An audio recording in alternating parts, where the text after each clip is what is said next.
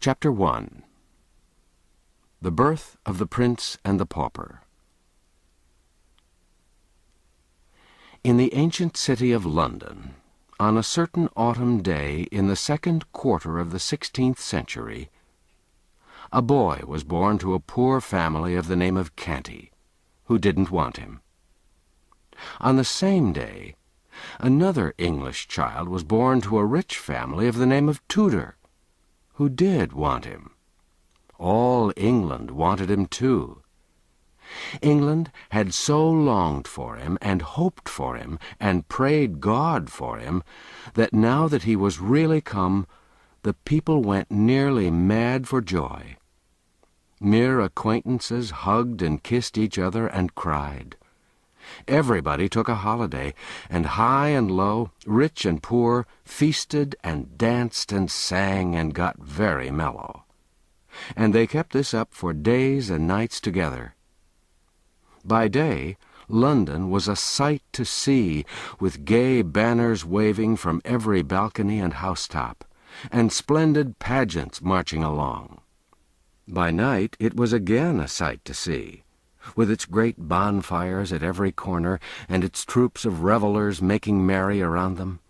There was no talk in all England but of the new baby, Edward Tudor, Prince of Wales, who lay lapped in silks and satins, unconscious of all this fuss, and not knowing that great lords and ladies were tending him and watching over him, and not caring either. But there was no talk about the other baby, Tom Canty, lapped in his poor rags, except among the family of paupers whom he'd just come to trouble with his presence. Chapter 2. Tom's Early Life. Let's skip a number of years. London was 1,500 years old, and was a great town for that day. It had 100,000 inhabitants, some think double as many. The streets were very narrow and crooked and dirty, especially in the part where Tom Canty lived, which wasn't far from London Bridge. The houses were of wood, with the second story projecting over the first, and the third sticking its elbows out beyond the second. The higher the houses grew, the broader they grew. They were skeletons of strong criss-cross beams, with solid material between, coated with plaster. The beams were painted red or blue or black, according to the owner's taste, and this gave the houses a very picturesque look. The windows were small, glazed with little diamond-shaped panes, and they opened outward on hinges like doors. The house which Tom's father lived in was up a foul little pocket called Offal Court, out of Pudding Lane. It was small, decayed, and rickety, but it was packed full of wretchedly poor families. Canty's tribe occupied a room on the third floor. The mother and father had a sort of bedstead in the corner. But Tom, his grandmother, and his two sisters, Bet and Nan, weren't restricted. They had all the floor to themselves, and might sleep where they chose. There were the remains of a blanket or two, and some bundles of ancient and dirty straw, but these couldn't rightly be called beds, for they weren't organized. They were kicked into a general pile mornings, and selections made from the mass at night for service. Bet and Nan were 15 years old, twins. They were good-hearted girls, unclean, clothed in rags, and profoundly ignorant. Their mother was like them. But the father and the grandmother were a couple of fiends. They got drunk whenever they could. Then they fought each other or anybody else who came in the way. They cursed and swore always, drunk or sober. John Canty was a thief, and his mother a beggar. They made beggars of the children, but failed to make thieves of them. Among, but not of, the dreadful rabble that inhabited the house was a good old priest whom the king had turned out of house and home with a pension of a few farthings, and he used to get the children aside and teach them right ways secretly. Father Andrew also taught Tom a little Latin, and how to read and write, and would have done the same with the girls, but they were afraid of the jeers of their friends, who couldn't have endured such a queer accomplishment in them. All Awful Court was just such another hive as Canty's house. Drunkenness, riot, and brawling were the order there, every night and nearly all night long. Broken heads were as common as hunger in that place. Yet little Tom wasn't unhappy. He had a hard time of it, but didn't know it. It was the sort of time that all the Awful Court boys had. Therefore he supposed it was the correct and comfortable thing. When he came home empty-handed at night, he knew his father would curse him and thrash him first, and that when he was done, the awful grandmother would do it all over again and improve on it, and that away in the night his starving mother would slip to him stealthily with any miserable scrap or crust she'd been able to save for him by going hungry herself. Notwithstanding, she was often caught in that sort of treason and soundly beaten for it by her husband. No, Tom's life went along well enough, especially in summer. He only begged just enough to save himself, for the laws against mendicancy were stringent and the penalties heavy. So he put in a good deal of his time listening to good Father Andrew's charming old tales and legends about giants and fairies, dwarfs and genii, and enchanted castles, and gorgeous kings and princes. His head grew to be full of these wonderful things, and many a night as he lay in the dark on his scant and offensive straw, tired, hungry, and smarting from a thrashing, he unleashed his imagination, and soon forgot his aches and pains in delicious picturings to himself of the charmed life of a petted prince in a regal palace. One desire came, in time, to haunt him day and night. It was to see a real prince with his own eyes. He spoke of it once to some of his Awful Court comrades, but they jeered him and scoffed him so unmercifully that he was glad to keep his dream to himself after that. He often read the priest's old books and got him to explain and enlarge upon them. His dreamings and readings worked certain changes in him by and by. His dream people were so fine that he grew to lament his shabby clothing and his dirt, and to wish to be clean and better clad. He went on playing in the mud just the same, and enjoying it too. But instead of splashing around in the Thames solely for the fun of it, he began to find an added value in it because of the washings and cleansings it afforded. Tom could always find something going on around the Maypole in Cheapside, and at the fairs, and now and then he and the rest of London had a chance to see a military parade when some famous unfortunate was carried prisoner to the Tower by land or boat. One summer's day, he saw poor Anne Askew and 3 men burned at the stake in Smithfield, and heard an ex-bishop preach a sermon to them, which didn't interest him. Yes, Tom's life was varied and pleasant enough on the whole. By and by, Tom's reading and dreaming about princely life wrought such a strong effect upon him that he began to act the prince unconsciously. His speech and manners became curiously ceremonious and courtly, to the vast admiration and amusement of his intimates. But Tom's influence among these young people began to grow now day by day, and in time he came to be looked up to by them with a sort of wondering awe as a superior being. He seemed to know so much, and he could do and say such marvelous things, and withal he was so deep and wise.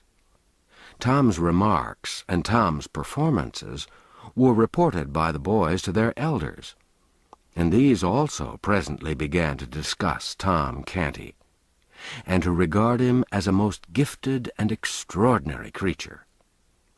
Full-grown people brought their perplexities to Tom for solution, and were often astonished at the wit and wisdom of his decisions. In fact, he was become a hero to all who knew him except his own family. These only saw nothing in him. Privately, after a while, Tom organized a royal court. He was the prince. His special comrades were guards, chamberlains, equerries, lords and ladies in waiting, and the royal family. Daily, the mock prince was received with elaborate ceremonials borrowed by Tom from his romantic readings. Daily, the great affairs of the mimic kingdom were discussed in the royal council, and daily his mimic highness issued decrees to his imaginary armies, navies, and viceroyalties.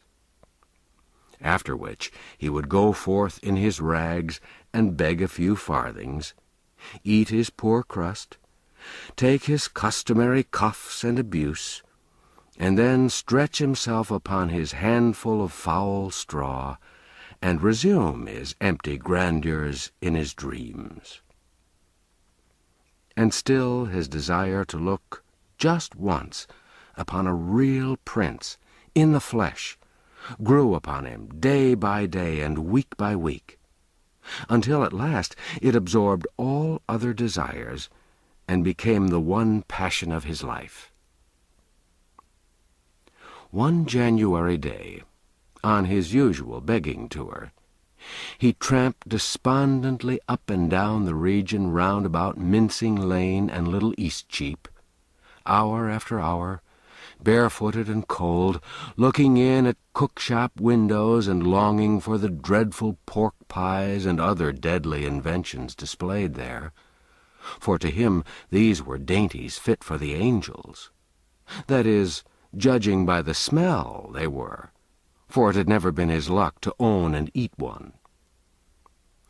There was a cold drizzle of rain. The atmosphere was murky. It was a melancholy day. At night, Tom reached home so wet and tired and hungry that it wasn't possible for his father and grandmother to observe his forlorn condition and not be moved, after their fashion. Wherefore they gave him a brisk cuffing at once and sent him to bed. For a long time his pain and hunger, and the swearing and fighting going on in the building, kept him awake. But at last his thoughts drifted away to far romantic lands, and he fell asleep in the company of jeweled and gilded princelings, who lived in vast palaces, and had servants salaaming before them or flying to execute their orders. And then, as usual, he dreamed that he was a princeling himself. All night long the glories of his royal estate shone upon him. He moved among great lords and ladies in a blaze of light, breathing perfumes, drinking in delicious music, and answering the reverent obeisances of the glittering throng as it parted to make way for him, with here a smile and there a nod of his princely head.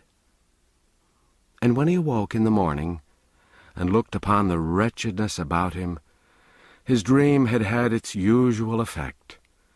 It had intensified the sordidness of his surroundings 1,000-fold. Then came bitterness and heartbreak and tears. Chapter 3. Tom's Meeting with the Prince.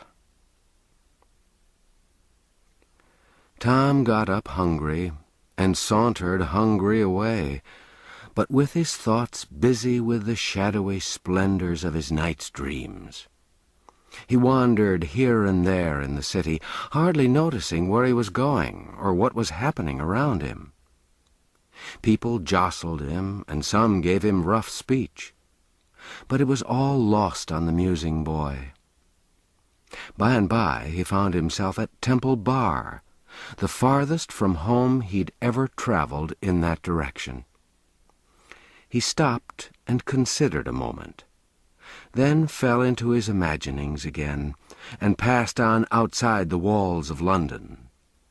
The Strand had ceased to be a country road then, and regarded itself as a street, but by a strained construction, for though there was a tolerably compact row of houses on one side of it, there were only some scattering great buildings on the other, these being palaces of rich nobles, with ample and beautiful grounds stretching to the river, grounds that are now closely packed with grim acres of brick and stone.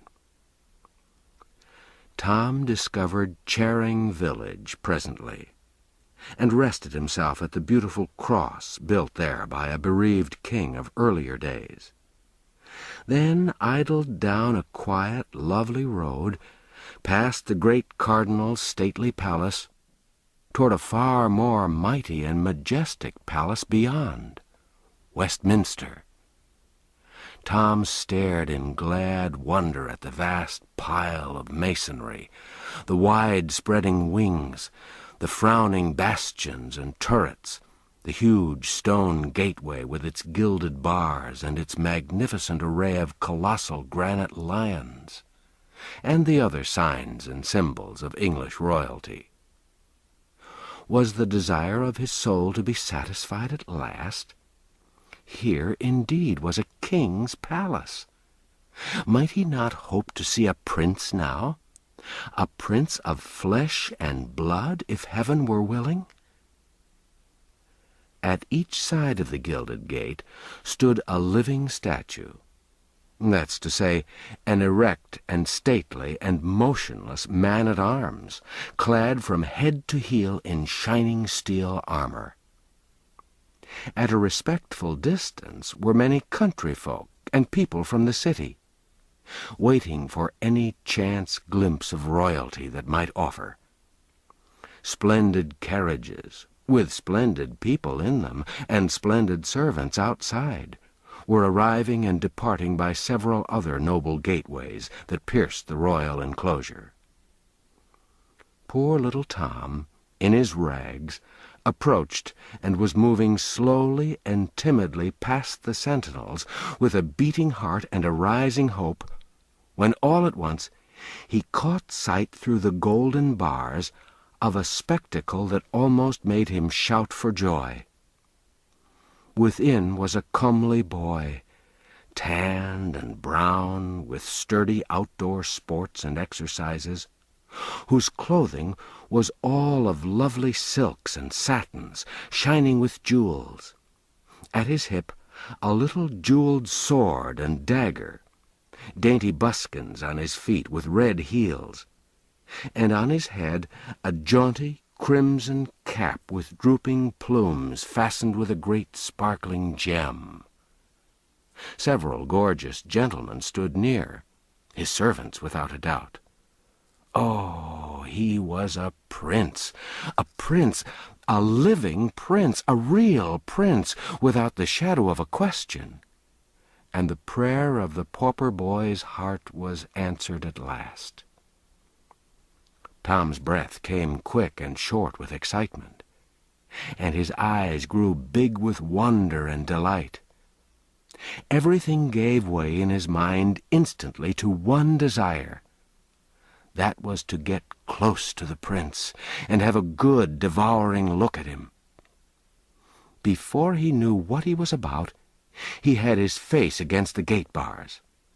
The next instant, one of the soldiers snatched him rudely away and sent him spinning among the gaping crowd of country gawks and London idlers. The soldier said, "Mind thy manners, thou young beggar."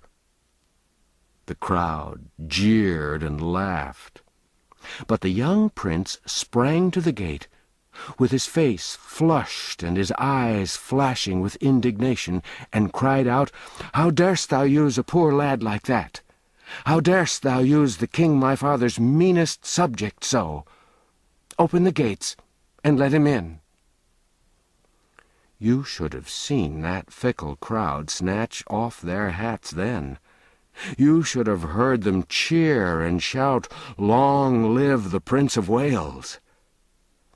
The soldiers presented arms with their halberds, opened the gates, and presented again as the little Prince of Poverty passed in his fluttering rags to join hands with the Prince of Limitless Plenty. Edward Tudor said, "Thou look'st tired and hungry. Thou'dst been treated ill. Come with me." Half a dozen attendants sprang forward to, I don't know what. Interfere, no doubt. But they were waved aside with a right royal gesture, and they stopped stock still where they were, like so many statues. Edward took Tom to a rich apartment in the palace, which he called his cabinet. By his command, a repast was brought such as Tom had never encountered before except in books. The prince, with princely delicacy and breeding, sent away the servants so that his humble guest might not be embarrassed by their critical presence. Then he sat near by and asked questions while Tom ate. "What is thy name, lad?" "Tom Canty, an it please thee, sir." "'Tis an odd one. Where dost live?" "In the city, please thee, sir. Offal Court, out of Pudding Lane." "Offal Court? Truly, 'tis another odd one. Hast parents?" "Parents have I, sir, and a grandam likewise that is but indifferently precious to me, God forgive me if it be offence to say it. Also twin sisters, Nan and Bet." "Then is thy grandam not over kind to thee, I take it?" "Neither to any other is she, so please your worship. She hath a wicked heart, and worketh evil all her days." "Doth she mistreat thee?" "There be times that she stayeth her hand, being asleep or overcome with drink. But when she hath her judgment clear again, she maketh it up to me with goodly beatings." A fierce look came into the little prince's eyes, and he cried out, "What? Beatings? Oh, indeed, yes, please you, sir." "Beatings? And thou so frail and little? Hark ye, before the night come, she shall hie her to the Tower, that King my father—" "In sooth, you forget, sir, her low degree. The Tower is for the great alone." "Oh, true indeed, I hadn't thought of that. I'll consider of her punishment. Is thy father kind to thee?" "Not more than Gammer Canty, sir. Fathers be alike, mayhap. Mine hath not a doll's temper. He smiteth with a heavy hand, yet spareth me. He spareth me not always with his tongue, though, sooth to say." "How doth thy mother use thee?" "She is good, sir, and giveth me neither sorrow nor pain of any sort, and Nan and Bet are like to her in this." "How old be these?" 15, an it please you, sir. The Lady Elizabeth, my sister, is 14, and the Lady Jane Grey, my cousin, is of mine own age, and comely and gracious withal. But my sister, the Lady Mary, with her gloomy mien, and— Look you, do thy sisters forbid their servants to smile, lest the sin destroy their souls? They? Oh, dost think, sir, that they have servants? The little prince contemplated the little pauper gravely a moment, then said, "And prithee, why not? Who helpeth them undress at night? Who attireth them when they rise?" "None, sir. Wouldst have them take off their garment and sleep without, like the beasts? Their garment? Have they but one? Ah, good your worship, what would they do with more? Truly they have not 2 bodies each. It's a quaint and marvelous thought. Thy pardon, I hadn't meant to laugh. But thy good Nan and thy Bet shall have raiment and lackeys enow, and that soon too. My coffer shall look to it. No, thank me not, 'tis nothing. Thou speakest well. Thou hast an easy grace in it. Art learned? I know not if I am or not, sir. The good priest that is called Father Andrew taught me of his kindness, from his books. Know'st thou the Latin? But scantily, sir, I doubt. Learn it, lad. 'Tis hard only at first. The Greek is harder. But neither these nor any tongues else, I think, are hard to the Lady Elizabeth and my cousin. Thou shouldst hear those damsels at it. But tell me of thy awful court.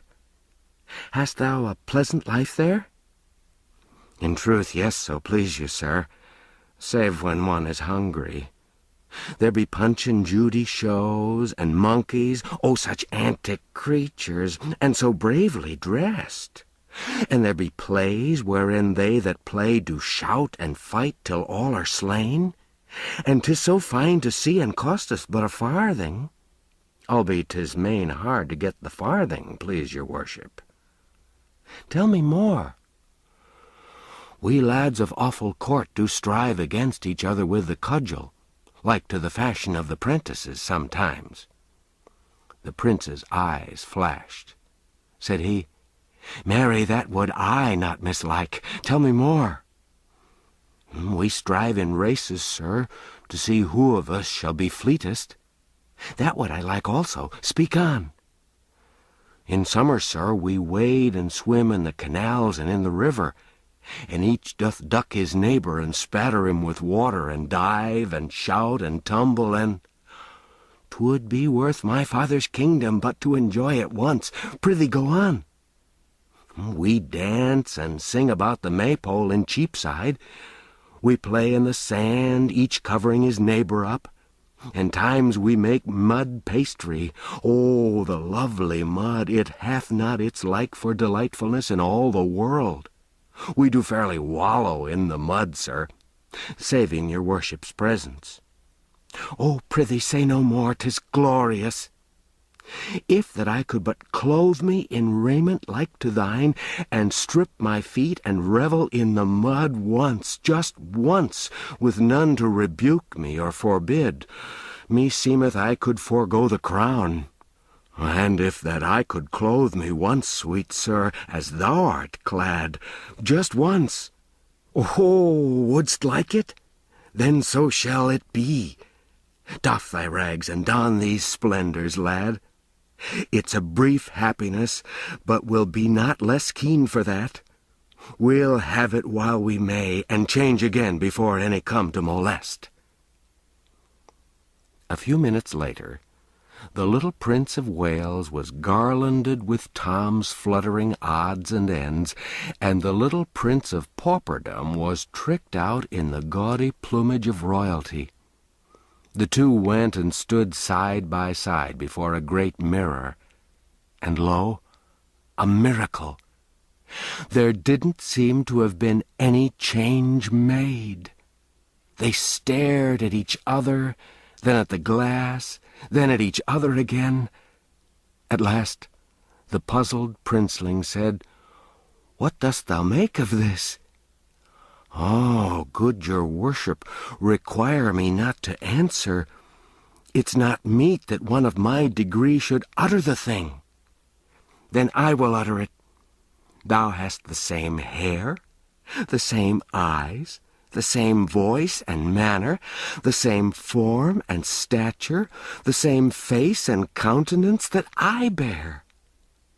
Fared we forth naked, there's none could say which was you and which the Prince of Wales.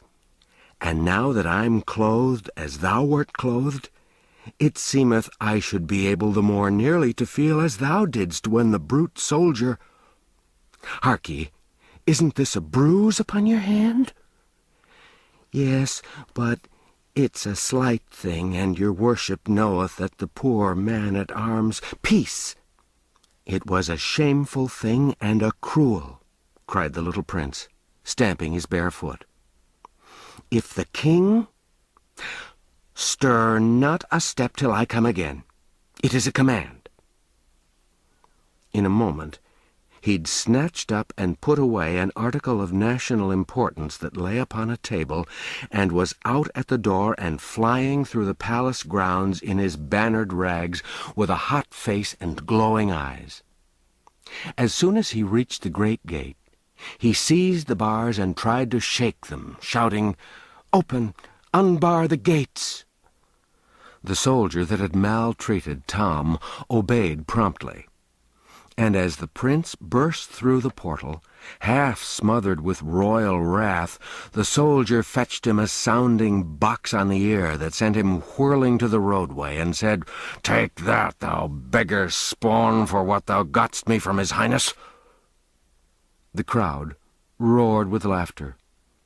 The prince picked himself out of the mud and made fiercely at the sentry, shouting, "I am the Prince of Wales. My person is sacred, and thou shalt hang for laying thy hand upon me." The soldier brought his halberd to a present arms, and said mockingly, "I salute your gracious highness." Then angrily, "Be off, thou crazy rubbish!" Here the jeering crowd closed around the poor little prince, and hustled him far down the road, hooting him and shouting, "Way for his royal highness! Way for the Prince of Wales!"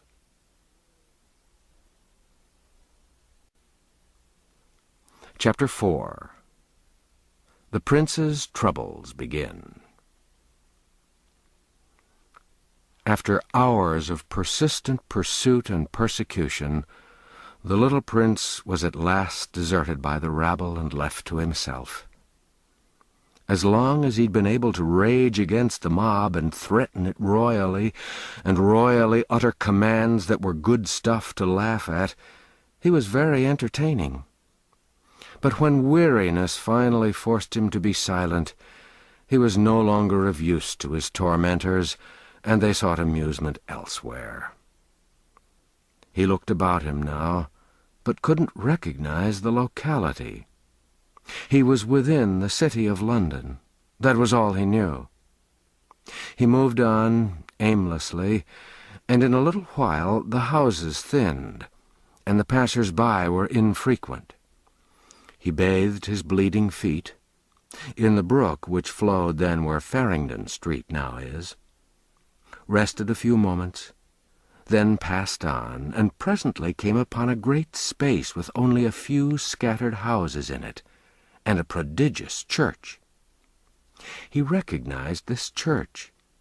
Scaffoldings were about everywhere, and swarms of workmen, for it was undergoing elaborate repairs. The prince took heart at once. He felt that his troubles were at an end now. He said to himself, "This is the ancient Grey Friars' Church, which the king my father hath taken from the monks, and given for a home forever for poor and forsaken children, and new named it Christ's Church. Right gladly will they serve the Son of him who hath done so generously by them, and the more that that Son is himself as poor and as forlorn as any that be sheltered here this day, or ever shall be." He was soon in the midst of a crowd of boys who were running, jumping, playing at ball and leapfrog, and otherwise disporting themselves, and right noisily, too. They were all dressed alike, and in the fashion which in that day prevailed among serving men and prentices. That's to say, each had on the crown of his head a flat black cap about the size of a saucer, which wasn't useful as a covering, it being of such scanty dimensions, neither was it ornamental. From beneath it the hair fell unparted to the middle of the forehead, and was cropped straight around. A clerical band at the neck, a blue gown that fitted closely and hung as low as the knees or lower, full sleeves, a broad red belt, bright yellow stockings gartered above the knees, low shoes with large metal buckles. It was a sufficiently ugly costume.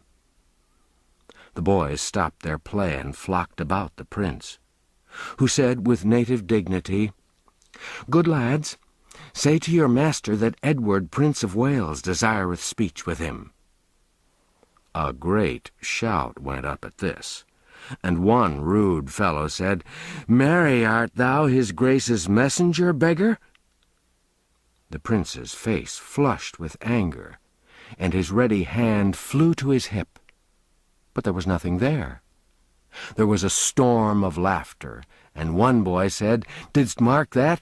He fancied he had a sword. Belike he's the prince himself." This sally brought more laughter. Poor Edward drew himself up proudly and said, "I am the prince, and it ill beseemeth you that feed upon the king my father's bounty to use me so." This was vastly enjoyed, as the laughter testified.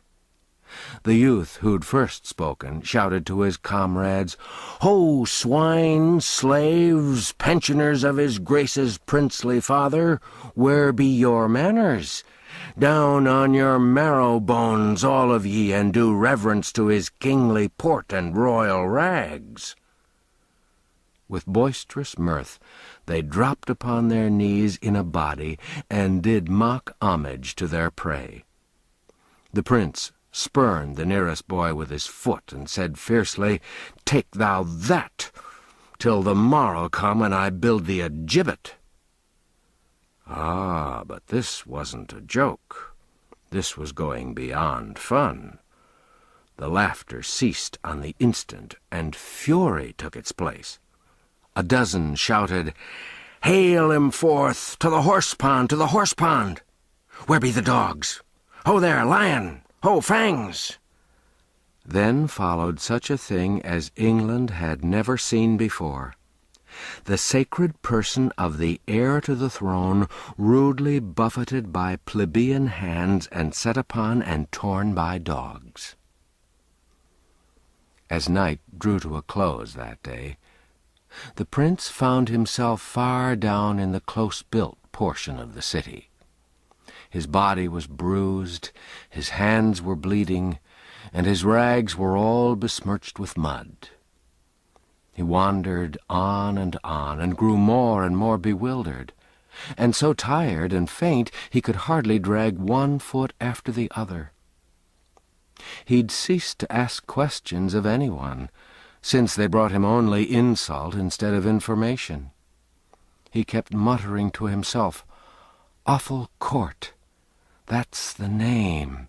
If I can but find it before my strength is wholly spent and I drop, then I'm saved, for his people'll take me to the palace and prove that I'm none of theirs but the true prince, and I shall have mine own again." And now and then his mind reverted to his treatment by those rude Christ's Hospital boys, and he said, "When I am king, they shall not have bread and shelter only, but also teachings out of books. For a full belly's little worth, where the mind is starved and the heart. I'll keep this diligently in my remembrance, that this day's lesson be not lost upon me, and my people suffer thereby.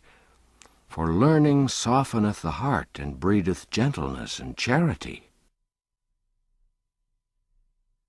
The lights began to twinkle. It came on to rain.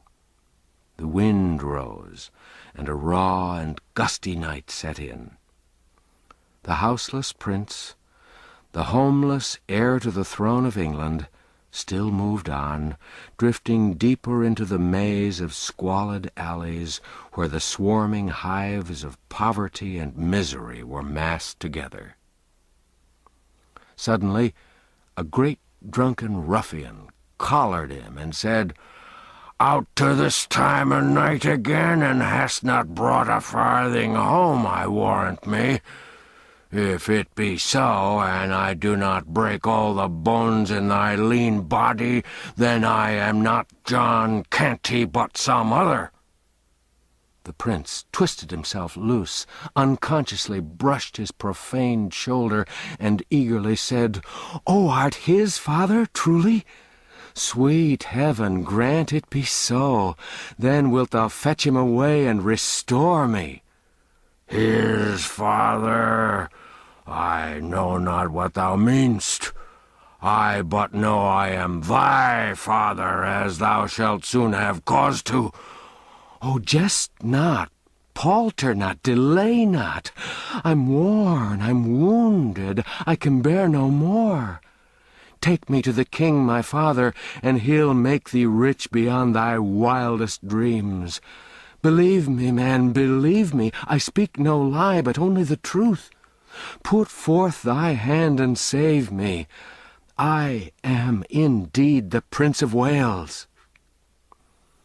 The man stared down stupefied upon the lad, then shook his head and muttered, "Gone stark mad as any Tom of Bedlam," then collared him once more and said with a coarse laugh and an oath, "But mad or no mad, I and thy Gammer Canty'll soon find where the soft places in thy bones lie, or I'm no true man." With this, he dragged the frantic, struggling prince away and disappeared up a front court, followed by a delighted and noisy swarm of human vermin.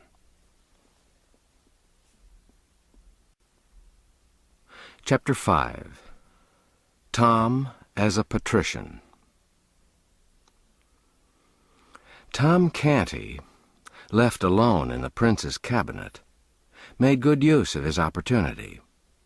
He turned himself this way and that before the great mirror, admiring his finery, then walked away, imitating the prince's high-bred carriage, and still observing the results in the glass. Next he drew the beautiful sword and bowed, kissing the blade and laying it across his breast, as he'd seen a noble knight do, by way of salute to the lieutenant of the Tower 5 or 6 weeks before, when delivering the great lords of Norfolk and Surrey into his hands for captivity. Tom played with the jeweled dagger that hung upon his thigh. He examined the costly and exquisite ornaments of the room. He tried each of the sumptuous chairs, and thought how proud he'd be if the awful court herd could only peep in and see him in his grandeur.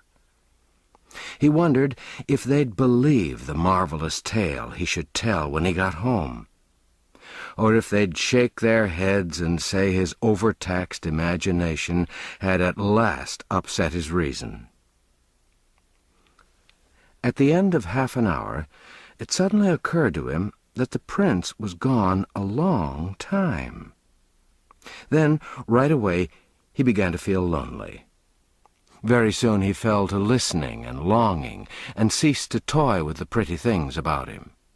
He grew uneasy, then restless, then distressed. Suppose someone should come and catch him in the prince's clothes, and the prince not there to explain. Might they not hang him at once and inquire into his case afterward? He'd heard that the great were prompt about small matters. His fears rose higher and higher, and trembling he softly opened the door to the antechamber, resolved to fly and seek the prince, and through him protection and release. 6 gorgeous gentlemen servants and 2 young pages of high degree, clothed like butterflies, sprung to their feet and bowed low before him. He stepped quickly back and shut the door. He said, "Oh, they mock at me. They'll go and tell. Oh, why came I here to cast away my life?" He walked up and down the floor, filled with nameless fears, listening, starting at every trifling sound. Presently the door swung open, and a silken page said, "The Lady Jane Grey." The door closed, and a sweet young girl, richly clad, bounded toward him. But she stopped suddenly, and said in a distressed voice, "Oh, what aileth thee, my lord?" Tom's breath was nearly failing him, but he made shift to stammer out, "Oh, be merciful, thou! In sooth, I'm no lord, but only poor Tom Canty of Offal Court in the city. Prithee, let me see the prince, and he'll of his grace restore to me my rags, and let me hence unhurt. Oh, be thou merciful, and save me." By this time the boy was on his knees, and supplicating with his eyes and uplifted hands as well as with his tongue. The young girl seemed horror-stricken. She cried out, "Oh, my lord, on thy knees, and to me?" Then she fled away in fright, and Tom, smitten with despair, sank down, murmuring, "There's no help, there's no hope. Now will they come and take me." Whilst he lay there, benumbed with terror, dreadful tidings were speeding through the palace. The whisper, for it was whispered always, flew from menial to menial, from lord to lady, down all the long corridors, from story to story, from saloon to saloon. "The prince hath gone mad! The prince hath gone mad!" Soon every saloon, every marble hall, had its groups of glittering lords and ladies, and other groups of dazzling lesser folk, talking earnestly together in whispers, and every face had in it dismay. Presently a splendid official came marching by these groups, making solemn proclamation, "In the name of the king, let none list to this false and foolish matter upon pain of death, nor discuss the same, nor carry it abroad, in the name of the king."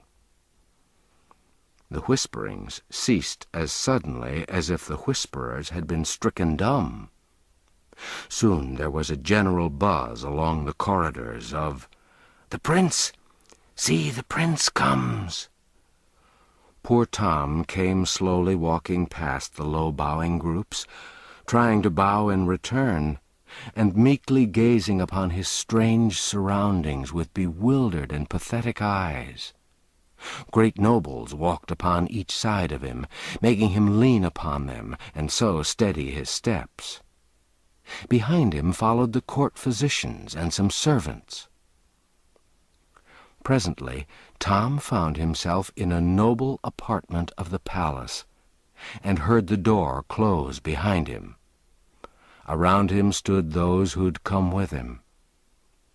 Before him, at a little distance, reclined a very large and very fat man, with a wide, pulpy face and a stern expression. His large head was very gray, and his whiskers, which he wore only around his face, like a frame, were gray also. His clothing was of rich stuff, but old and slightly frayed in places. One of his swollen legs had a pillow under it, and was wrapped in bandages. There was silence now, and there was no head there but was bent in reverence except this man's. This stern-countenanced invalid was the dread Henry VIII. He said, and his face grew gentle as he began to speak, "How now, my lord Edward, my prince? Hast been minded to cozen me, the good king thy father, who loveth thee and kindly useth thee, with a sorry jest?" Poor Tom was listening, as well as his dazed faculties would let him, to the beginning of this speech. But when the words, "me the good king," fell upon his ear, his face blanched, and he dropped as instantly upon his knees as if a shot had brought him there. Lifting up his hands, he exclaimed, "Thou the king? Then am I undone indeed." This speech seemed to stun the king. His eyes wandered from face to face aimlessly, then rested bewildered upon the boy before him. Then he said, in a tone of deep disappointment, "Alack, I had believed the rumour disproportioned to the truth, but I fear me 'tis not so." He breathed a heavy sigh, and said in a gentle voice, "Come to thy father, child. Thou art not well." Tom was assisted to his feet, and approached the majesty of England, humble and trembling. The king took the frightened face between his hands, and gazed earnestly and lovingly into it a while, as if seeking some grateful sign of returning reason there, then pressed the curly head against his breast and patted it tenderly. Presently he said, "Dost thou know thy father, child? Break not mine old heart. Say thou know'st me. Thou dost know me, dost thou not?" "Yea, thou art my dread lord the king, whom God preserve." "True, true, that is well. Be comforted, tremble not so. There's none here who'd hurt thee. There's none here but loves thee.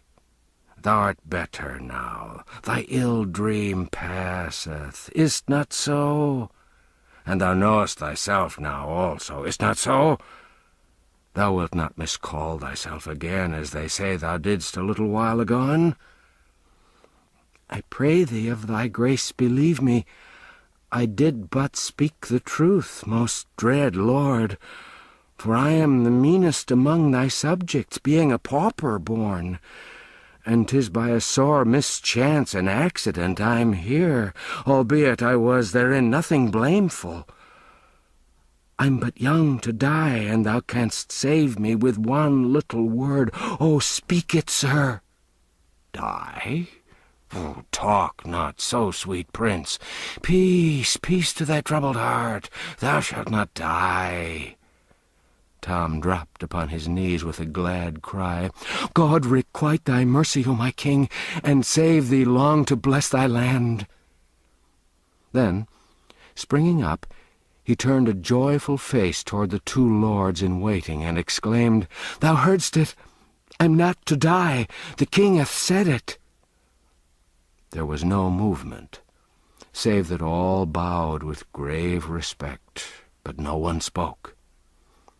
He hesitated, a little confused, then turned timidly toward the king, saying, "I may go now?" "Go? Surely, if thou desirest. But why not tarry yet a little? Whither wouldst go?" Tom dropped his eyes and answered humbly, "Peradventure I mistook, but I did think me free, and so I was moved to seek again the kennel where I was born and bred to misery, yet which harboureth my mother and sisters, and so is home to me. Whereas these pomps and splendours whereunto I am not used, oh, please you, sir, to let me go." The king was silent and thoughtful a while, and his face betrayed a growing distress and uneasiness. Presently he said, with something of hope in his voice, "Perchance he is but mad upon this one strain, and hath his wits unmarred as toucheth other matter. God send it may be so. We'll make trial." Then he asked Tom a question in Latin, and Tom answered him lamely in the same tongue. The king was delighted and showed it. The lords and doctors manifested their gratification also. The king said, "'Twas not according to his schooling and ability, but showeth that his mind is but diseased, not stricken fatally. How say you, sir?" The physician addressed bowed low, and replied, "It jumpeth with mine own conviction, sire, that thou hast divined aright." The king looked pleased with this encouragement, coming as it did from so excellent authority, and continued with good heart, "Now, mark ye all, we'll try him further." He put a question to Tom in French. Tom stood silent a moment, embarrassed by having so many eyes centered upon him, then said diffidently, "I have no knowledge of this tongue, so please your majesty." The king fell back upon his couch. The attendants flew to his assistance, but he put them aside and said, "Trouble me not, it's nothing but a scurvy faintness. Raise me. There, 'tis sufficient. Come hither, child. There. Rest thy poor troubled head upon thy father's heart, and be at peace. Thou'lt soon be well, 'tis but a passing fantasy. Fear thou not, thou'lt soon be well." Then he turned toward the company. His gentle manner changed, and baleful lightnings began to play from his eyes. He said, "List ye all. This my son is mad, but it is not permanent. Overstudy hath done this, and somewhat too much of confinement. Away with his books and teachers, see ye to it. Pleasure him with sports, beguile him in wholesome ways, so that his health come again." He raised himself higher still, and went on with energy. "He is mad, but he is my son and England's heir, and mad or sane still shall he reign. And hear ye further, and proclaim it. Whoso speaketh of this his distemper worketh against the peace and order of these realms, and shall to the gallows. Give me to drink. I burn. This sorrow sappeth my strength. There, take away the cup. Support me. There, that is well. Mad is he. Were he 1,000 times mad, yet is he Prince of Wales, and I the king will confirm it. This very morrow shall he be installed in his princely dignity in due and ancient form. Take instant order for it, my Lord Hertford." One of the nobles knelt at the royal couch and said, "The King's Majesty knoweth that the hereditary great Marshal of England lieth attainted in the Tower. It were not meet that one attainted—" "Peace! Insult not mine ears with his hated name. Is this man to live forever? Am I to be balked of my will? Is the prince to tarry uninstalled, because, forsooth, the realm lacketh an Earl Marshal free of treasonable taint to invest him with his honours? No, by the splendour of God, warn my Parliament to bring me Norfolk's doom before the sun rise again, else shall they answer for it grievously." Lord Hertford said, "The King's will is law," and rising, returned to his former place. Gradually the wrath faded out of the old king's face, and he said, "Kiss me, my prince. There, what fearest thou? Am I not thy loving father?" "Thou art good to me that am unworthy, O mighty and gracious lord. That, in truth, I know. But it grieveth me to think of him that is to die, and—" "Ah, 'tis like thee, 'tis like thee. I know thy heart is still the same, even though thy mind hath suffered hurt, for thou wert ever of a gentle spirit. But this Duke standeth between thee and thine honours. I will have another in his stead that shall bring no taint to his great office. Comfort thee, my prince. Trouble not thy poor head with this matter. But Is it not I that speed him hence, my liege? How long might he not live but for me? Take no thought of him, my prince. He is not worthy. Kiss me once again, and go to thy trifles and amusements, for my malady distresseth me. I am aweary and would rest. Go with thine uncle Hertford and thy people, and come again when my body is refreshed. Tom, heavy-hearted, was conducted from the presence, for this last sentence was a death-blow to the hope he'd cherished that now he would be set free. Once more he heard the buzz of low voices exclaiming, "The prince! The prince comes!" His spirits sank lower and lower as he moved between the glittering files of bowing courtiers, for he recognized that he was indeed a captive now, and might remain forever shut up in this gilded cage, a forlorn and friendless prince, except God in his mercy take pity on him and set him free. And turn where he would, he seemed to see floating in the air the severed head and the remembered face of the great Duke of Norfolk, the eyes fixed on him reproachfully. His old dreams had been so pleasant, but this reality was so dreary.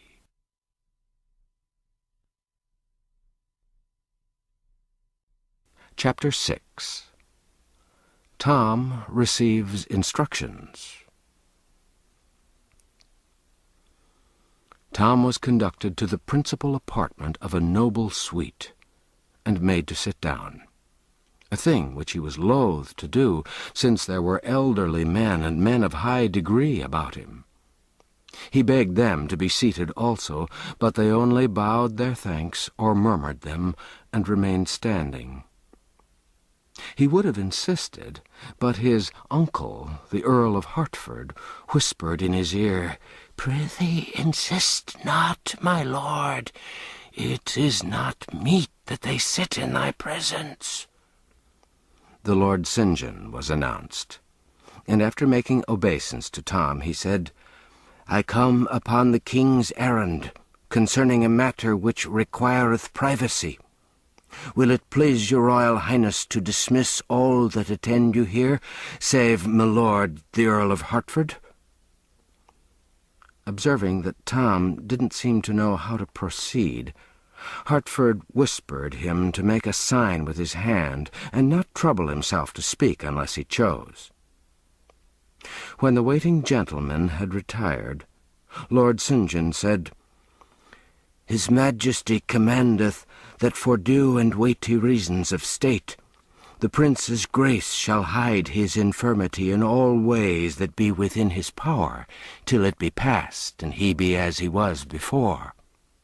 To wit, that he shall deny to none that he is the true prince and heir to England's greatness, that he shall uphold his princely dignity, and shall receive without word or sign of protest that reverence and observance which unto it do appertain of right and ancient usage, that he shall cease to speak to any of that lowly birth and life his malady hath conjured out of the unwholesome imaginings of o'erwrought fancy, that he shall strive with diligence to bring unto his memory again those faces which he was wont to know, and where he faileth, he shall hold his peace, neither betraying by semblance of surprise or other sign that he hath forgot, that upon occasions of state, whensoever any matter shall perplex him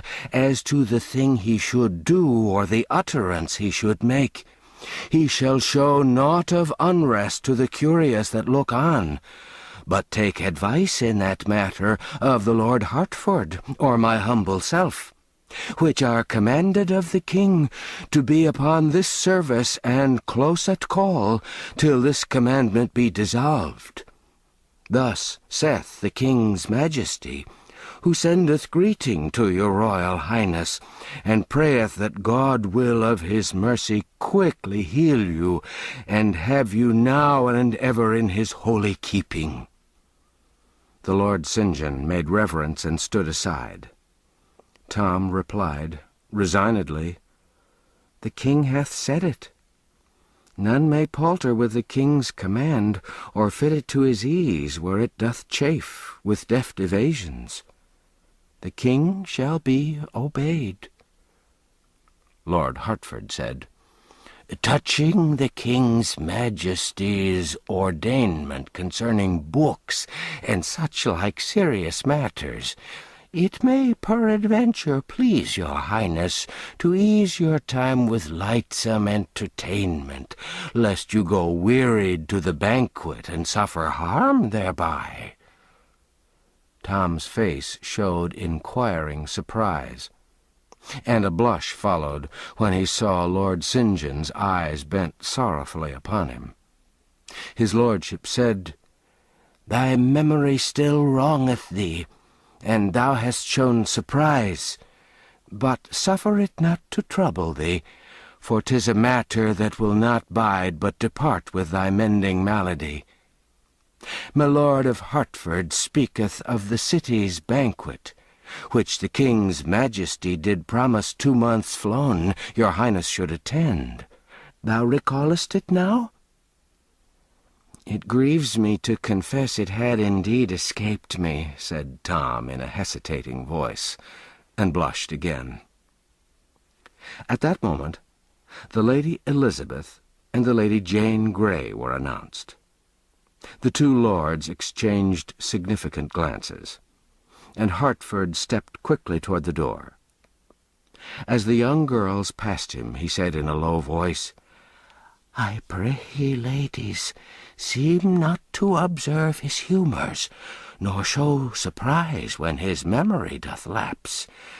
It will grieve you to note how it doth stick at every trifle." Meanwhile, Lord St. John was saying in Tom's ear, "Please you, sir, keep diligently in mind his majesty's desire. Remember all thou canst. Seem to remember all else. Let them not perceive that thou art much changed from thy wont, for thou knowest how tenderly thy old playfellows bear thee in their hearts, and how 'twould grieve them. Art willing, sir, that I remain? And thine uncle?" Tom signified assent with a gesture and a murmured word, for he was already learning, and in his simple heart was resolved to acquit himself as best he might, according to the king's command. In spite of every precaution, the conversation among the young people became a little embarrassing at times.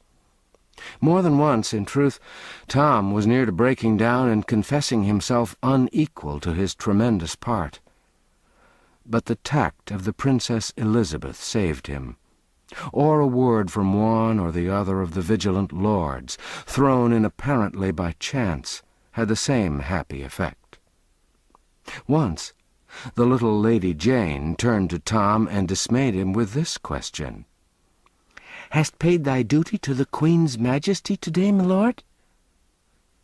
Tom hesitated, looked distressed, and was about to stammer out something at hazard, when Lord St. John took the word and answered for him, with the easy grace of a courtier accustomed to encounter delicate difficulties, and to be ready for them. "He hath indeed, madam, and she did greatly hearten him as touching his majesty's condition. Is it not so, your highness?" Tom mumbled something that stood for assent, but felt that he was getting upon dangerous ground. Somewhat later it was mentioned that Tom was to study no more at present, whereupon her little ladyship exclaimed, "'Tis a pity, 'tis such a pity. Thou were proceeding bravely. But bide thy time in patience. It will not be for long. thou'lt yet be graced with learning like thy father, and make thy tongue master of as many languages as his, good my prince." "My father!" cried Tom, off his guard for a moment. "I trow he can't speak his own so that any but the swine that wallow in the styes may tell his meaning. And as for learning of any sort soever—" He looked up and encountered a solemn warning in my Lord St. John's eyes. He stopped, blushed, then continued low and sadly, "Oh, my malady persecuteth me again, and my mind wandereth. I meant the king's grace no irreverence." "We know it, sir," said the Princess Elizabeth, taking her brother's hand between her two palms, respectfully but caressingly. "Trouble not thyself as to that. The fault is none of thine, but thy distempers." "Thou art a gentle comforter, sweet lady," said Tom gratefully, "and my heart moveth me to thank thee for it, and I may be so bold." Once the giddy little Lady Jane fired a simple Greek phrase at Tom. The Princess Elizabeth's quick eye saw by the serene blankness of the target's front that the shaft was overshot. So she tranquilly delivered a return volley of sounding Greek on Tom's behalf, then straightway changed the talk to other matters. Time wore on pleasantly, and likewise smoothly on the whole. Snags and sandbars grew less and less frequent, and Tom grew more and more at his ease, seeing that all were so lovingly bent upon helping him and overlooking his mistakes.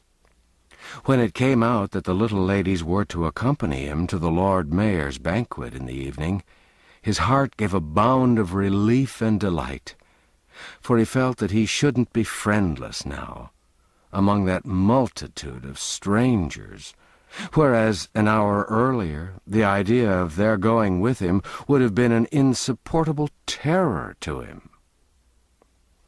Tom's guardian angels, the two lords, had had less comfort in the interview than the other parties to it. They felt much as if they were piloting a great ship through a dangerous channel. They were on the alert constantly, and found their office no child's play. Wherefore, at last, when the ladies' visit was drawing to a close, and the Lord Guilford Dudley was announced, they not only felt that their charge had been sufficiently taxed for the present, but also that they themselves were not in the best condition to take their ship back and make their anxious voyage all over again. So they respectfully advised Tom to excuse himself, which he was very glad to do, although a slight shade of disappointment might have been observed upon my Lady Jane's face when she heard the splendid stripling denied admittance. There was a pause now, a sort of waiting silence, which Tom couldn't understand. He glanced at Lord Hertford, who gave him a sign, but he failed to understand that also. The ready Elizabeth came to the rescue with her usual easy grace. She made reverence and said, "Have we leave of the Prince's grace, my brother, to go?" Tom said, "Indeed, your ladyships can have whatsoever of me they will for the asking. Yet would I rather give them any other thing that in my poor power lieth, than leave to take the light and blessing of their presence hence. Give ye good den, and God be with ye." Then he smiled inwardly at the thought, "'Tis not for naught I have dwelt but among princes in my reading, and taught my tongue some slight trick of their broidered and gracious speech withal." When the illustrious maidens were gone, Tom turned wearily to his keepers and said, "May it please your lordships to grant me leave to go into some corner and rest me." Lord Hertford said, "So please your highness, it is for you to command, it is for us to obey." That thou shouldst rest is indeed a needful thing, since thou must journey to the city presently." He touched a bell, and a page appeared, who was ordered to desire the presence of Sir William Herbert. This gentleman came straightway, and conducted Tom to an inner apartment. Tom's first movement there was to reach for a cup of water, but a silk and velvet servitor seized it, dropped upon one knee, and offered it to him on a golden salver. Next, the tired captive sat down and was going to take off his buskins, timidly asking leave with his eye, but another silk and velvet discomforter went down upon his knees and took the office from him. He made 2 or 3 further efforts to help himself, but being promptly forestalled each time, he finally gave up with a sigh of resignation and a murmured, "Beshrew me, but I marvel they don't require to breathe for me also." Slippered and wrapped in a sumptuous robe, he laid himself down at last to rest, but not to sleep, for his head was too full of thoughts and the room too full of people. He couldn't dismiss the former, so they stayed. He didn't know enough to dismiss the latter, so they stayed also, to his vast regret, and theirs. Tom's departure had left his 2 noble guardians alone. They mused a while with much head-shaking and walking the floor. Then Lord St. John said, "Plainly, what dost thou think?" "Plainly, then, this. The king is near his end. My nephew is mad. Mad will mount the throne, and mad remain. God protect England, since she'll need it. Verily, it promiseth so indeed. But have you no misgivings as to... The speaker hesitated, and finally stopped. He evidently felt that he was upon delicate ground. Lord Hertford stopped before him, looked into his face with a clear, frank eye, and said, "Speak on. There's none to hear but me. Misgivings as to what?" "I am loath to word the thing that is in my mind, and thou so near to him in blood, my lord. But craving pardon if I do offend, seemeth it not strange that madness could so change his port and manner? Not but that his port and speech are princely still, but that they differ in one unweighty trifle or another from what his custom was aforetime. Seemeth it not strange that madness should filch from his memory his father's very lineaments, the customs and observances that are his due from such as be about him, and leaving him his Latin, strip him of his Greek and French? My lord, be not offended, but ease my mind of its disquiet, and receive my grateful thanks. It haunteth me, his saying he was not the prince, and so, peace, my lord, thou utterest treason. Hast forgot the king's command. Remember, I am party to thy crime if I but listen." St. John paled and hastened to say, "I was in fault, I do confess it. Betray me not. Grant me this grace out of thy courtesy, and I will neither think nor speak of this thing more. Deal not hardly with me, sir, else I am ruined." "I am content, my lord. So thou offend not again, here or in the ears of others, it shall be as though thou hadst not spoken. But thou needest not have misgivings.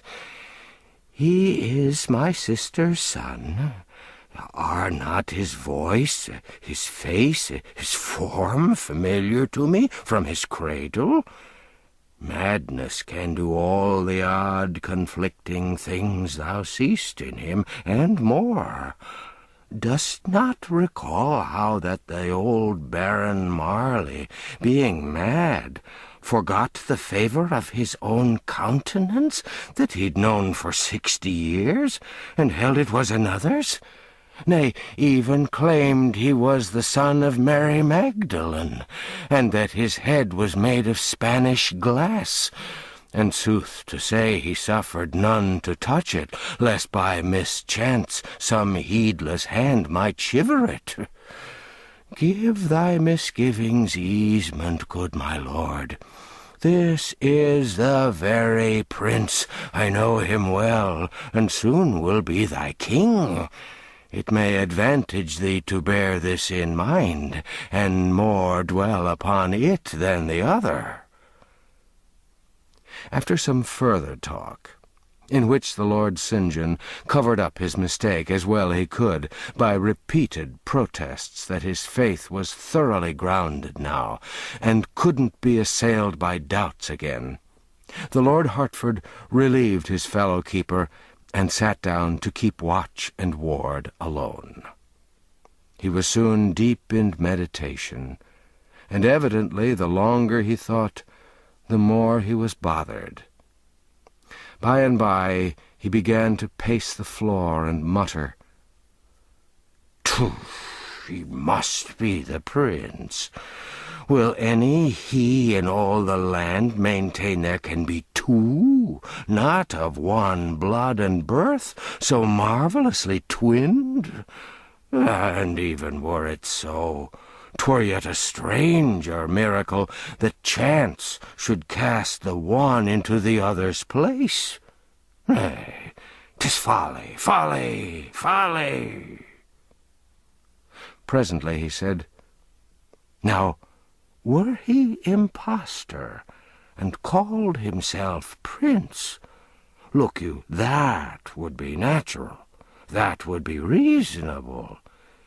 But lived ever an impostor yet, who being called prince by the king, prince by the court, prince by all, denied his dignity, and pleaded against his exaltation? No, by the soul of St. Swithin, no, this is the true prince gone mad." Chapter 7. Tom's First Royal Dinner. Somewhat after 1 in the afternoon, Tom resignedly underwent the ordeal of being dressed for dinner. He found himself as finely clothed as before, but everything was different.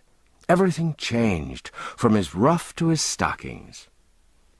He was presently conducted, with much state, to a spacious and ornate apartment, where a table was already set for one.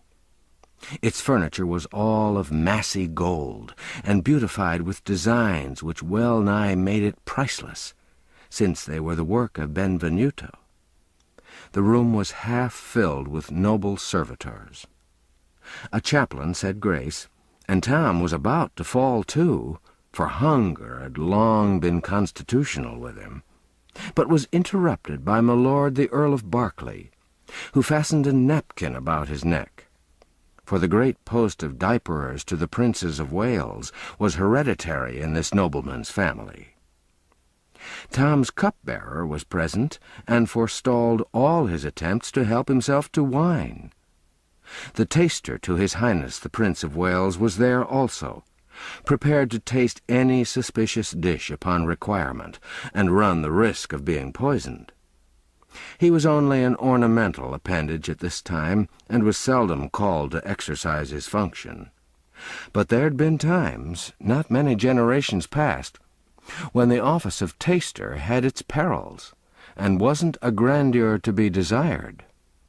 Why they didn't use a dog or a plumber seems strange, but all the ways of royalty are strange. My Lord Darcy, first groom of the chamber, was there, to do goodness knows what, but there he was, let that suffice.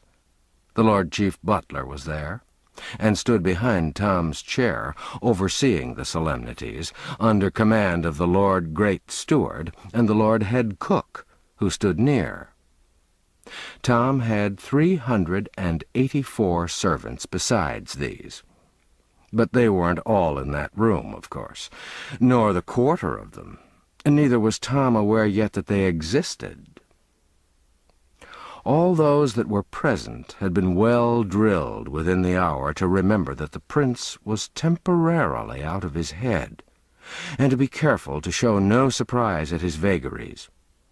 These vagaries were soon on exhibition before them, but they only moved their compassion and their sorrow, not their mirth. It was a heavy affliction to them to see the beloved prince so stricken. Poor Tom ate with his fingers mainly, but no one smiled at it, or even seemed to observe it. He inspected his napkin curiously, and with deep interest, for it was of a very dainty and beautiful fabric, then said with simplicity, "Prithee, take it away, lest in mine unheedfulness it be soiled." The hereditary diaperer took it away with reverent manner, and without word or protest of any sort. Tom examined the turnips and the lettuce with interest, and asked what they were, and if they were to be eaten. For it was only recently that men had begun to raise these things in England, in place of importing them as luxuries from Holland. His question was answered with grave respect, and no surprise manifested. When he'd finished his dessert, he filled his pockets with nuts, but nobody appeared to be aware of it, or disturbed by it. But the next moment he was himself disturbed by it, and showed discomposure.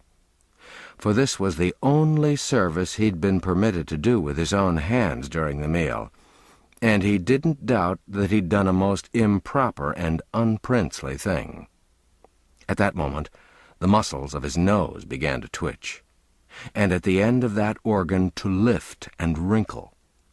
This continued, and Tom began to evince a growing distress. He looked appealingly, first at one and then another of the lords about him, and tears came into his eyes. They sprang forward with dismay in their faces, and begged to know his trouble. Tom said with genuine anguish, "I crave your indulgence. My nose itcheth cruelly. What is the custom and usage in this emergence? Prithee speed, for 'tis but a little time that I can bear it." None smiled, but all were sore perplexed, and looked one to the other in deep tribulation for counsel. But behold, here was a dead wall, and nothing in English history to tell how to get over it. The master of ceremonies wasn't present. There was no one who felt safe to venture upon this uncharted sea, or to risk the attempt to solve this solemn problem. Alas, there was no hereditary scratcher. Meantime, the tears had overflowed their banks and begun to trickle down Tom's cheeks. His twitching nose was pleading more urgently than ever for relief. At last, nature broke down the barriers of etiquette. Tom lifted up an inward prayer for pardon if he was doing wrong, and brought relief to the burdened hearts of his court by scratching his nose himself. His meal being ended, a lord came and held before him a broad, shallow, golden dish with fragrant rose-water in it, to cleanse his mouth and fingers with. And my lord, the hereditary diaperer, stood by with a napkin for his use. Tom gazed at the dish a puzzled moment or two, then raised it to his lips and gravely took a draught.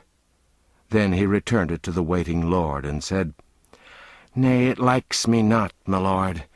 It hath a pretty flavour, but it wanteth strength." This new eccentricity of the prince's ruined mind made all the hearts about him ache. but the sad sight moved none to merriment. Tom's next unconscious blunder was to get up and leave the table just when the chaplain had taken his stand behind his chair and with uplifted hands and closed, uplifted eyes was in the act of beginning the blessing. Still, nobody seemed to perceive that the prince had done a thing unusual. By his own request, our small friend was now conducted to his private cabinet, and left there alone to his own devices. Hanging upon hooks in the oaken wainscoting were the several pieces of a suit of shining steel armor, covered all over with beautiful designs exquisitely inlaid in gold. This martial panoply belonged to the true prince, a recent present from Madame Parr, the queen. Tom put on the greaves, the gauntlets, the plumed helmet, and such other pieces as he could don without assistance, and for a while was minded to call for help and complete the matter, but bethought him of the nuts he had brought away from dinner, and the joy it would be to eat them with no crowd to eye him, and no grand hereditaries to pester him with undesired services. So he restored the pretty things to their several places, and soon was cracking nuts and feeling almost naturally happy for the first time since God for his sins had made him a prince. When the nuts were all gone, he stumbled upon some inviting books in a closet, among them one about the etiquette of the English court. This was a prize. He lay down upon a sumptuous divan and proceeded to instruct himself with honest zeal. Let's leave him there for the present.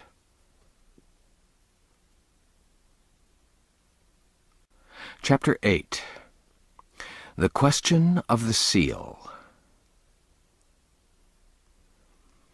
About 5 o'clock, Henry VIII awoke out of an unrefreshing nap and muttered to himself, troublous dreams, mine end is now at hand, so say these warnings, and my failing pulses do confirm it."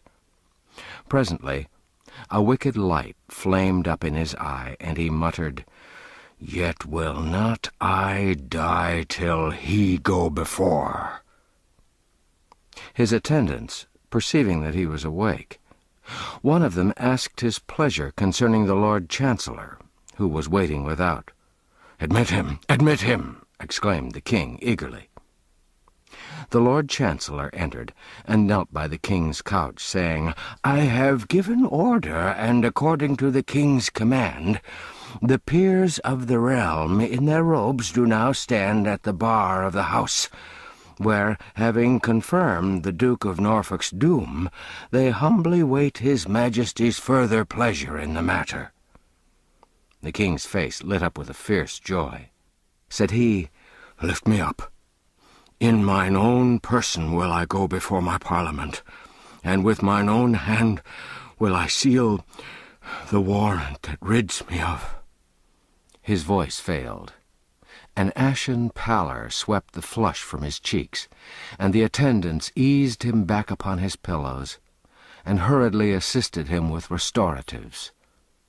Presently he said sorrowfully, "Alack, how have I longed for this sweet hour, and lo, too late it cometh, and I am robbed of this so coveted chance.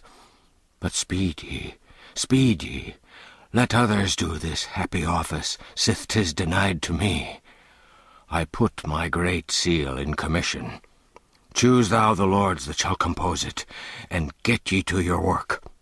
Speed ye, man, before the sun shall rise and set again, bring me his head, that I may see it." "According to the king's command, so shall it be.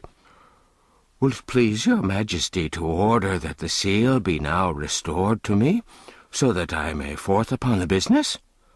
"The seal? Who keepeth the seal but thou?"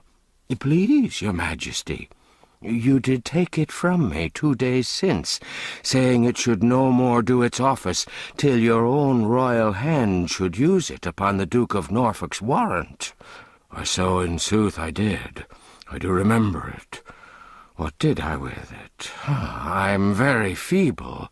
So oft these days doth my memory play the traitor with me. 'Tis strange.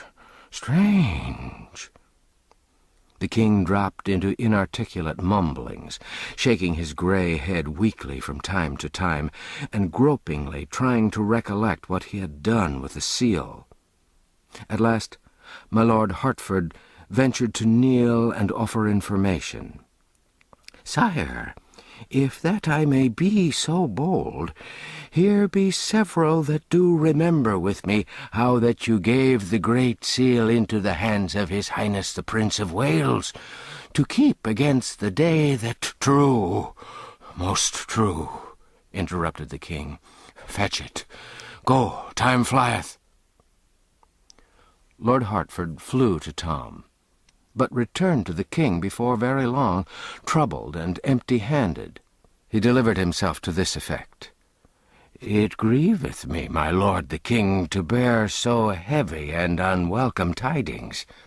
But it is the will of God that the prince's affliction abideth still, and he cannot recall to mind that he received the seal.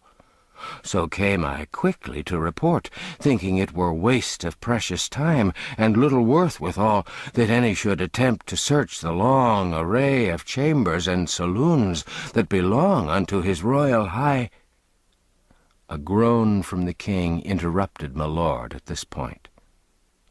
After a little while, his majesty said, with a deep sadness in his tone, "Trouble him no more, poor child. The hand of God lieth heavy upon him, and my heart goeth out in loving compassion for him, and sorrow that I may not bear his burden on mine own old trouble-weighted shoulders, and so bring him peace." He closed his eyes, fell to mumbling, and presently was silent. After a time he opened his eyes again, and gazed vacantly around until his glance rested upon the kneeling Lord Chancellor. Instantly his face flushed with wrath. "What, thou here yet? By the glory of God, an thou gettest not about that traitor's business, thy mitre shall have holiday the morrow for lack of a head to grace withal." The trembling Chancellor answered, "Good your Majesty, I cry you mercy. I but waited for the seal." "Man, hast lost thy wits? The small seal, which aforetime I was wont to take with me abroad, lieth in my treasury. And since the great seal hath flown away, shall it not suffice? Hast lost thy wits? Begone, and hark ye, come no more, till thou do bring his head." The poor Chancellor wasn't long in removing himself from this dangerous vicinity. Nor did the Commission waste time in giving the royal assent to the work of the slavish Parliament, and appointing the morrow for the beheading of the premier peer of England, the luckless Duke of Norfolk. Chapter 9. The River Pageant. At 9 in the evening, the whole vast river-front of the palace was blazing with light. The river itself, as far as the eye could reach cityward, was so thickly covered with watermen's boats and with pleasure barges, all fringed with colored lanterns and gently agitated by the waves, that it resembled a glowing and limitless garden of flowers, stirred to soft motion by summer winds. The grand terrace of stone steps leading down to the water, spacious enough to mass the army of a German principality upon, was a picture to see, with its ranks of royal halberdiers in polished armor, and its troops of brilliantly costumed servitors flitting up and down and to and fro in the hurry of preparation. Presently a command was given, and immediately all living creatures vanished from the steps. Now the air was heavy with the hush of suspense and expectancy. As far as one's vision could carry, he might see the myriads of people in the boats rise up and shade their eyes from the glare of lanterns and torches and gaze toward the palace. A file of 40 or 50 state barges drew up to the steps. They were richly gilt, and their lofty prows and sterns were elaborately carved. Some of them were decorated with banners and streamers, some with cloth of gold and arras embroidered with coats of arms, others with silken flags that had numberless little silver bells fastened to them, which shook out tiny showers of joyous music whenever the breezes fluttered them. Others of yet higher pretensions, since they belonged to nobles in the prince's immediate service, had their sides picturesquely fenced with shields, gorgeously emblazoned with armorial bearings. Each state barge was towed by a tender. Besides the rowers, these tenders carried each a number of men-at-arms in glossy helmet and breastplate, and a company of musicians. The advance guard of the expected procession now appeared in the great gateway, a troop of halberdiers. They were dressed in striped hose of black and tawny. Velvet caps graced at the sides with silver roses, and doublets of murrey and blue cloth, embroidered on the front and back with the 3 feathers, the prince's blazon woven in gold. Their halberd staves were covered with crimson velvet fastened with gilt nails and ornamented with gold tassels. Filing off on the right and left, they formed 2 long lines extending from the gateway of the palace to the water's edge. A thick rayed cloth or carpet was then unfolded and laid down between them by attendants in the gold and crimson liveries of the prince. This done, a flourish of trumpets resounded from within. A lively prelude arose from the musicians on the water, and 2 ushers with white wands marched with a slow and stately pace from the portal. They were followed by an officer bearing the civic mace, after whom came another carrying the city's sword, then several sergeants of the city guard in their full accoutrements, and with badges on their sleeves, then the Garter King-at-Arms in his tabard, then several knights of the Bath, each with a white lace on his sleeve, then their esquires, then the judges in their robes of scarlet and coifs, then the Lord High Chancellor of England, in a robe of scarlet, open before and purfled with miniver, then a deputation of aldermen in their scarlet cloaks, and then the heads of the different civic companies in their robes of state. Now came 12 French gentlemen in splendid habiliments, consisting of pourpoints of white damask barred with gold, short mantles of crimson velvet lined with violet taffeta, and carnation-colored eau de chausse, and took their way down the steps. They were of the suite of the French ambassador, and were followed by 12 cavaliers of the suite of the Spanish ambassador, clothed in black velvet, unrelieved by any ornament. Following these came several great English nobles with their attendants. There was a flourish of trumpets within, and the prince's uncle, the future great Duke of Somerset, emerged from the gateway, arrayed in a doublet of black cloth of gold, and a cloak of crimson satin flowered with gold, and ribanded with nets of silver. He turned, doffed his plumed cap, bent his body in a low reverence, and began to step backward, bowing at each step. A prolonged trumpet blast followed, and a proclamation, "Way for the high and mighty, the Lord Edward, Prince of Wales." High aloft on the palace walls, a long line of red tongues of flame leaped forth with a thunder crash. The mast whirled on the river, burst into a mighty roar of welcome, and Tom Canty, the cause and hero of it all, stepped into view and slightly bowed his princely head. He was magnificently habited in a doublet of white satin, with a front piece of purple cloth of tissue, powdered with diamonds and edged with ermine. Over this he wore a mantle of white cloth of gold, pounced with the triple feather crest, lined with blue satin, set with pearls and precious stones, and fastened with a clasp of brilliants. About his neck hung the Order of the Garter and several princely foreign orders. And whatever light fell upon him, jewels responded with a blinding flash. Oh, Tom Canty, born in a hovel, bred in the gutters of London, familiar with rags and dirt and misery, what a spectacle is this!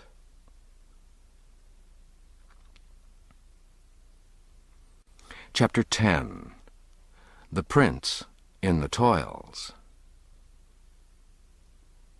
We left John Canty dragging the rightful prince into Awful Court, with a noisy and delighted mob at his heels. There was but one person in it who offered a pleading word for the captive, and he wasn't heeded. He was hardly even heard, so great was the turmoil. The prince continued to struggle for freedom and to rage against the treatment he was suffering, until John Canty lost what little patience was left in him and raised his oaken cudgel in a sudden fury over the prince's head. The single pleader for the lad sprang to stop the man's arm, and the blow descended upon his own wrist. Canty roared out, "Thou'lt meddle, wilt thou? Then have thy reward!" His cudgel crashed down upon the meddler's head. There was a groan, a dim form sank to the ground among the feet of the crowd, and the next moment it lay there in the dark alone. The mob pressed on, their enjoyment nothing disturbed by this episode. Presently, the prince found himself in John Canty's abode, with the door closed against the outsiders.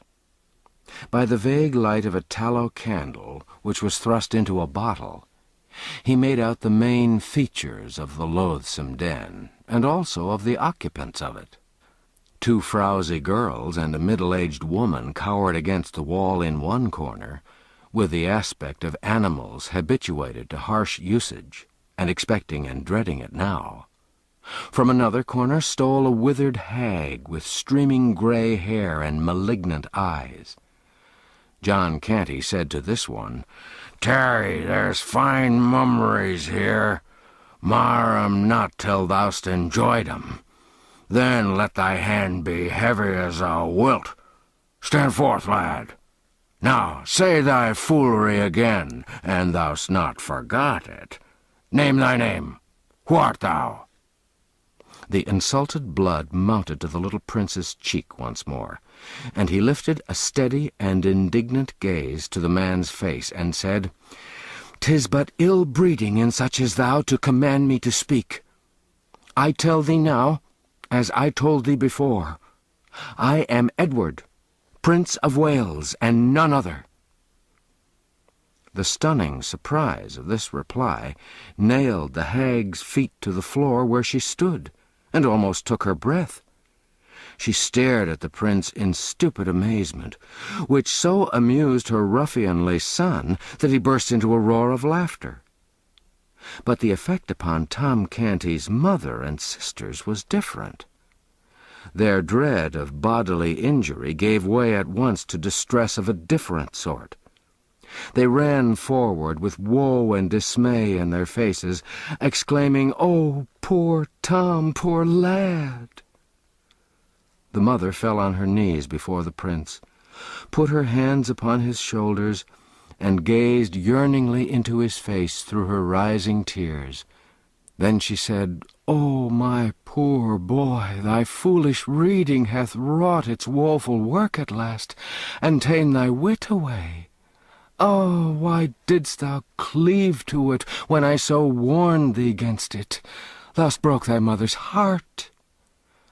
The prince looked into her face and said gently, Thy son is well, and hath not lost his wits, good dame. Comfort thee. Let me to the palace where he is, and straightway will the king my father restore him to thee. The king thy father?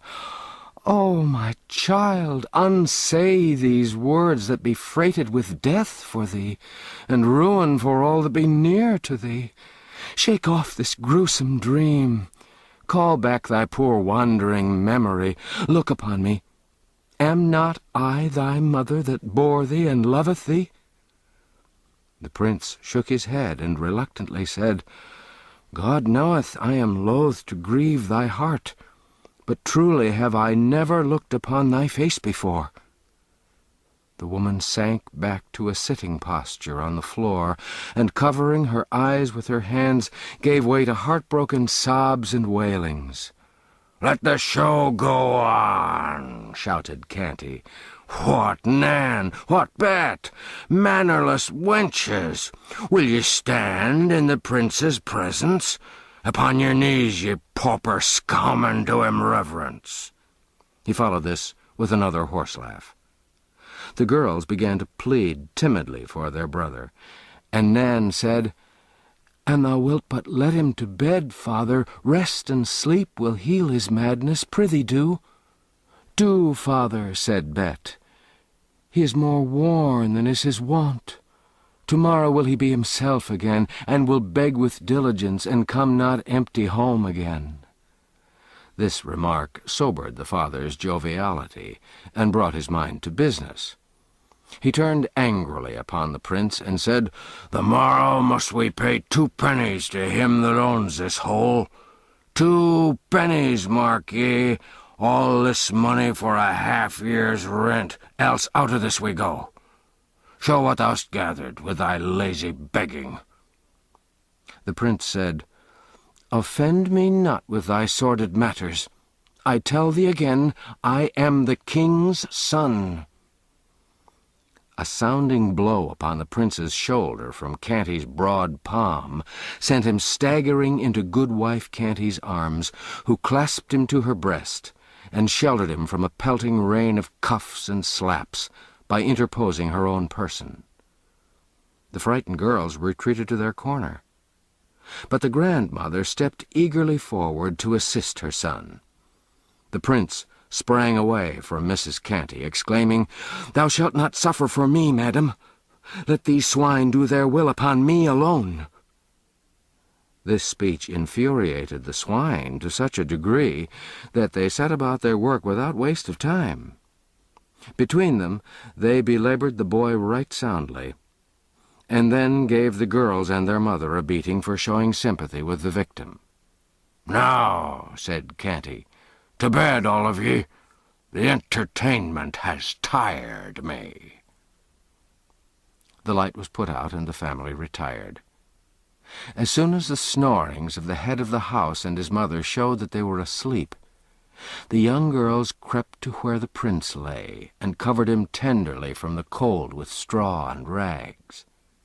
And their mother crept to him also, and stroked his hair, and cried over him, whispering broken words of comfort and compassion in his ear the while. She'd saved a morsel for him to eat also, but the boy's pains had swept away all appetite, at least for black and tasteless crusts. He was touched by her brave and costly defense of him, and by her commiseration, and he thanked her in very noble and princely words, and begged her to go to her sleep and try to forget her sorrows. And he added that the king, his father, wouldn't let her loyal kindness and devotion go unrewarded. This return to his madness broke her heart anew, and she strained him to her breast again, and then went back, drowned in tears, to her bed. As she lay thinking and mourning, the suggestion began to creep into her mind that there was an undefinable something about this boy that was lacking in Tom Canty, mad or sane? She couldn't describe it. She couldn't tell just what it was, and yet her sharp mother instinct seemed to detect it and perceive it. What if the boy were really not her son after all? Oh, absurd! She almost smiled at the idea, spite of her griefs and troubles. No matter, she found that it was an idea that wouldn't down, but persisted in haunting her. It pursued her, it harassed her, it clung to her, and refused to be put away or ignored. At last she perceived that there wasn't going to be any peace for her until she should devise a test that should prove, clearly and without question, whether this lad was her son or not, and so banish these wearing and worrying doubts. Ah, yes, this was plainly the right way out of the difficulty. Therefore she set her wits to work at once to contrive that test. But it was an easier thing to propose than to accomplish. She turned over in her mind one promising test after another, but was obliged to relinquish them all. None of them were absolutely sure, absolutely perfect, and an imperfect one couldn't satisfy her.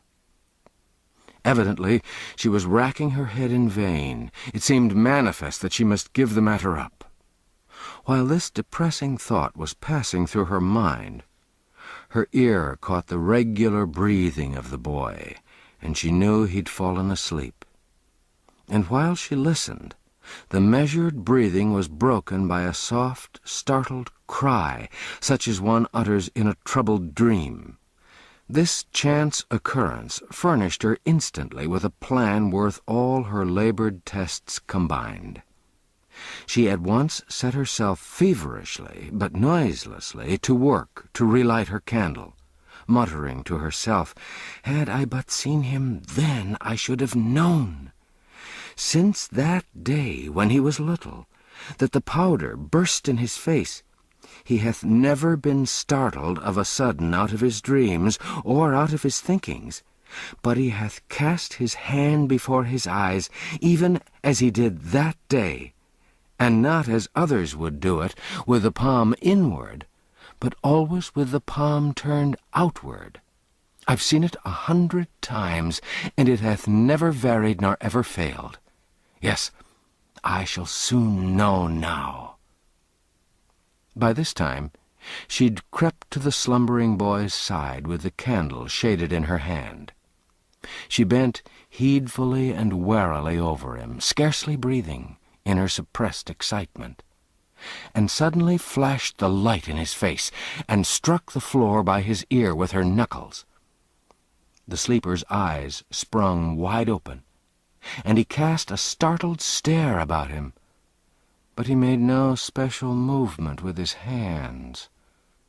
The poor woman was smitten almost helpless with surprise and grief, but she contrived to hide her emotions and to soothe the boy to sleep again. Then she crept apart and communed miserably with herself upon the disastrous result of her experiment. She tried to believe that her Tom's madness had banished this habitual gesture of his, but she couldn't do it. "No," she said, "his hands are not mad.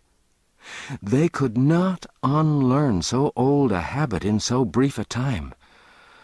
Oh, this is a heavy day for me." Still, hope was as stubborn now as doubt had been before. She couldn't bring herself to accept the verdict of the test. She must try the thing again. The failure must have been only an accident. So she startled the boy out of his sleep a second and a third time at intervals, with the same result which had marked the first test. Then she dragged herself to bed and fell sorrowfully asleep, saying, "But I cannot give him up.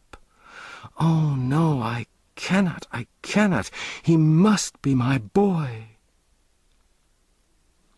The poor mother's interruptions having ceased, and the prince's pains having gradually lost their power to disturb him, utter weariness at last sealed his eyes in a profound and restful sleep.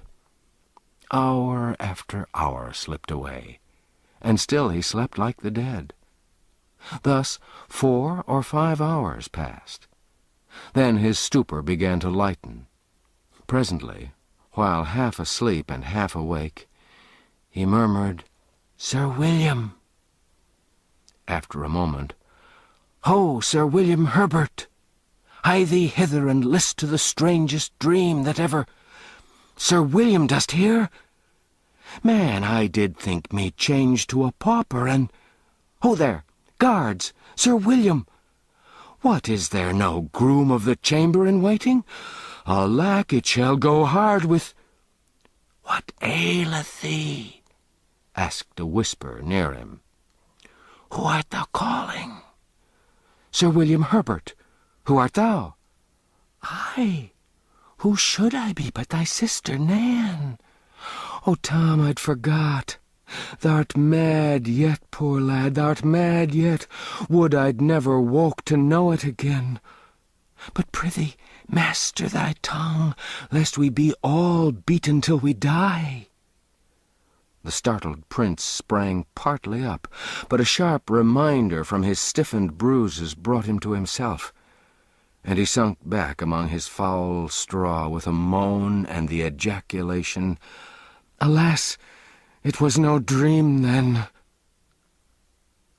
In a moment, all the heavy sorrow and misery which sleep had banished were upon him again, and he realized that he was no longer a petted prince in a palace, with the adoring eyes of a nation upon him, but a pauper, an outcast, clothed in rags, prisoner in a den fit only for beasts, and consorting with beggars and thieves. In the midst of his grief, he began to be conscious of hilarious noises and shoutings, apparently but a block or two away. The next moment there were several sharp raps at the door. John Canty ceased from snoring and said, "Who knocketh? What wilt thou?" A voice answered, "Know'st thou who it was thou laid thy cudgel on?" "No, neither know I nor care." "Belike thou'lt change thy note eftsoons, and thou'd save thy neck nothing but flight may stead thee. The man's this moment delivering up the ghost. 'Tis the priest, Father Andrew." "God ha' mercy," exclaimed Canty. He roused his family and hoarsely commanded, "Up with ye all and fly, or bide where ye are and perish." Scarcely 5 minutes later, the Canty household were in the street and flying for their lives. John Canty held the prince by the wrist and hurried him along the dark way, giving him this caution in a low voice, "Mind thy tongue, thou mad fool, and speak not our name. I'll choose me a new name, speedily, to throw the law's dogs off the scent. Mind thy tongue, I tell thee." He growled these words to the rest of the family. "If it so chance that we be separated, let each make for London Bridge. Whoso findeth himself as far as the last linen-draper's shop on the bridge, let him tarry there till the others be come. Then will we flee into Southwark together." At this moment the party burst suddenly out of darkness into light, and not only into light, but into the midst of a multitude of singing, dancing, and shouting people massed together on the river frontage. There was a line of bonfires stretching as far as one could see, up and down the Thames. London Bridge was illuminated, Southwark Bridge likewise. The entire river was aglow with a flash and sheen of coloured lights, and constant explosions of fireworks filled the skies with an intricate commingling of shooting splendours and a thick rain of dazzling sparks that almost turned night into day. Everywhere were crowds of revellers. All London seemed to be at large. John Canty delivered himself of a furious curse, and commanded a retreat. but it was too late. He and his tribe were swallowed up in that swarming hive of humanity and hopelessly separated from each other in an instant. We're not considering that the prince was one of his tribe. Canty still kept his grip upon him.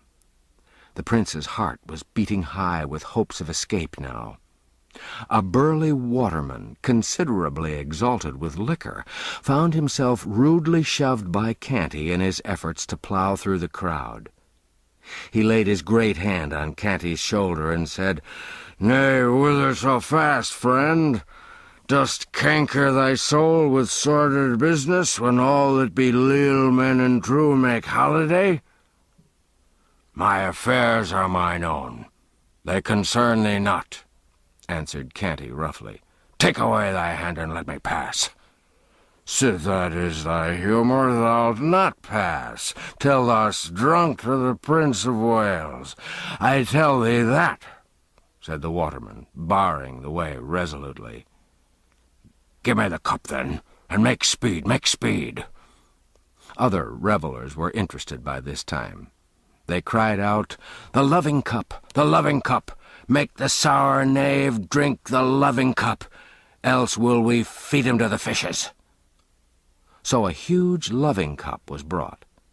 The waterman, grasping it by one of its handles, and with his other hand bearing up the end of an imaginary napkin, presented it in due and ancient form to Canty, who had to grasp the opposite handle with one of his hands and take off the lid with the other, according to ancient custom.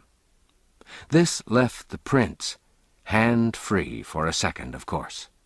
He wasted no time, but dived among the forest of legs about him and disappeared. In another moment he couldn't have been harder to find under that tossing sea of life if its billows had been the Atlantic's and he a lost sixpence. He very soon realized this fact, and straightway busied himself about his own affairs without further thought of John Canty. He quickly realized another thing, too, to wit, that a spurious Prince of Wales was being feasted by the city in his stead. He easily concluded that the pauper lad, Tom Canty, had deliberately taken advantage of his stupendous opportunity and become a usurper. Therefore there was but one course to pursue: find his way to the Guildhall, make himself known, and denounce the impostor. He also made up his mind that Tom should be allowed a reasonable time for spiritual preparation, and then be hanged, drawn, and quartered, according to the law and usage of the day, in cases of high treason.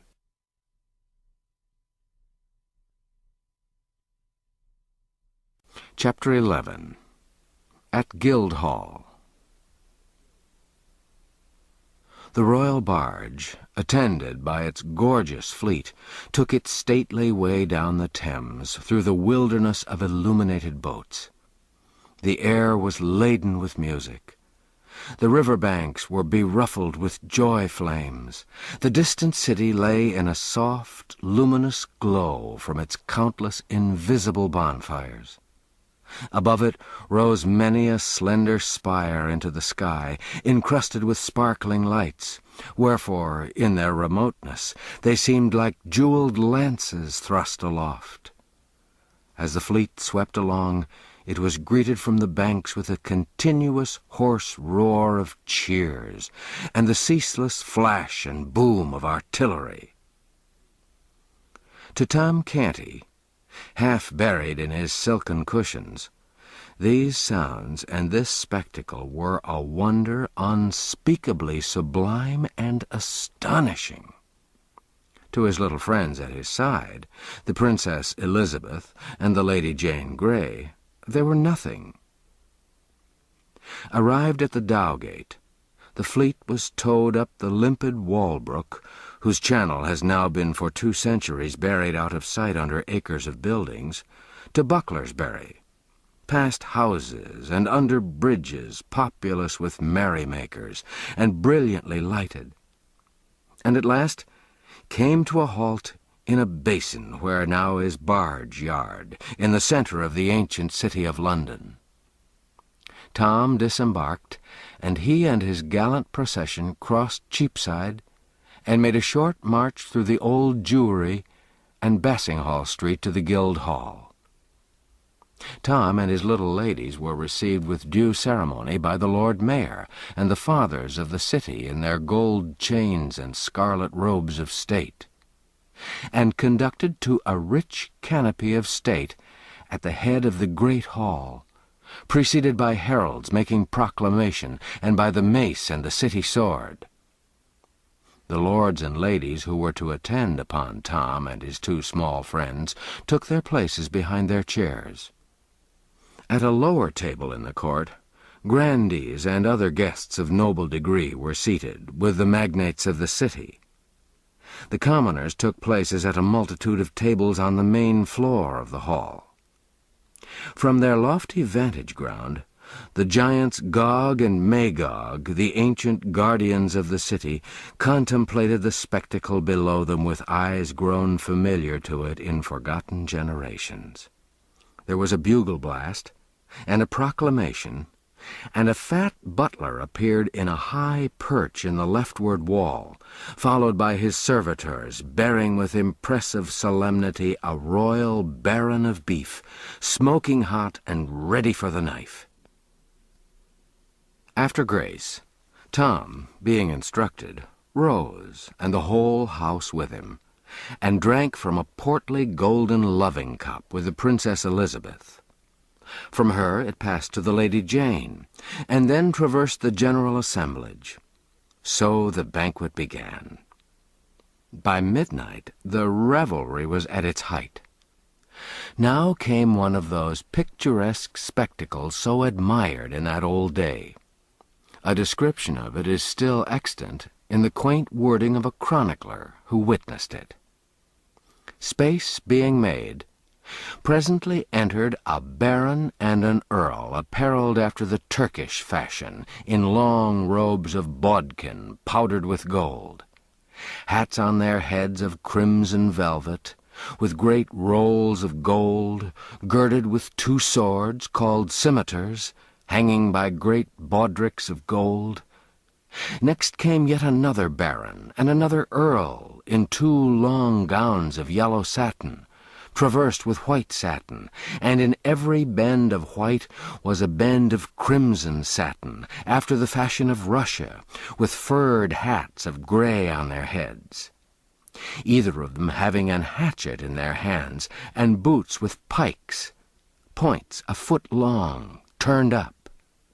And after them came a knight, then the Lord High Admiral, and with him 5 nobles in doublets of crimson velvet, voided low on the back and before to the cannel bone, laced on the breasts with chains of silver, and over that short cloaks of crimson satin, and on their heads hats after the dancers' fashion, with pheasant's feather in them. These were apparelled after the fashion of Prussia. The torch-bearers, which were about 100, were apparelled in crimson, satin, and green, like Moors, their faces black. Next came in a mummery. Then the minstrels, which were disguised, danced, and the lords and ladies did wildly dance also, that it was a pleasure to behold. And while Tom, in his high seat, was gazing upon this wild dancing, lost in admiration of the dazzling commingling of kaleidoscopic colors which the whirling turmoil of gaudy figures below him presented, the ragged, but real, little Prince of Wales was proclaiming his rights and his wrongs, denouncing the impostor, and clamoring for admission at the gates of Guildhall. The crowd enjoyed this episode prodigiously, and pressed forward and craned their necks to see the small rioter. Presently they began to taunt him and mock at him, purposely to goad him into a higher and still more entertaining fury. Tears of mortification sprung to his eyes, but he stood his ground and defied the mob right royally. Other taunts followed. Added mocking stung him, and he exclaimed, "I tell ye again, you pack of unmannerly curs, I am the Prince of Wales, and all forlorn and friendless as I be, with none to give me word of grace or help me in my need, yet will not I be driven from my ground, but will maintain it. Though thou be prince or no prince, 'tis all one, thou be'st a gallant lad, and not friendless neither. Here stand I by thy side to prove it, and mind I tell thee thou mightst have a worser friend than Miles Hendon, and yet not tire thy legs with seeking. Rest thy small jaw, my child. I talk the language of these base kennel rats, like to a very native." The speaker was a sort of Don Caesar de Bassan, in dress, aspect, and bearing. He was tall, trim-built, muscular. His doublet and trunks were of rich material, but faded and threadbare, and their gold lace adornments were sadly tarnished. His ruff was rumpled and damaged. The plume in his slouched hat was broken and had a bedraggled and disreputable look. At his side he wore a long rapier in a rusty iron sheath. His swaggering carriage marked him at once as a ruffler of the camp. The speech of this fantastic figure was received with an explosion of jeers and laughter.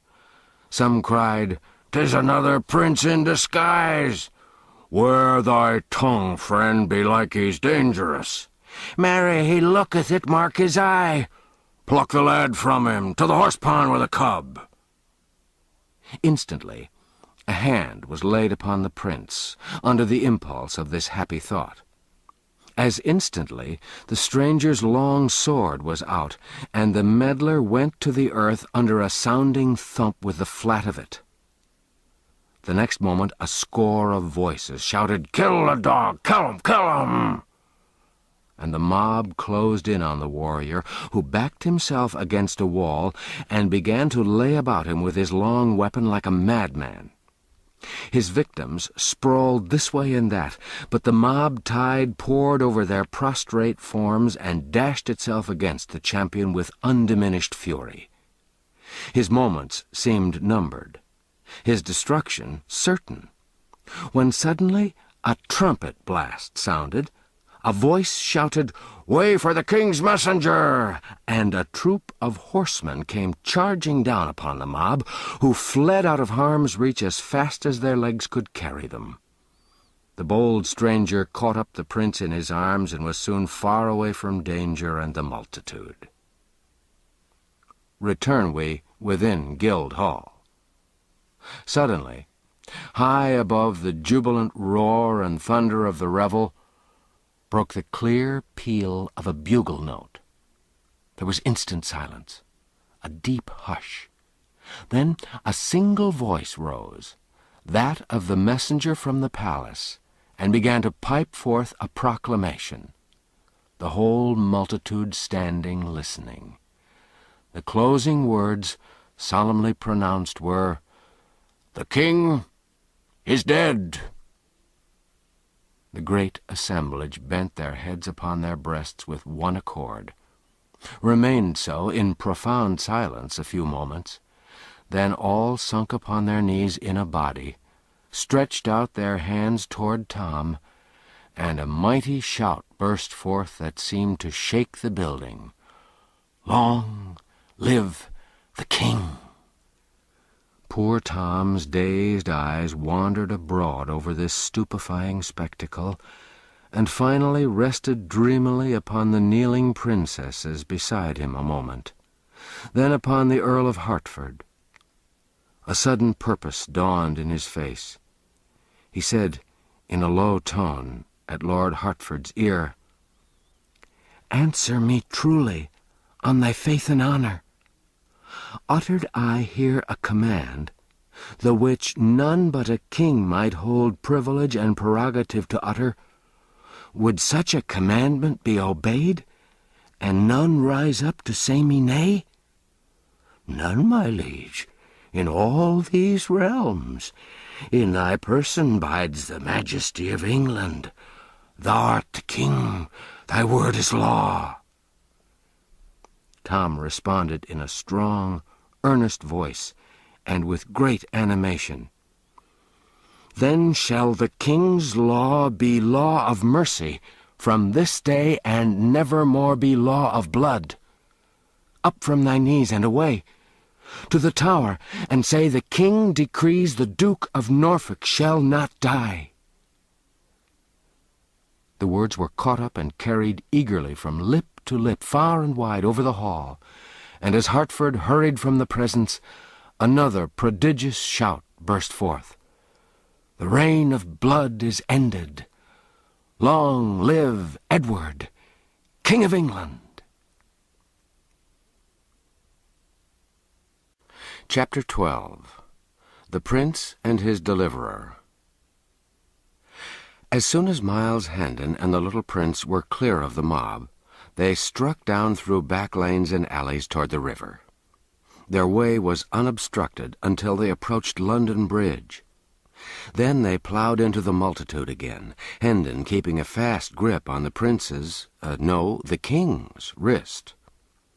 The tremendous news was already abroad, and the boy learned it from 1,000 voices at once. The king is dead. The tidings struck a chill to the heart of the poor little waif, and sent a shudder through his frame. He realized the greatness of his loss, and was filled with a bitter grief. For the grim tyrant who'd been such a terror to others had always been gentle with him. The tears sprung to his eyes and blurred all objects. For an instant he felt himself the most forlorn, outcast, and forsaken of God's creatures. Then another cry shook the night with its far-reaching thunders. Long live King Edward the Sixth! And this made his eyes kindle, and thrilled him with pride to his fingers' ends. Ah, he thought, how grand and strange it seems! I am king! Our friends threaded their way slowly through the throngs upon the bridge. This structure, which had stood for 600 years, and had been a noisy and populous thoroughfare all that time, was a curious affair. For a closely packed rank of stores and shops, with family quarters overhead, stretched along both sides of it, from one bank of the river to the other.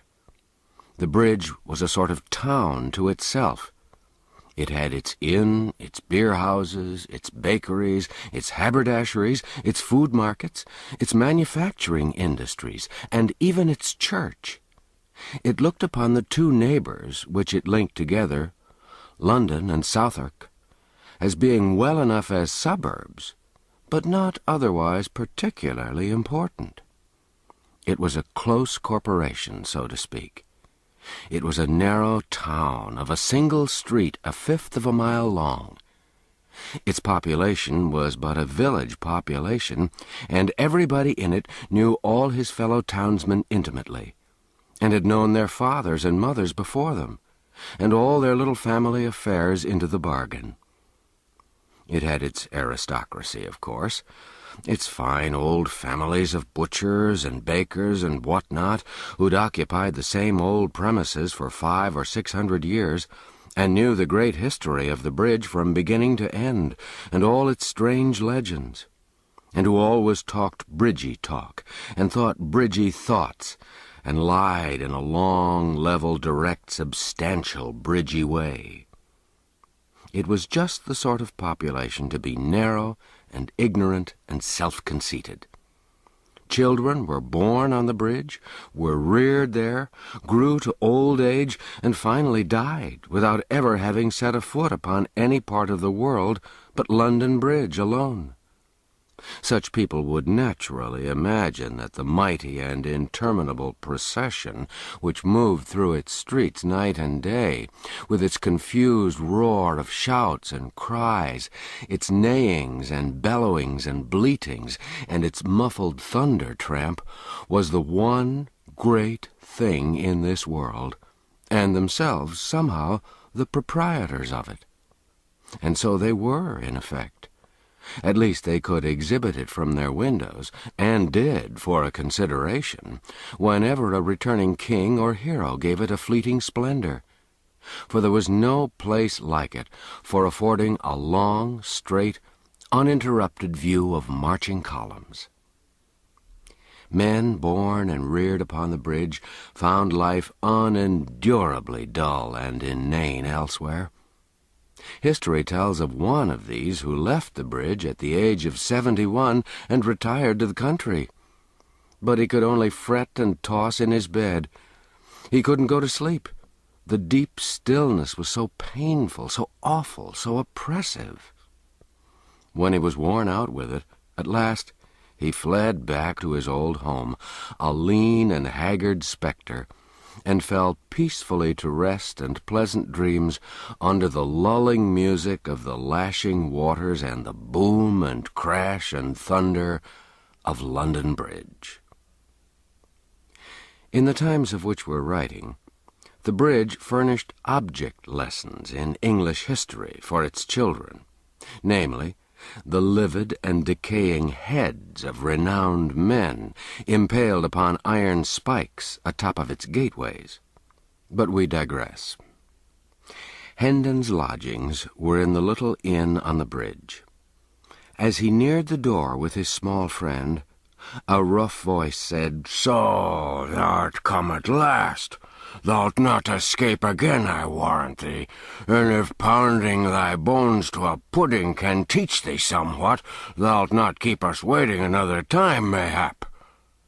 And John Canty put out his hand to seize the boy. Miles Hendon stepped in the way and said, "Not too fast, friend. Thou art needlessly rough, methinks. What's the lad to thee?" "If it be any business of thine to make and meddle in others' affairs, he is my son." "'Tis a lie!" cried the little king hotly. "Boldly said, and I believe thee, whether thy small headpiece be sound or cracked, my boy. But whether this scurvy ruffian be thy father or no, 'tis all one. He shall not have thee to beat thee and abuse according to his threat. So thou prefer to abide with me?" I do. I know him not. I loathe him, and will die before I'll go with him." "Then 'tis settled, and there's naught more to say." "We will see as to that," exclaimed John Canty, striding past Hendon to get at the boy. "By force shall he—" "If thou do but touch him, thou animated offal, I'll spit thee like a goose," said Hendon, barring the way and laying his hand upon his sword hilt. Canty drew back. "Now mark ye," continued Hendon, "I took this lad under my protection when a mob of such as thou would have mishandled him, mayhap killed him. Dost imagine I'll desert him now to a worser fate? For whether thou art his father or no, and sooth to say I think it is a lie, a decent swift death were better for such a lad than life in such brute hands as thine. So go thy ways, and set quick about it, for I like not much bandying of words, being not over-patient in my nature." John Canty moved off, muttering threats and curses, and was swallowed from sight in the crowd.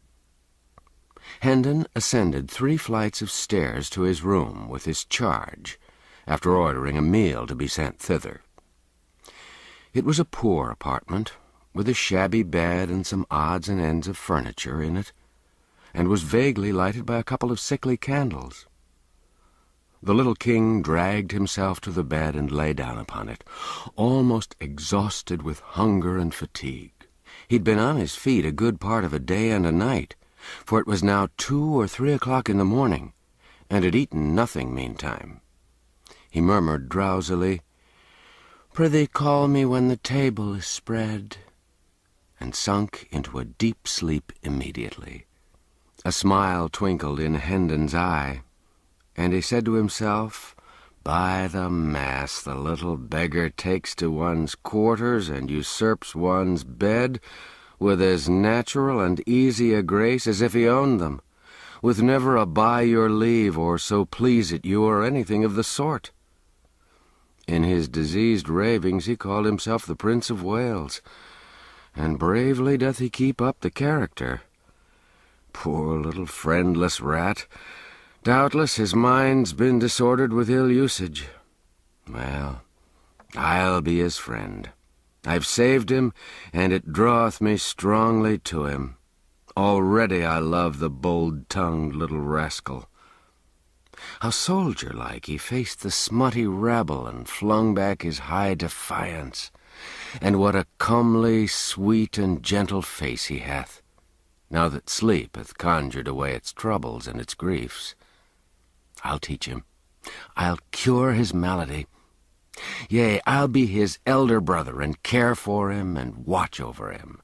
And whoso would shame him or do him hurt may order his shroud, for though I be burnt for it, he shall need it." He bent over the boy and contemplated him with kind and pitying interest, tapping the young cheek tenderly and smoothing back the tangled curls with his great brown hand. A slight shiver passed over the boy's form. Hendon muttered, "See now how like a man it was to let him lie here uncovered and fill his body with deadly rheums. Now what shall I do? 'Twill wake him to take him up and put him within the bed, and he sorely needeth sleep." He looked about for extra covering, but finding none, doffed his doublet and wrapped the lad in it, saying, "I'm used to nipping air and scant apparel. 'Tis little I shall mind the cold." Then walked up and down the room to keep his blood in motion, soliloquizing as before. His injured mind persuades him he's Prince of Wales.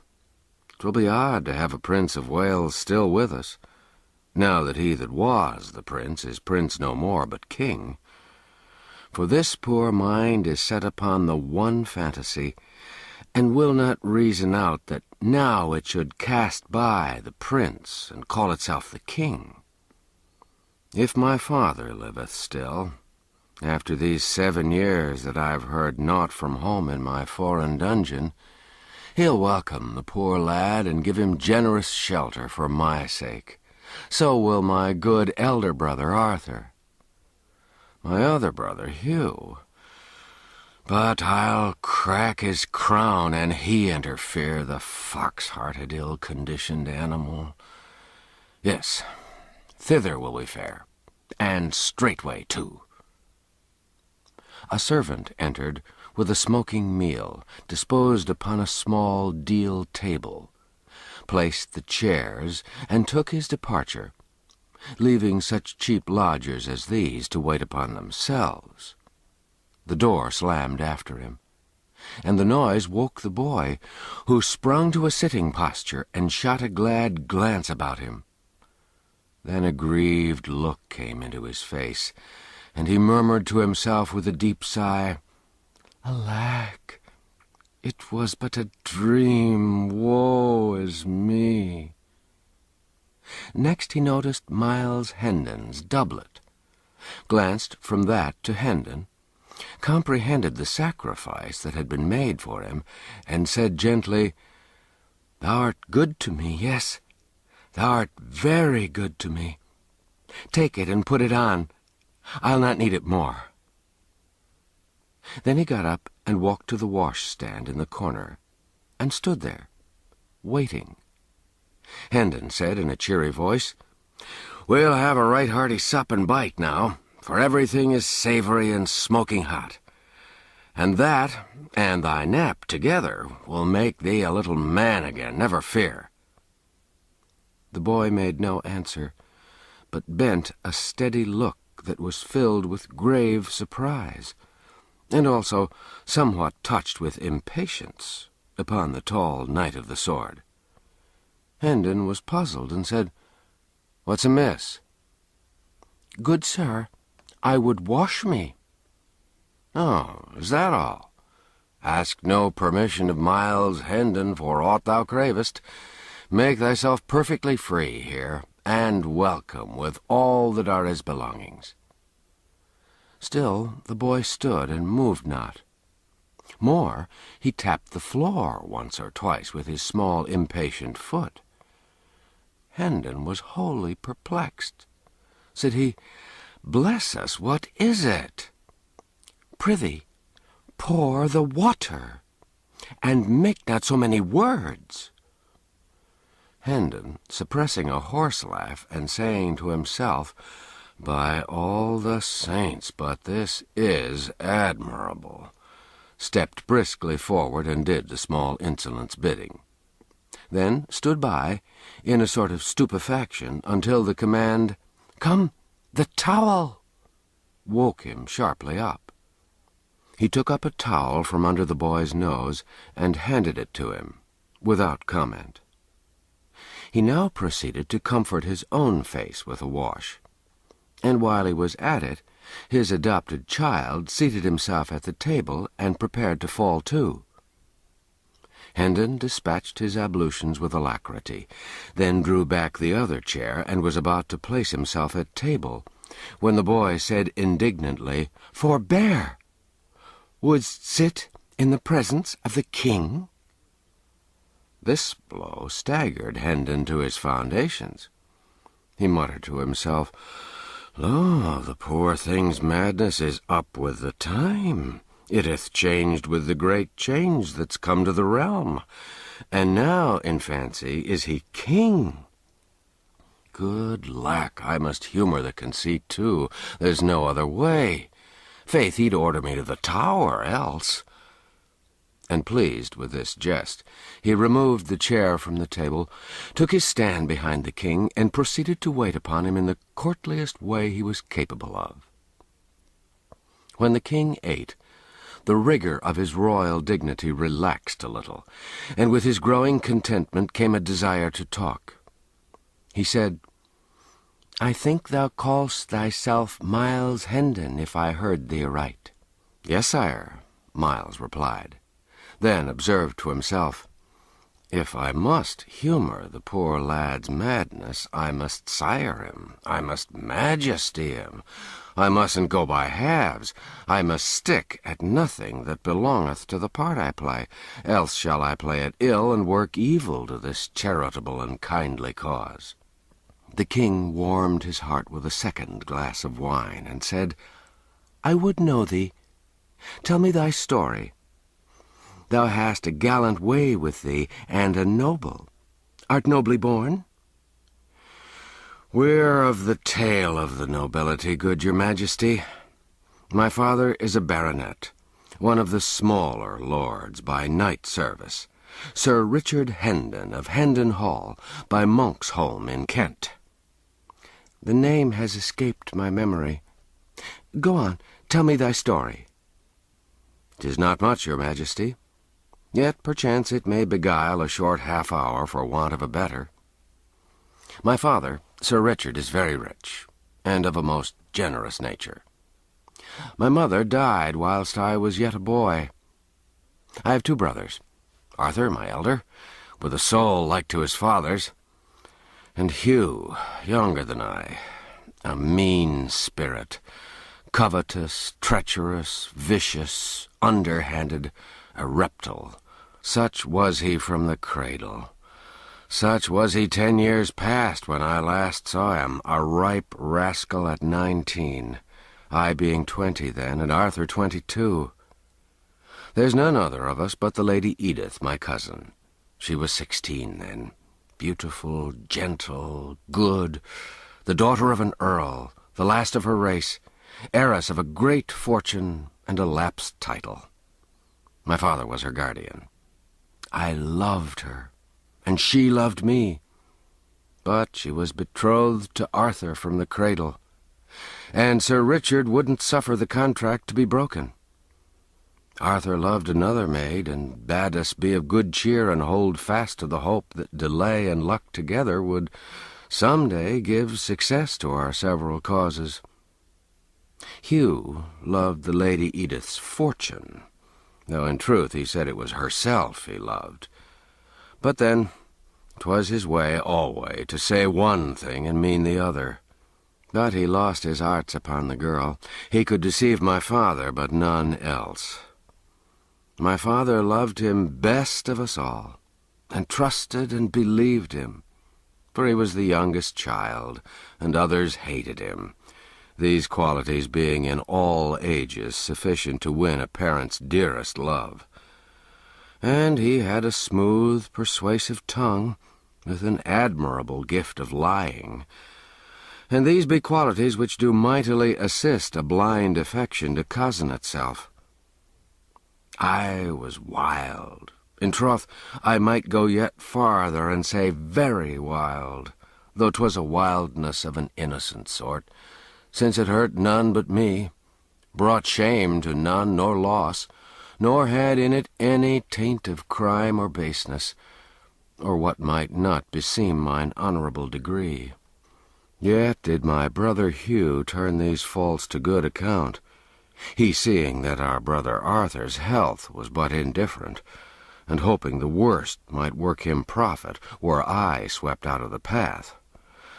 So, but 'twere a long tale, good my liege, and little worth the telling.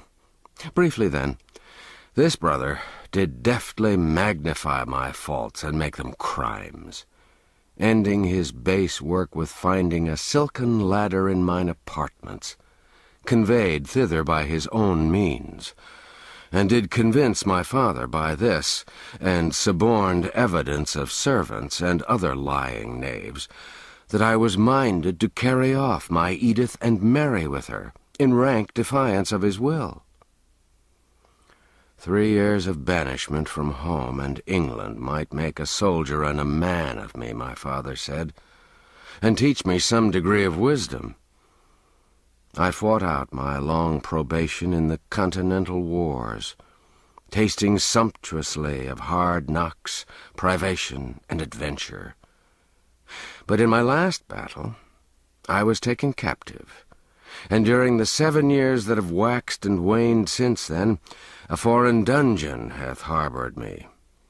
Through wit and courage I won to the free air at last, and fled hither straight, and am but just arrived, right poor in purse and raiment, and poorer still in knowledge of what these dull 7 years have wrought at Hendon Hall, its people and belongings. So please you, sir, my meagre tale is told. "Thou'st been shamefully abused," said the little king with a flashing eye, "but I will right thee, by the cross will I. The king hath said it." Then, fired by the story of Miles's wrongs, he loosed his tongue and poured the history of his own recent misfortunes into the ears of his astonished listener. When he'd finished, Miles said to himself, "Lo, what an imagination he hath! Verily, this is no common mind, else, crazed or sane, it couldn't weave so straight and gaudy a tale as this out of the airy nothings wherewith it hath wrought this curious romaunt. Poor ruined little head! It shall not lack friend or shelter whilst I abide with the living. He shall never leave my side. He shall be my pet, my little comrade, and he shall be cured, aye, made whole and sound. Then will he make himself a name, and proud shall I be to say, yes, he's mine. I took him, a homeless little ragamuffin, but I saw what was in him, and I said his name would be heard some day. Behold him, observe him. Was I right?" The king spoke, in a thoughtful, measured voice. "Thou didst save me injury and shame, perchance my life, and so my crown. such service demandeth rich reward. Name thy desire, and so it be within the compass of my royal power, it is thine." This fantastic suggestion startled Hendon out of his reverie. He was about to thank the king and put the matter aside with saying he'd only done his duty and desired no reward, but a wiser thought came into his head, and he asked leave to be silent a few moments and consider the gracious offer, an idea which the king gravely approved, remarking that it was best to be not too hasty with a thing of such great import. Miles reflected during some moments, then said to himself, "Yes, that's the thing to do. By any other means it were impossible to get at it. And certes, this hour's experience has taught me 'twould be most wearing and inconvenient to continue it as it is. Yes, I'll propose it. 'Twas a happy accident that I didn't throw the chance away." Then he dropped upon one knee and said, "My poor service went not beyond the limit of a subject's simple duty, and therefore hath no merit. But since your majesty is pleased to hold it worthy some reward, I take heart of grace to make petition to this effect. Near 400 years ago, as your grace knoweth, there being ill blood betwixt John, King of England, and the King of France, it was decreed that 2 champions should fight together in the lists, and so settle the dispute by what's called the arbitrament of God. These 2 kings, and the Spanish king, being assembled to witness and judge the conflict, the French champion appeared. But so redoubtable was he that our English knights refused to measure weapons with him. So the matter, which was a weighty one, was like to go against the English monarch by default. Now, in the Tower lay the Lord de Courcy, the mightiest arm in England, stripped of his honours and possessions, and wasting with long captivity. Appeal was made to him. He gave assent, and came forth arrayed for battle. But no sooner did the Frenchman glimpse his huge frame and hear his famous name, but he fled away, and the French king's cause was lost. King John restored de Courcy's titles and possessions, and said, "Name thy wish, and thou shalt have it, though it cost me half my kingdom." Whereat de Courcy, kneeling, as I do now, made answer, "This, then, I ask, my liege, that I and my successors may have and hold the privilege of remaining covered in the presence of the kings of England, henceforth while the throne shall last." The boon was granted, as your majesty knoweth, and there hath been no time these 400 years that line has failed of an heir, and so even unto this day the head of that ancient house still weareth his hat or helm before the king's majesty, without let or hindrance, and this none other may do. Invoking this precedent in aid of my prayer, I beseech the king to grant me but this one grace and privilege, to my more than sufficient reward, and none other, to wit, that I and my heirs forever may sit in the presence of the majesty of England. "Rise, Sir Miles Hendon, knight," said the king, gravely, giving the accolade with Hendon's sword. "Rise and seat thyself. Thy petition is granted. While England remains and the crown continues, the privilege shall not lapse." His Majesty walked apart, musing, and Hendon dropped into a chair at table, observing to himself, "'Twas a brave thought, and hath wrought me a mighty deliverance. My legs are grievously wearied. And I hadn't thought of that. I must have had to stand for weeks, till my poor lad's wits are cured." After a little he went on, "And so I am become a knight of the kingdom of dreams and shadows. A most odd and strange position, truly, for one so matter-of-fact as I. I'll not laugh. No, God forbid, for this thing which is so substanceless to me is real to him.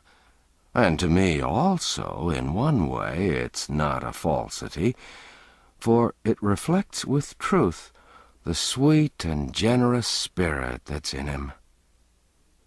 After a pause, "Oh, what if he should call me by my fine title before folk?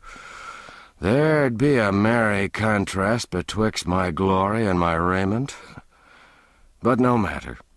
Let him call me what he will, so it please him. I'll be content." Chapter 13. The Disappearance of the Prince. A heavy drowsiness presently fell upon the two comrades. The king said, "Remove these rags," meaning his clothing. Hendon disapparelled the boy without dissent or remark, tucked him up in bed, then glanced about the room, saying to himself ruefully, "Hath taken my bed again as before. Marry, what shall I do?" The little king observed his perplexity and dissipated it with a word. He said sleepily, "Thou wilt sleep athwart the door, and guard it." In a moment more he was out of his troubles, in a deep slumber. "Dear heart, he should have been born a king," muttered Hendon admiringly. "He playeth the part to a marvel." Then he stretched himself across the door, on the floor, saying contentedly, "I've lodged worse for 7 years. 'Twould be but ill gratitude to him above to find fault with this." He dropped asleep as the dawn appeared. Toward noon he rose, uncovered his unconscious ward, a section at a time, and took his measure with a string. The king awoke just as he'd completed his work, complained of the cold, and asked what he was doing. "'Tis done now, my liege," said Hendon. "I have a bit of business outside, but'll presently return. Sleep thou again, thou needst it. There, let me cover thy head also, thou'lt be warm the sooner." The king was back in dreamland before this speech was ended. Miles slipped softly out, and slipped as softly in again in the course of 30 or 40 minutes, with a complete second-hand suit of boy's clothing, of cheap material, and showing signs of wear, but tidy and suited to the season of the year.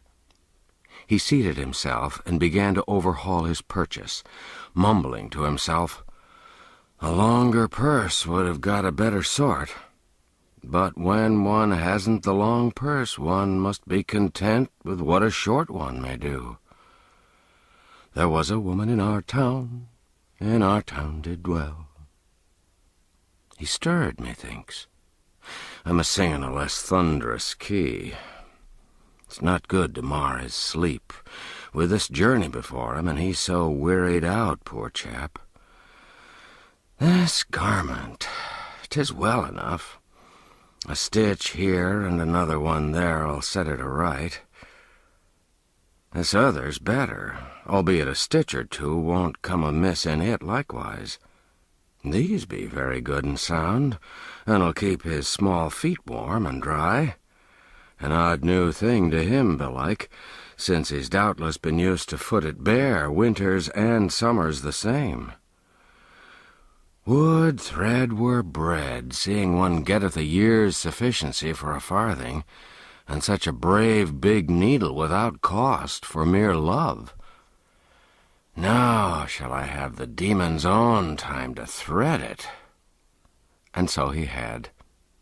He did as men have always done, and probably always will do to the end of time, held the needle still, and tried to thrust the thread through the eye, which is the opposite of a woman's way.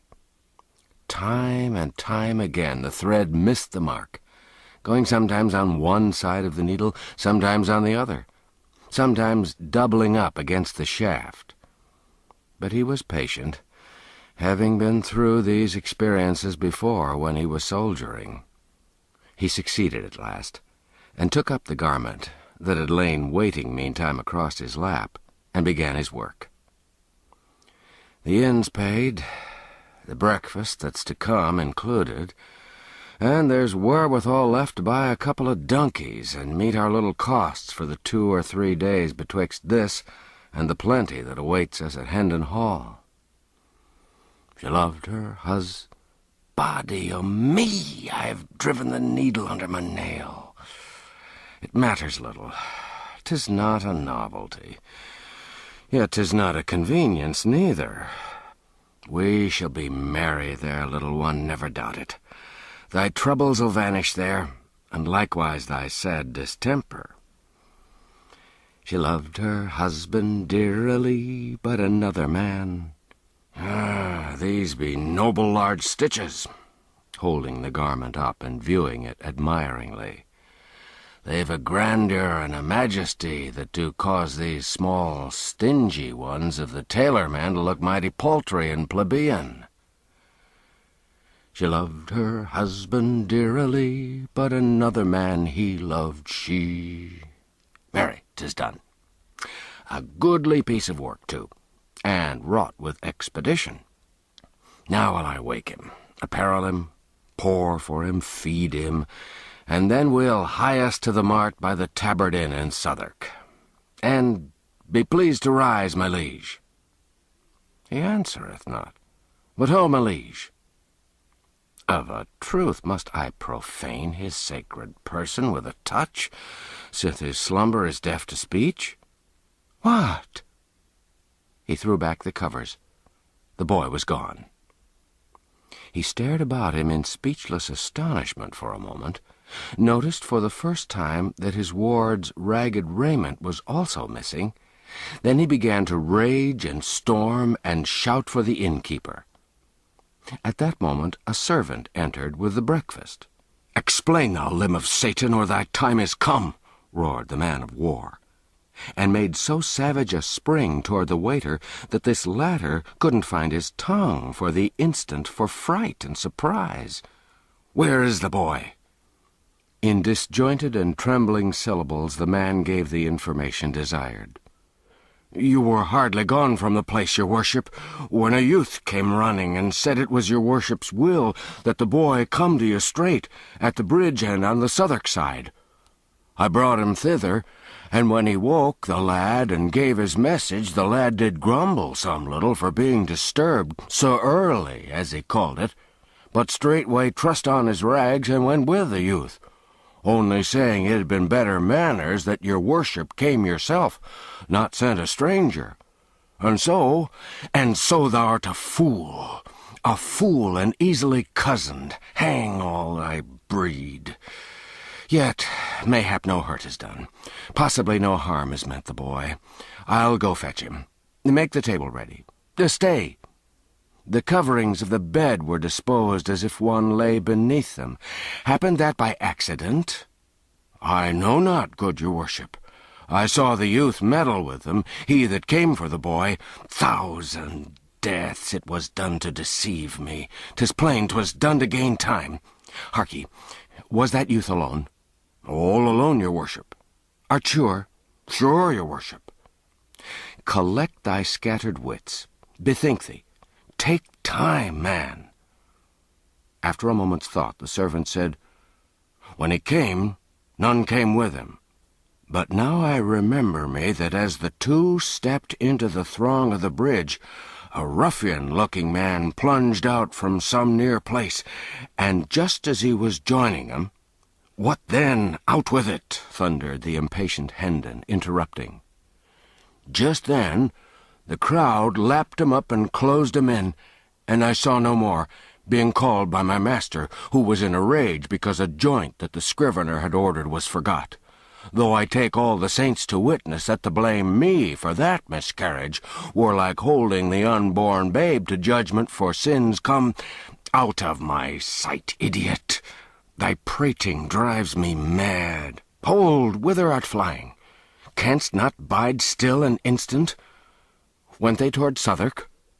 Even so, your worship. For as I said before, as to that detestable joint, the babe unborn is no whit more blameless than— Art here yet, and prating still? Vanish, lest I throttle thee. The servitor vanished. Hendon followed after him, passed him, and plunged down the stairs 2 steps at a stride, muttering, "'Tis that scurvy villain that claimed he was his son. I've lost thee, my poor little mad master. It's a bitter thought, and I'd come to love thee so. No, by book and bell, not lost, not lost, for I'll ransack the land till I find thee again. Poor child, yonder is his breakfast, and mine, but I've no hunger now. So let the rats have it. Speed, speed, that's the word." As he wormed his swift way through the noisy multitudes upon the bridge, he several times said to himself, clinging to the thought as if it were a particularly pleasing one, "He grumbled, but he went. He went, yes, because he thought Miles Hendon asked it, sweet lad. He'd ne'er have done it for another, I know it well." Chapter 14. Le roi est mort, vive le roi. Toward daylight of the same morning, Tom Canty stirred out of a heavy sleep and opened his eyes in the dark. He lay silent a few moments, trying to analyze his confused thoughts and impressions, and get some sort of meaning out of them. Then suddenly he burst out in a rapturous but guarded voice. "I see it all, I see it all. Now, God be thanked, I am indeed awake at last. Come joy, vanish sorrow.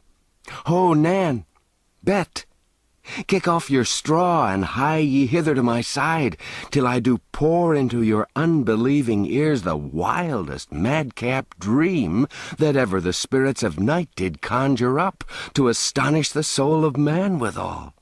Oh, Nan, I say, Bet!" A dim form appeared at his side, and a voice said, "Wilt deign to deliver thy commands?" "Commands? Oh, woe is me, I know thy voice. Speak thou. Who am I?" "Thou? In sooth, yesternight wert thou the Prince of Wales. Today art thou my most gracious liege, Edward, King of England." Tom buried his head among the pillows, murmuring plaintively, "Alack, it was no dream. Go to thy rest, sweet sir. Leave me to my sorrows."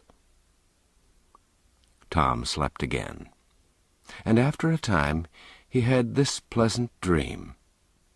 He thought it was summer, and he was playing all alone in the fair meadow called Goodman's Fields, when a dwarf only a foot high, with long red whiskers and a humped back, appeared to him suddenly, and said, "Dig by that stump." He did so, and found 12 bright new pennies, wonderful riches. Yet this wasn't the best of it, for the dwarf said, "I know thee. Thou art a good lad and deserving. Thy distress shall end, for the day of thy reward is come. Dig here every 7th day, and thou shalt find always the same treasure, 12 bright new pennies. Tell none. keep the secret." Then the dwarf vanished, and Tom flew to Awful Court with his prize, saying to himself, "Every night will I give my father a penny. He'll think I begged it. It'll glad his heart, and I shall no more be beaten. 1 penny every week the good priest that teacheth me shall have. Mother, Nan, and Bet the other 4. We be done with hunger and rags now, done with fears and frets and savage usage." In his dream, he reached his sordid home all out of breath, but with eyes dancing with grateful enthusiasm, cast 4 of his pennies into his mother's lap, and cried out, "They're for thee, all of them, every one, for thee and Nan and Bet, and honestly come by, not begged nor stolen." The happy and astonished mother strained him to her breast and exclaimed, "It waxeth late. May it please your majesty to rise?" Ah, that wasn't the answer he was expecting. The dream had snapped asunder. He was awake. He opened his eyes. The richly clad First Lord of the Bedchamber was kneeling by his couch. The gladness of the lying dream faded away. The poor boy recognized that he was still a captive and a king. The room was filled with courtiers, clothed in purple mantles, the morning color, and with noble servants of the monarch. Tom sat up in bed and gazed out from the heavy silken curtains upon this fine company. The weighty business of dressing began, and one courtier after another knelt and paid his court, and offered to the little king his condolences upon his heavy loss, while the dressing proceeded. In the beginning, a shirt was taken up by the chief equerry-in-waiting, who passed it to the First Lord of the Buckhounds, who passed it to the second gentleman of the bedchamber, who passed it to the head ranger of Windsor Forest, who passed it to the third groom of the stole, who passed it to the Chancellor Royal of the Duchy of Lancaster, who passed it to the master of the wardrobe, who passed it to Norroy, King-at-Arms, who passed it to the Constable of the Tower, who passed it to the Chief Steward of the Household, who passed it to the Hereditary Grand Diaperer, who passed it to the Lord High Admiral of England, who passed it to the Archbishop of Canterbury, who passed it to the First Lord of the Bedchamber, who took what was left of it and put it on Tom. Poor little wondering chap, it reminded him of passing buckets at a fire. Each garment, in its turn, had to go through this slow and solemn process. Consequently, Tom grew very weary of the ceremony, so weary that he felt an almost gushing gratefulness when he at last saw his long silken hose begin the journey down the line, and knew that the end of the matter was drawing near. But he exulted too soon.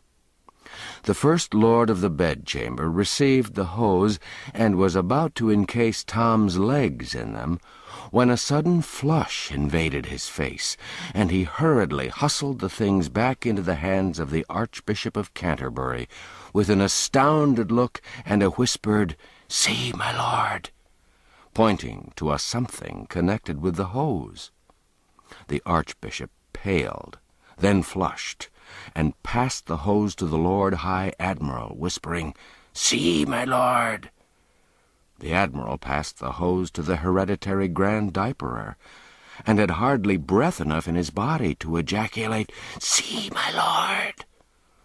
The hose drifted backward along the line to the Chief Steward of the Household, the Constable of the Tower, Norroy, King-at-Arms, the Master of the Wardrobe, the Chancellor Royal of the Duchy of Lancaster, the third groom of the stole, the head ranger of Windsor Forest, the second gentleman of the bedchamber, the First Lord of the Buckhounds, accompanied always with that amazed and frightened, "See, see," till they finally reached the hands of the chief equerry-in-waiting, who gazed a moment with a pallid face upon what had caused all this dismay, then hoarsely whispered, "Body o' my life, a tag gone from the truss point to the tower with the head keeper of the king's hose."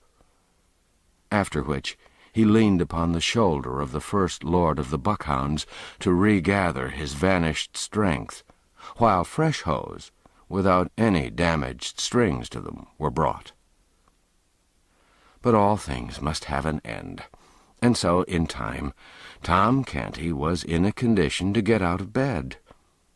The proper official poured water, the proper official engineered the washing, the proper official stood by with a towel, and by and by Tom got safely through the purifying stage and was ready for the services of the hairdresser royal.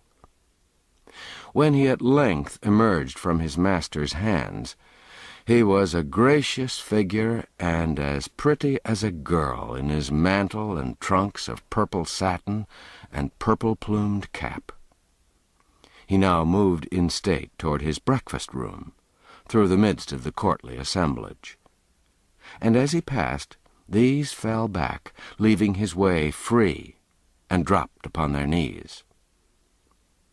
After breakfast, he was conducted with regal ceremony, attended by his great officers and his guard of 50 gentlemen pensioners bearing gilt battle-axes, to the throne-room, where he proceeded to transact business of state. His uncle, Lord Hertford, took his stand by the throne to assist the royal mind with wise counsel. The body of illustrious men named by the late king as his executors appeared, to ask Tom's approval of certain acts of theirs. Rather a form, and yet not wholly a form, since there was no protector as yet. The Archbishop of Canterbury made a report of the decree of the Council of Executors concerning the obsequies of his late most illustrious Majesty, and finished by reading the signatures of the executors, to wit, the Archbishop of Canterbury, the Lord Chancellor of England, William Lord St. John, John Lord Russell, Edward Earl of Hertford, John Viscount Lisle, Cuthbert Bishop of Durham. Tom wasn't listening. An earlier clause of the document was puzzling him. At this point he turned and whispered to Lord Hertford, "What day did he say the burial hath been appointed for?" "The 16th of the coming month, my liege." "'Tis a strange folly. Will he keep?" Poor chap, he was still new to the customs of royalty. He was used to seeing the forlorn dead of Offal Court hustled out of the way with a very different sort of expedition. However, the Lord Hertford set his mind at rest with a word or two. A Secretary of State presented an order of the Council, appointing the morrow at 11 for the reception of the foreign ambassadors, and desired the King's assent.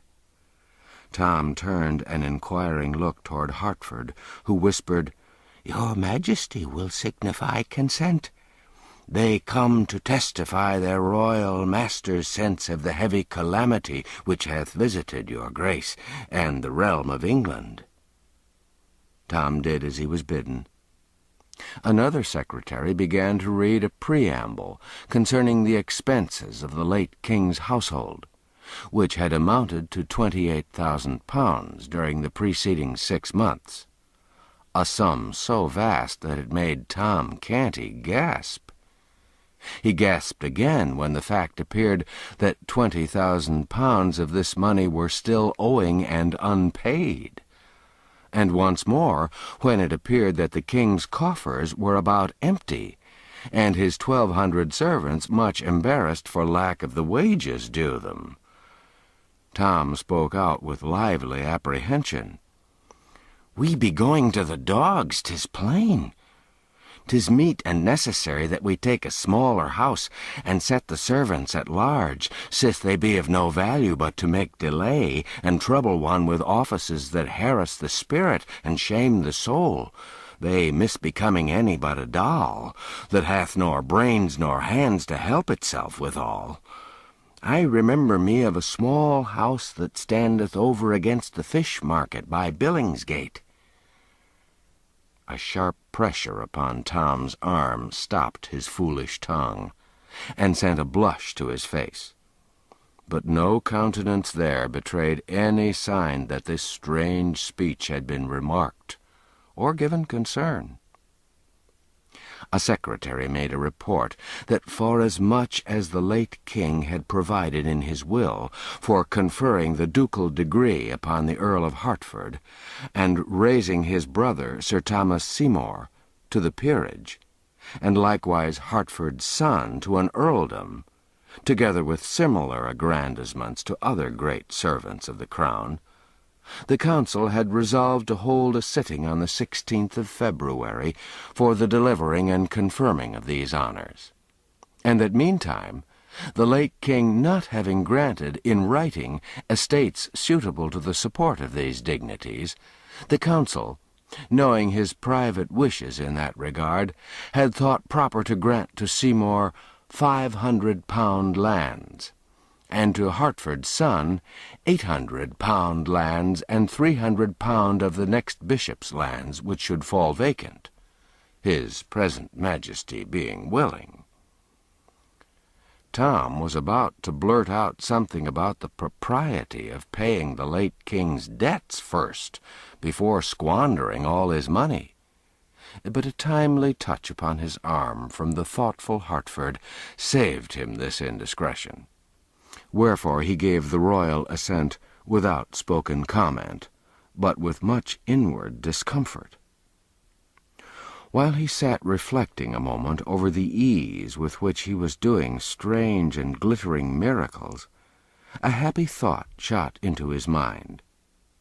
Why not make his mother Duchess of Uffle Court, and give her an estate? But a sorrowful thought swept it instantly away. He was only a king in name. These grave veterans and great nobles were his masters. To them, his mother was only the creature of a diseased mind. They'd simply listen to his project with unbelieving ears, then send for the doctor. The dull work went tediously on. Petitions were read, and proclamations, patents, and all manner of wordy, repetitious, and wearisome papers relating to the public business. And at last Tom sighed pathetically and murmured to himself, "In what have I offended, that the good God should take me away from the fields and the free air and the sunshine, to shut me up here and make me a king and afflict me so?" Then his poor muddled head nodded a while, and presently dropped to his shoulder, and the business of the empire came to a standstill for want of that august factor, the ratifying power. Silence ensued around the slumbering child, and the sages of the realm ceased from their deliberations. During the forenoon, Tom had an enjoyable hour by permission of his keepers, Hertford and St. John, with the Lady Elizabeth and the little Lady Jane Grey, though the spirits of the princesses were rather subdued by the mighty stroke that had fallen upon the royal house. And at the end of the visit, his elder sister, afterward the Bloody Mary of history, chilled him with a solemn interview which had but one merit in his eyes, its brevity. He had a few moments to himself, and then a slim lad of about 12 years of age was admitted to his presence, whose clothing, except his snowy ruff and the laces about his wrists, was of black, doublet, hose, and all. He bore no badge of mourning, but a knot of purple ribbon on his shoulder. He advanced hesitatingly, with head bowed and bare, and dropped upon one knee in front of Tom. Tom sat still and contemplated him soberly for a moment. Then he said, Rise, lad. Who art thou? What wouldst have? The boy rose and stood at graceful ease, but with an aspect of concern in his face. He said, "Of a surety thou must remember me, my lord. I am thy whipping boy." "My whipping boy?" "The same, your grace. I am Humphrey Marlowe." Tom perceived that here was someone whom his keepers ought to have posted him about. The situation was delicate. What should he do? Pretend he knew this lad, and then betray by his every utterance that he'd never heard of him before? No, that wouldn't do. An idea came to his relief. Accidents like this might be likely to happen with some frequency, now that business urgencies would often call Hartford and St. John from his side, they being members of the Council of Executors. Therefore, perhaps it would be well to strike out a plan himself to meet the requirements of such emergencies. Yes, that would be a wise course. He'd practice on this boy and see what sort of success he might achieve. So he stroked his brow perplexedly a moment or two, and presently said, "Now I seem to remember thee somewhat, but my wit is clogged and dim with suffering." "Alack, my poor master!" ejaculated the whipping boy with feeling, adding to himself, "In truth, 'tis as they said, his mind is gone. Alas, poor soul! But, misfortune catch me, how am I forgetting?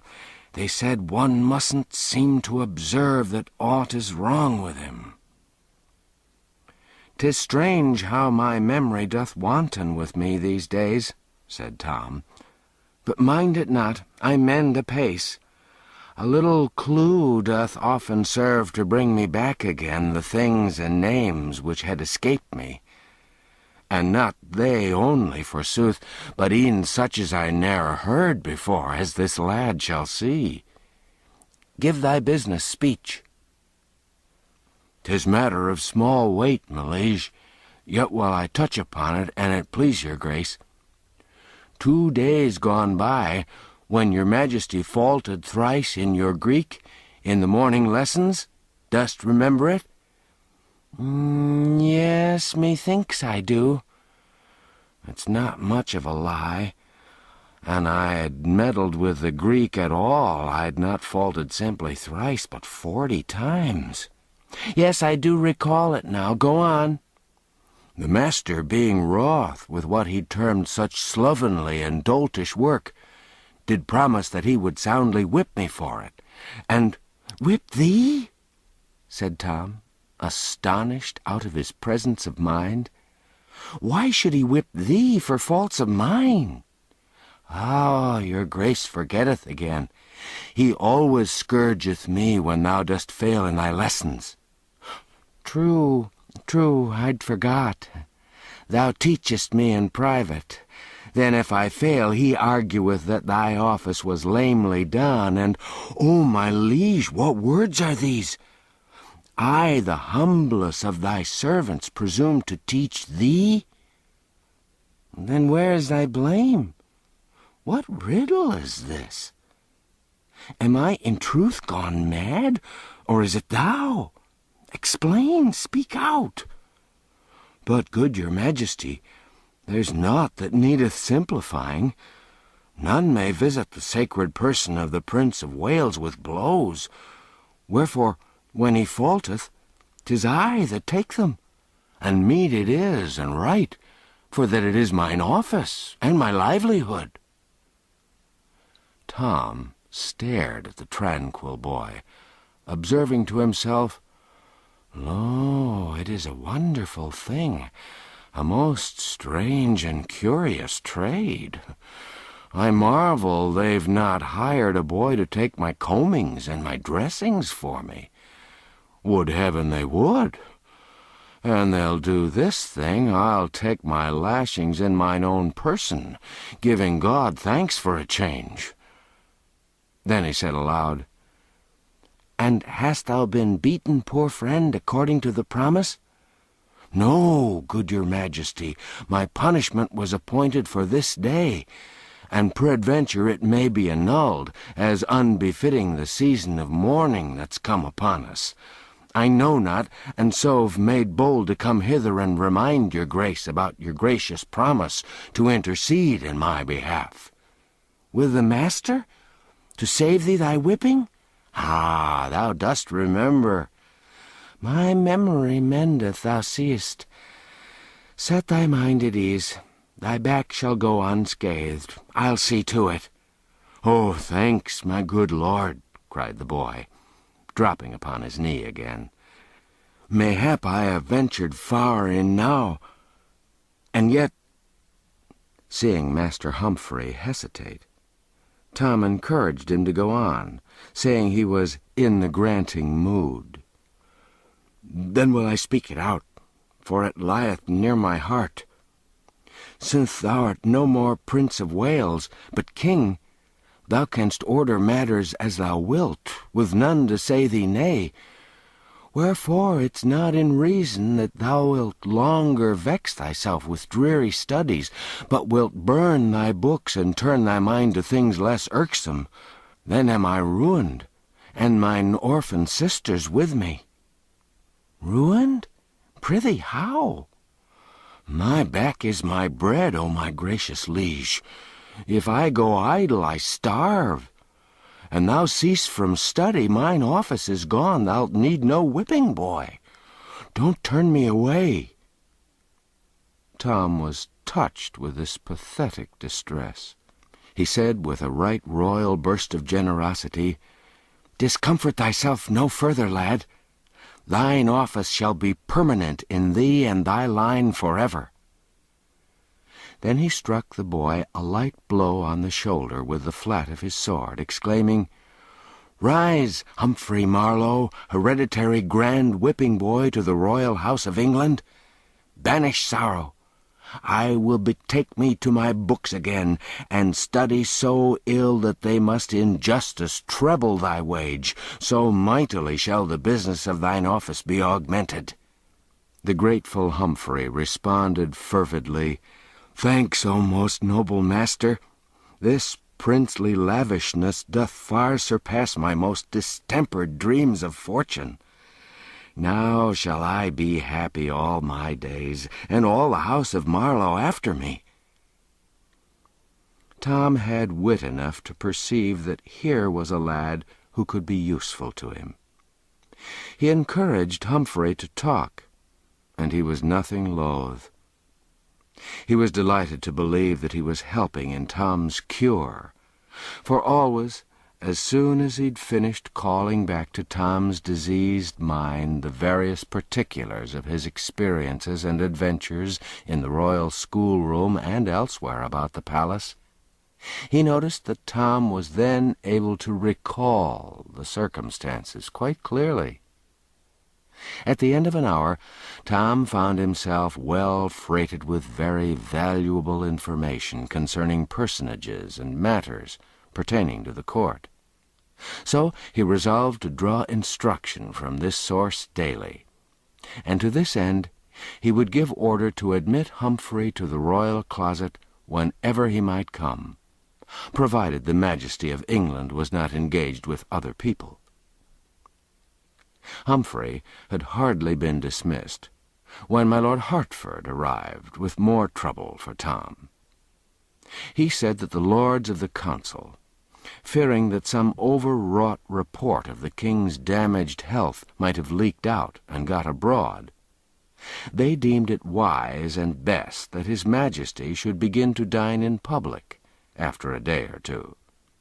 His wholesome complexion and vigorous step, assisted by a carefully guarded repose of manner and ease and grace of demeanor, would more surely quiet the general pulse, in case any evil rumors had gone about, than any other scheme that could be devised. Then the Earl proceeded very delicately to instruct Tom as to the observances proper to the stately occasion, under the rather thin disguise of reminding him concerning things already known to him. But to his vast gratification, it turned out that Tom needed very little help in this line. He'd been making use of Humphrey in that direction, for Humphrey'd mentioned that within a few days he was to begin to dine in public, having gathered it from the swift-winged gossip of the court. Tom kept these facts to himself, however. Seeing the royal memory so improved, the Earl ventured to apply a few tests to it, in an apparently casual way, to find out how far its amendment had progressed. The results were happy here and there, in spots where Humphrey's tracks remained, and on the whole my lord was greatly pleased and encouraged. So encouraged was he, indeed, that he spoke up and said in a quite hopeful voice, "Now am I persuaded that if your majesty will but tax your memory yet a little further, it will resolve the puzzle of the Great Seal, a loss which was of moment yesterday, although of none today, since its term of service ended with our late lord's life. May it please your grace to make the trial?" Tom was at sea. A Great Seal was a something which he was totally unacquainted with. After a moment's hesitation, he looked up innocently and asked, "What was it like, my lord?" The Earl started, almost imperceptibly, muttering to himself, "Alack, his wits are flown again. It was ill wisdom to lead him on to strain them." Then he deftly turned the talk to other matters, with the purpose of sweeping the unlucky seal out of Tom's thoughts, a purpose which easily succeeded. Chapter 15. Tom as King. The next day the foreign ambassadors came with their gorgeous trains, and Tom, throned in awful state, received them. The splendors of the scene delighted his eye and fired his imagination at first.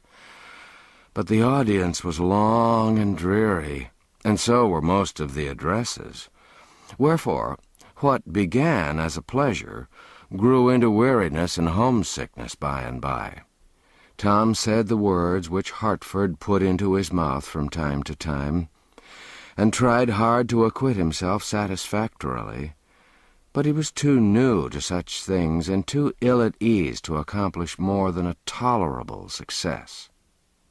He looked sufficiently like a king, but he was ill able to feel like one. He was cordially glad when the ceremony was ended. The larger part of his day was wasted, as he termed it in his own mind, in labors pertaining to his royal office. Even the 2 hours devoted to certain princely pastimes and recreations were rather a burden to him than otherwise. They were so fettered by restrictions and ceremonious observances. However, he had a private hour with his whipping boy, which he counted clear gain, since he got both entertainment and needful information out of it. The third day of Tom Canty's kingship came and went much as the others had done. But there was a lifting of his cloud in one way. He felt less uncomfortable than at first. He was getting a little used to his circumstances and surroundings. His chains still galled, but not all the time. He found that the presence and homage of the great afflicted and embarrassed him less and less sharply with every hour that drifted over his head.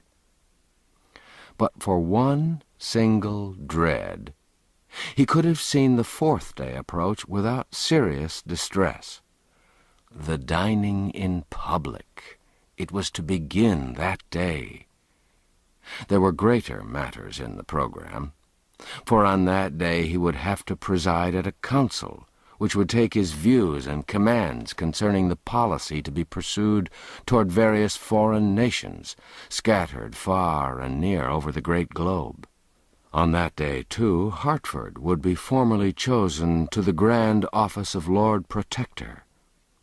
Other things of note were appointed for that 4th day also, but to Tom they were all insignificant compared with the ordeal of dining all by himself, with a multitude of curious eyes fastened upon him, and a multitude of mouths whispering comments upon his performance, and upon his mistakes, if he should be so unlucky as to make any.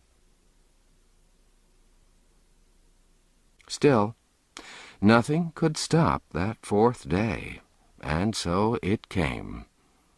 It found poor Tom low-spirited and absent-minded, and this mood continued. He couldn't shake it off. The ordinary duties of the morning dragged upon his hands and wearied him. Once more he felt the sense of captivity heavy upon him. Late in the forenoon, he was in a large audience-chamber, conversing with the Earl of Hertford, and duly awaiting the striking of the hour appointed for a visit of ceremony from a considerable number of great officials and courtiers. After a little while, Tom, who'd wandered to a window and become interested in the life and movement of the great highway beyond the palace gates, and not idly interested, but longing with all his heart to take part in person in its stir and freedom, saw the van of a hooting and shouting mob of disorderly men, women, and children of the lowest and poorest degree approaching from up the road. "I would I knew what 'tis about," he exclaimed, with all a boy's curiosity in such happenings. "Thou art the king," solemnly responded the Earl with a reverence. "Have I your Grace's leave to act?" "Oh, blithely, yes! Oh, gladly, yes!" exclaimed Tom excitedly, adding to himself with a lively sense of satisfaction, "In truth, being a king's not all dreariness. It hath its compensations and conveniences." The Earl called a page, and sent him to the captain of the guard with the order, "Let the mob be halted and inquiry made concerning the occasion of its movement, by the king's command." A few seconds later, a long rank of the royal guards, cased in flashing steel, filed out at the gates and formed across the highway in front of the multitude. A messenger returned to report that the crowd were following a man, a woman, and a young girl to execution for crimes committed against the peace and dignity of the realm. Death, and a violent death, for these poor unfortunates. The thought wrung Tom's heartstrings. The spirit of compassion took control of him, to the exclusion of all other considerations. He never thought of the offended laws, or of the grief or loss which these 3 criminals had inflicted upon their victims. He could think of nothing but the scaffold and the grisly fate hanging over the heads of the condemned. His concern made him even forget for the moment that he was but the false shadow of a king, not the substance, and before he knew it, he'd blurted out the command, "Bring them here." Then he blushed scarlet, and a sort of apology sprung to his lips. But observing that his order had wrought no sort of surprise in the Earl or the waiting page, he suppressed the words he was about to utter. The page, in the most matter-of-course way, made a profound obeisance and retired backward out of the room to deliver the command. Tom experienced a glow of pride and a renewed sense of the compensating advantages of the kingly office. He said to himself, "Truly, it's like what I used to feel when I read the old priests' tales, and did imagine mine own self a prince, giving law and command to all, saying do this, do that, while none durst offer let or hindrance to my will. Now the doors swung open. One high-sounding title after another was announced. The personages owning them followed, and the place was quickly half-filled with noble folk and finery. But Tom was hardly conscious of the presence of these people. So wrought up was he, and so intensely absorbed in that other and more interesting matter. He seated himself absently in his chair of state, and turned his eyes upon the door with manifestations of impatient expectancy. Seeing which, the company forbore to trouble him, and fell to chatting a mixture of public business and court gossip one with another. In a little while, the measured tread of military men was heard approaching, and the culprits entered the presence in charge of an under-sheriff, and escorted by a detail of the King's Guard. The civil officer knelt before Tom, then stood aside. The three doomed persons knelt also, and remained so. The guard took position behind Tom's chair. Tom scanned the prisoners curiously. Something about the dress or appearance of the man had stirred a vague memory in him. "Methinks I've seen this man ere now, but the when or the where fail me." Such was Tom's thought. Just then the man glanced quickly up and quickly dropped his face again, not being able to endure the awful port of sovereignty. But the one full glimpse of the face which Tom got was sufficient. He said to himself, "Now is the matter clear. This is the stranger that plucked Giles' wit out of the Thames and saved his life that windy, bitter first day of the new year. A brave, good deed. Pity he hath been doing baser ones and got himself in this sad case. I've not forgot the day, neither the hour, by reason that an hour after, upon the stroke of 11, I did get a hiding by the hand of Gammer Canty, which was of so goodly and admired severity, that all that went before or followed after it were but fondlings and caresses by comparison."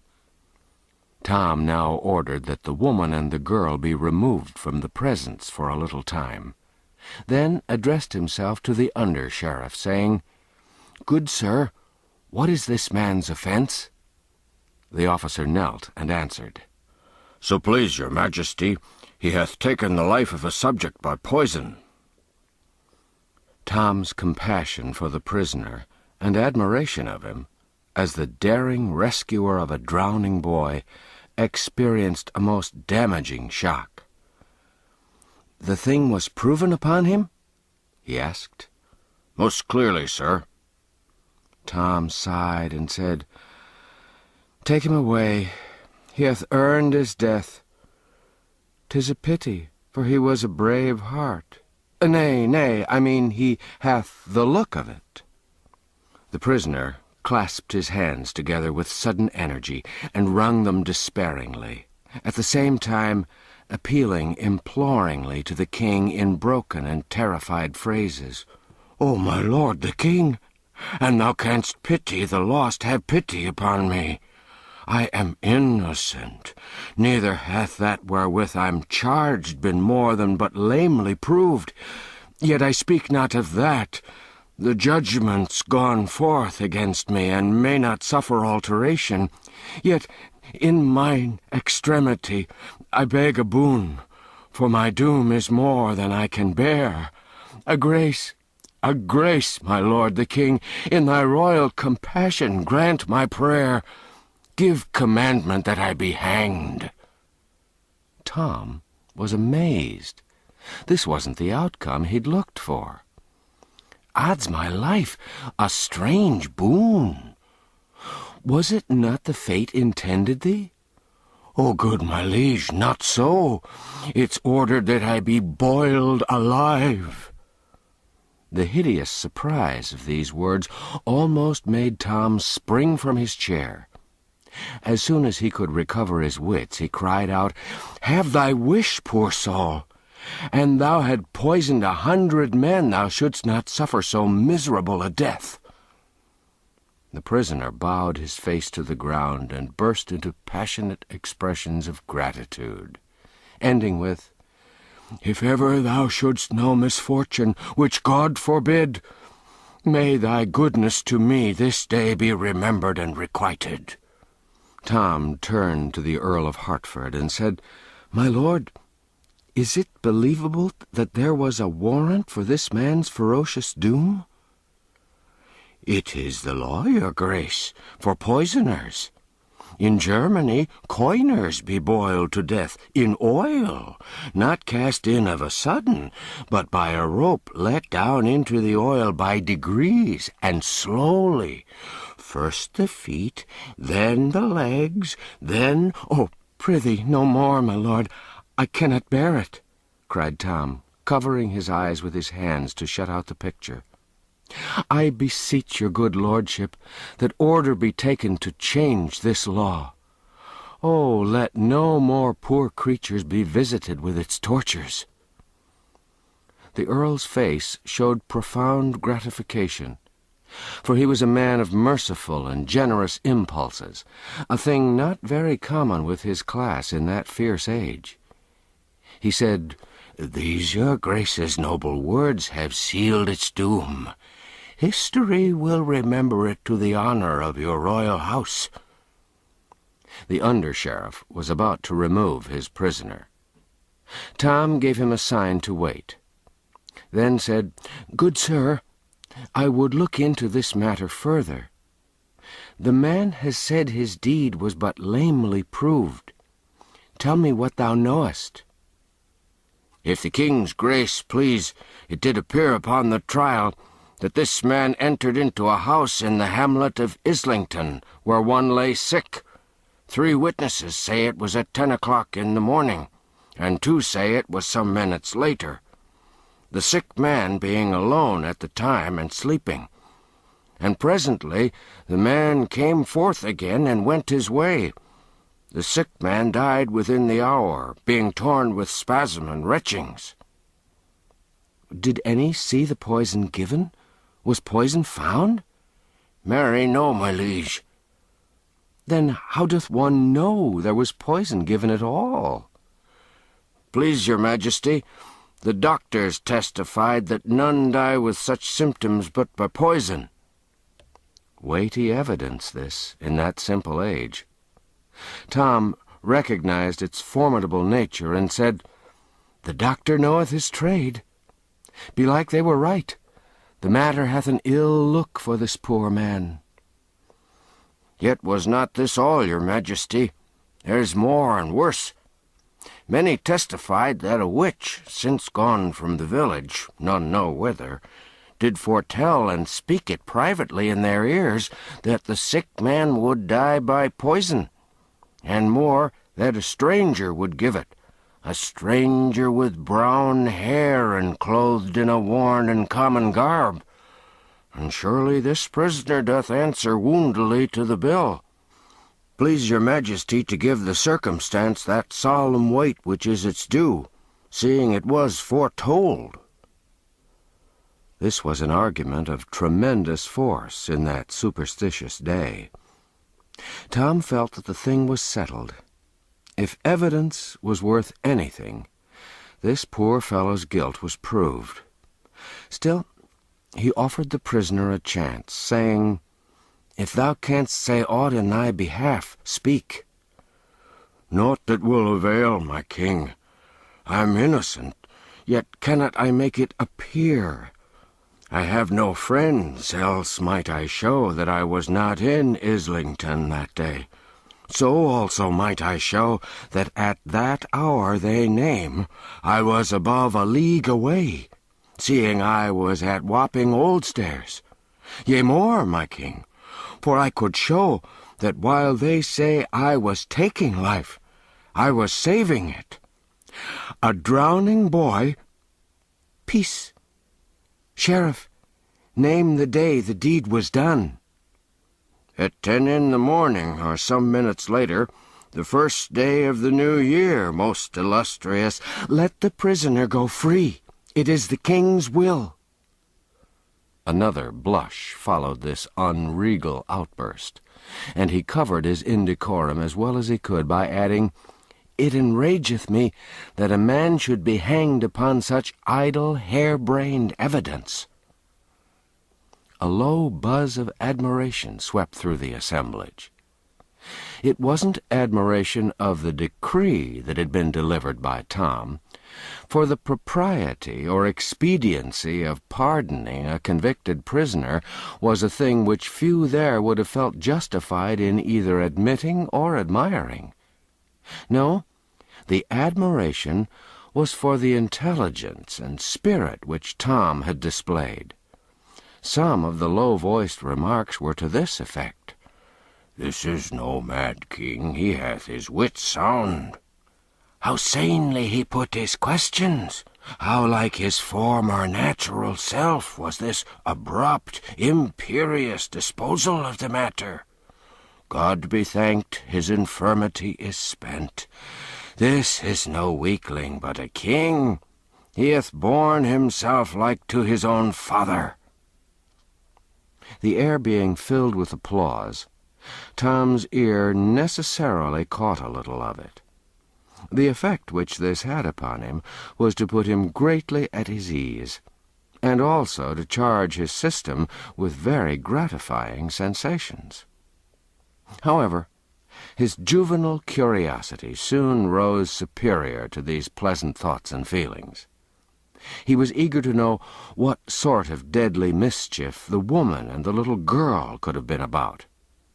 So by his command, the two terrified and sobbing creatures were brought before him. "What is it that these have done?" he inquired of the sheriff. "Please your majesty, a black crime is charged upon them, and clearly proven. Wherefore the judges have decreed, according to the law, that they be hanged. They sold themselves to the devil, such is their crime." Tom shuddered. He'd been taught to abhor people who did this wicked thing. Still, he wasn't going to deny himself the pleasure of feeding his curiosity, for all that. So he asked, "Where was this done, and when?" "On a midnight in December in a ruined church, your majesty." Tom shuddered again. "Who was there present?" "Only these two, your grace, and that other." "Have these confessed?" "Nay, not so, sire. They do deny it." "Then prithee, how was it known?" "Certain witnesses did see them wending thither, good your majesty. This bred the suspicion, and dire effects have since confirmed and justified it. In particular, it's in evidence that through the wicked power so obtained, they did invoke and bring about a storm that wasted all the region round about. Above 40 witnesses have proved the storm, and sooth one might have had 1,000, for all had reason to remember it, sith all had suffered by it." "Certes, this is a serious matter." Tom turned this dark piece of scoundrelism over in his mind a while, then asked, "Suffered the woman also by the storm?" Several old heads among the assemblage nodded their recognition of the wisdom of this question. The sheriff, however, saw nothing consequential in the inquiry. He answered with simple directness, "Indeed she did, your majesty, and most righteously, as all of her. Her habitation was swept away, and herself and child left shelterless." "Methinks the power to do herself so ill a turn was dearly bought. She'd been cheated had she paid but a farthing for it. That she paid her soul and her child's argueth that she is mad. If she is mad, she knoweth not what she doth, therefore sinneth not." The elderly heads nodded recognition of Tom's wisdom once more, and one individual murmured, "And the king be mad himself, according to report. Then it is a madness of a sort that would improve the sanity of some, I wot of, if by the gentle providence of God they could but catch it." "What age hath the child?" asked Tom. 9 years, please your majesty." "By the law of England may a child enter into covenant and sell itself, my lord?" asked Tom, turning to a learned judge. "The law doth not permit a child to make or meddle in any weighty matter, good my liege, holding that its callow wit unfitteth it to cope with the riper wit and evil schemings of them that are its elders. The devil may buy a child if he so choose, and the child agree thereto, but not an Englishman. In this latter case the contract would be null and void." "It seemeth a rude, unchristian thing, and ill contrived, that English law denieth privileges to Englishmen to waste them on the devil," cried Tom with honest heat. This novel view of the matter excited many smiles, and was stored away in many heads to be repeated about the court as evidence of Tom's originality, as well as progress toward mental health.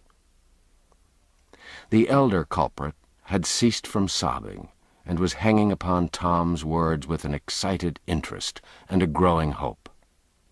Tom noticed this, and it strongly inclined his sympathies toward her in her perilous and unfriended situation. Presently he asked, "How wrought they to bring the storm?" "By pulling off their stockings, sire." This astonished Tom, and also fired his curiosity to fever heat. He said eagerly, "It's wonderful. Hath it always this dread effect?" "Always, my liege. At least if the woman desire it and utter the needful words, either in her mind or with her tongue." Tom turned to the woman and said with impetuous zeal, "Exert thy power. I would see a storm." There was a sudden paling of cheeks in the superstitious assemblage, and a general, though unexpressed, desire to get out of the place, all of which was lost upon Tom, who was dead to everything but the proposed cataclysm.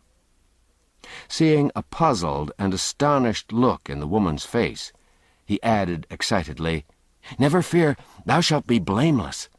More, thou shalt go free, none shall touch thee. Exert thy power." "Oh, my lord the king, I have it not. I have been falsely accused." "Thy fears stay thee. Be of good heart, thou shalt suffer no harm. Make a storm, it mattereth not how small a one. I require naught great or harmful, but indeed prefer the opposite. Do this, and thy life is spared. Thou shalt go free with thy child, bearing the king's pardon, and safe from hurt or malice from any in the realm." The woman prostrated herself and protested, with tears, that she had no power to do the miracle, else she would gladly win her child's life alone, and be content to lose her own, if by obedience to the king's command so precious a grace might be acquired. Tom urged. The woman still adhered to her declarations. Finally he said, "I think the woman hath said true. An my mother were in her place, and gifted with the devil's functions, she hadn't stayed a moment to call her storms and lay the whole land in ruins, if the saving of my forfeit life were the price she got. It's argument that other mothers are made in like mould. Thou art free, good wife, thou and thy child, for I do think thee innocent. Now thou'st naught to fear, being pardoned. Pull off thy stockings, and thou canst make me a storm, thou shalt be rich." The redeemed creature was loud in her gratitude, and proceeded to obey, while Tom looked on with eager expectancy, a little marred by apprehension. the courtiers at the same time manifesting decided discomfort and uneasiness. The woman stripped her own feet, and then her little girl's also, and plainly did her best to reward the king's generosity with an earthquake. But it was all a failure and a disappointment. Tom sighed and said, "There, good soul, trouble thyself no further. Thy power is departed out of thee. Go thy way in peace, and if it return to thee any time, forget me not, but fetch me a storm." Chapter 16. The State Dinner. The dinner hour drew near. Yet, strangely enough, the thought brought but slight discomfort to Tom, and hardly any terror. The morning's experiences had wonderfully built up his confidence. The poor little ash-cat was already more wonted to his strange garret, after 4 days' habit, than a mature person could have become in a full month. A child's facility in accommodating itself to circumstances was never more strikingly illustrated.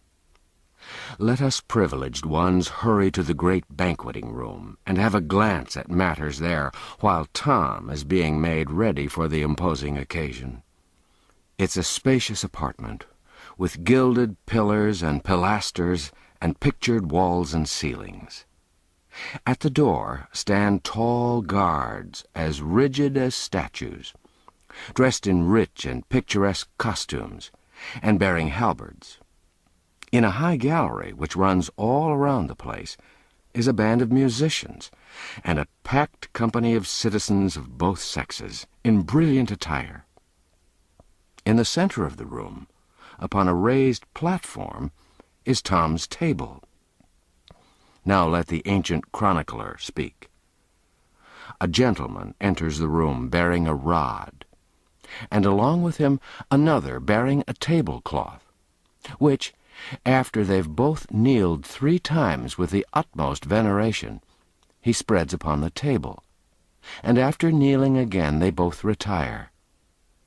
Then come 2 others, one with the rod again, the other with a salt-cellar, a plate, and bread. When they've kneeled, as the others had done, and placed what was brought upon the table, they too retire with the same ceremonies performed by the first. At last come 2 nobles, richly clothed, one bearing a tasting knife, who, after prostrating themselves in the most graceful manner, approach and rub the table with bread and salt, with as much awe as if the king had been present. So end the solemn preliminaries. Now, far down the echoing corridors, we hear a bugle blast, and the indistinct cry, "Place for the king! Way for the king's most excellent majesty!" These sounds are momently repeated. They grow nearer and nearer, and presently, almost in our faces, the martial note peals and the cry rings out, "Way for the king!" At this instant, the shining pageant appears, and files in at the door with a measured march. Let the chronicler speak again. First come gentlemen, barons, earls, knights of the garter, all richly dressed and bareheaded. Next comes the chancellor, between 2, one of which carries the royal scepter, the other the sword of state in a red scabbard, studded with golden fleur-de-lis, the point upwards. Next comes the king himself, whom, upon his appearing, 12 trumpets and many drums salute with a great burst of welcome, whilst all in the galleries rise in their places, crying, "God save the king!" After him come nobles attached to his person, and on his right and left march his guard of honor, his 50 gentlemen pensioners with gilt battle-axes. This was all fine and pleasant. Tom's pulse beat high, and a glad light was in his eye. He bore himself right gracefully, and all the more so because he wasn't thinking of how he was doing it, his mind being charmed and occupied with the blithe sights and sounds about him. And besides, nobody can be very ungraceful in nicely fitting, beautiful clothes after he's grown a little used to them, especially if he is for the moment unconscious of them. Tom remembered his instructions and acknowledged his greeting with a slight inclination of his plumed head, and a courteous, "I thank ye, my good people." He seated himself at table without removing his cap, and did it without the least embarrassment, for to eat with one's cap on was the one solitary royal custom upon which the kings and the canties met upon common ground, neither party having any advantage over the other in the matter of old familiarity with it. The pageant broke up and grouped itself picturesquely, and remained bareheaded. Now, to the sound of gay music, the yeomen of the guard entered, the tallest and mightiest men in England, they being selected in this regard. But we'll let the chronicler tell about it. The yeomen of the guard entered bareheaded, clothed in scarlet, with golden roses upon their backs. And these went and came, bringing in each turn a course of dishes served in plate. These dishes were received by a gentleman in the same order they were brought, and placed upon the table, while the taster gave to each guard a mouthful to eat of the particular dish he had brought, for fear of any poison. Tom made a good dinner, notwithstanding he was conscious that hundreds of eyes followed each morsel to his mouth, and watched him eat it with an interest which couldn't have been more intense if it had been a deadly explosive and was expected to blow him up and scatter him all over the place. He was careful not to hurry, and equally careful not to do anything whatever for himself, but wait till the proper official knelt down and did it for him. He got through without a mistake. Flawless and precious triumph. When the meal was over at last, and he marched away in the midst of his bright pageant, with the happy noises in his ears of blaring bugles, rolling drums, and thundering acclamations, he felt that if he'd seen the worst of dining in public, it was an ordeal which he'd be glad to endure several times a day, if by that means he could but buy himself free from some of the more formidable requirements of his royal office.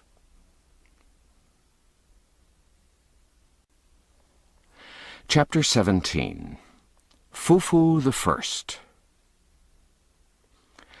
Miles Hendon hurried along toward the Southwark end of the bridge, keeping a sharp lookout for the persons he sought, and hoping and expecting to overtake them presently. He was disappointed in this, however. By asking questions, he was enabled to track them part of the way through Southwark. Then all traces ceased, and he was perplexed as to how to proceed. Still, he continued his efforts as best he could during the rest of the day. Nightfall found him leg-weary, half-famished, and his desire as far from accomplishment as ever. So he supped at the Tabard Inn and went to bed, resolved to make an early start in the morning, and give the town an exhaustive search.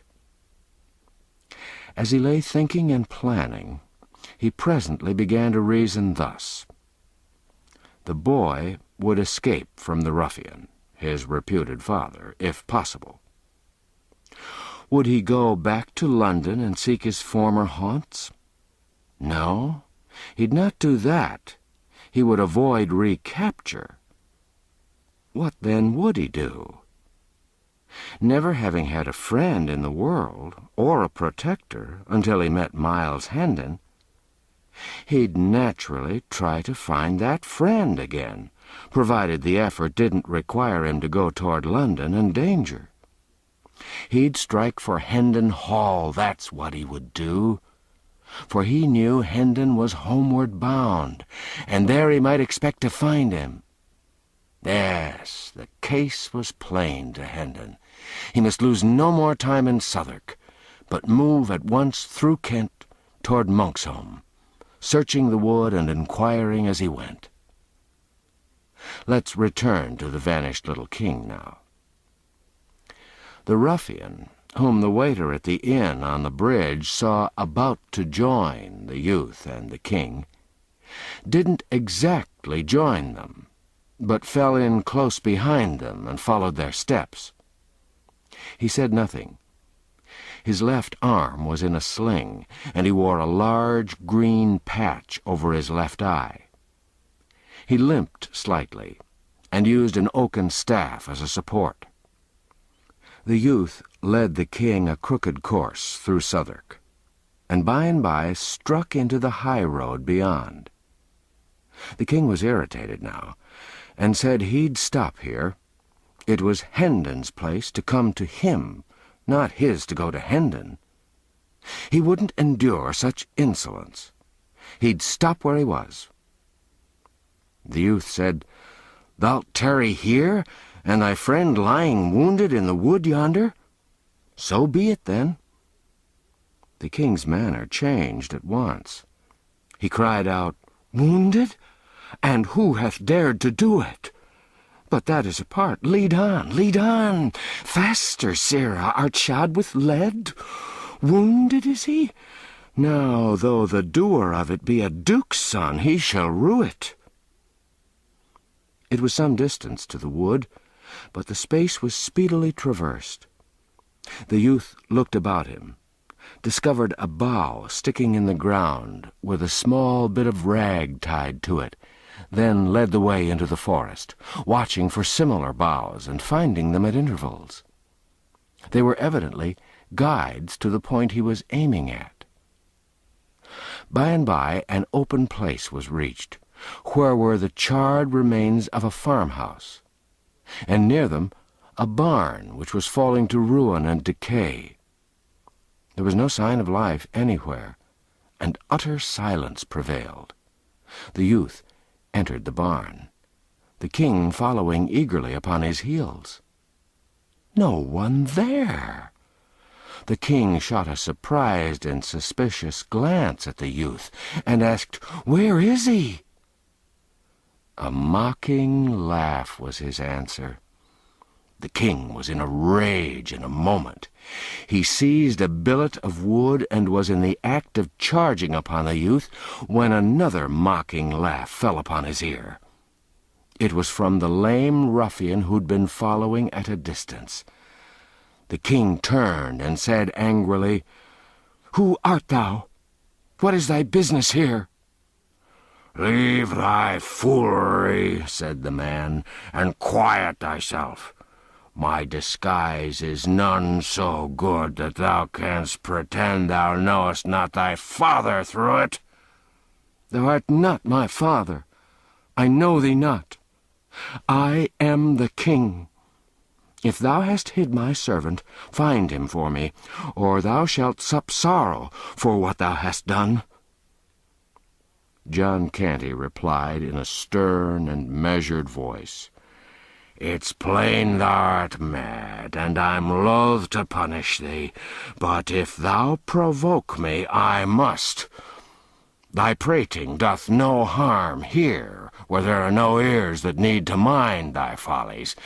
Yet is it well to practice thy tongue to wary speech, that it may do no hurt when our quarters change. I've done a murder, and may not tarry at home.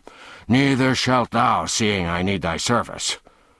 My name is changed for wise reasons. It is Hobbs, John Hobbs. Thine is Jack. Charge thy memory accordingly. Now then, speak. Where is thy mother? Where are thy sisters? They came not to the place appointed. Knowest thou whither they went?" The king answered sullenly, "Trouble me not with these riddles.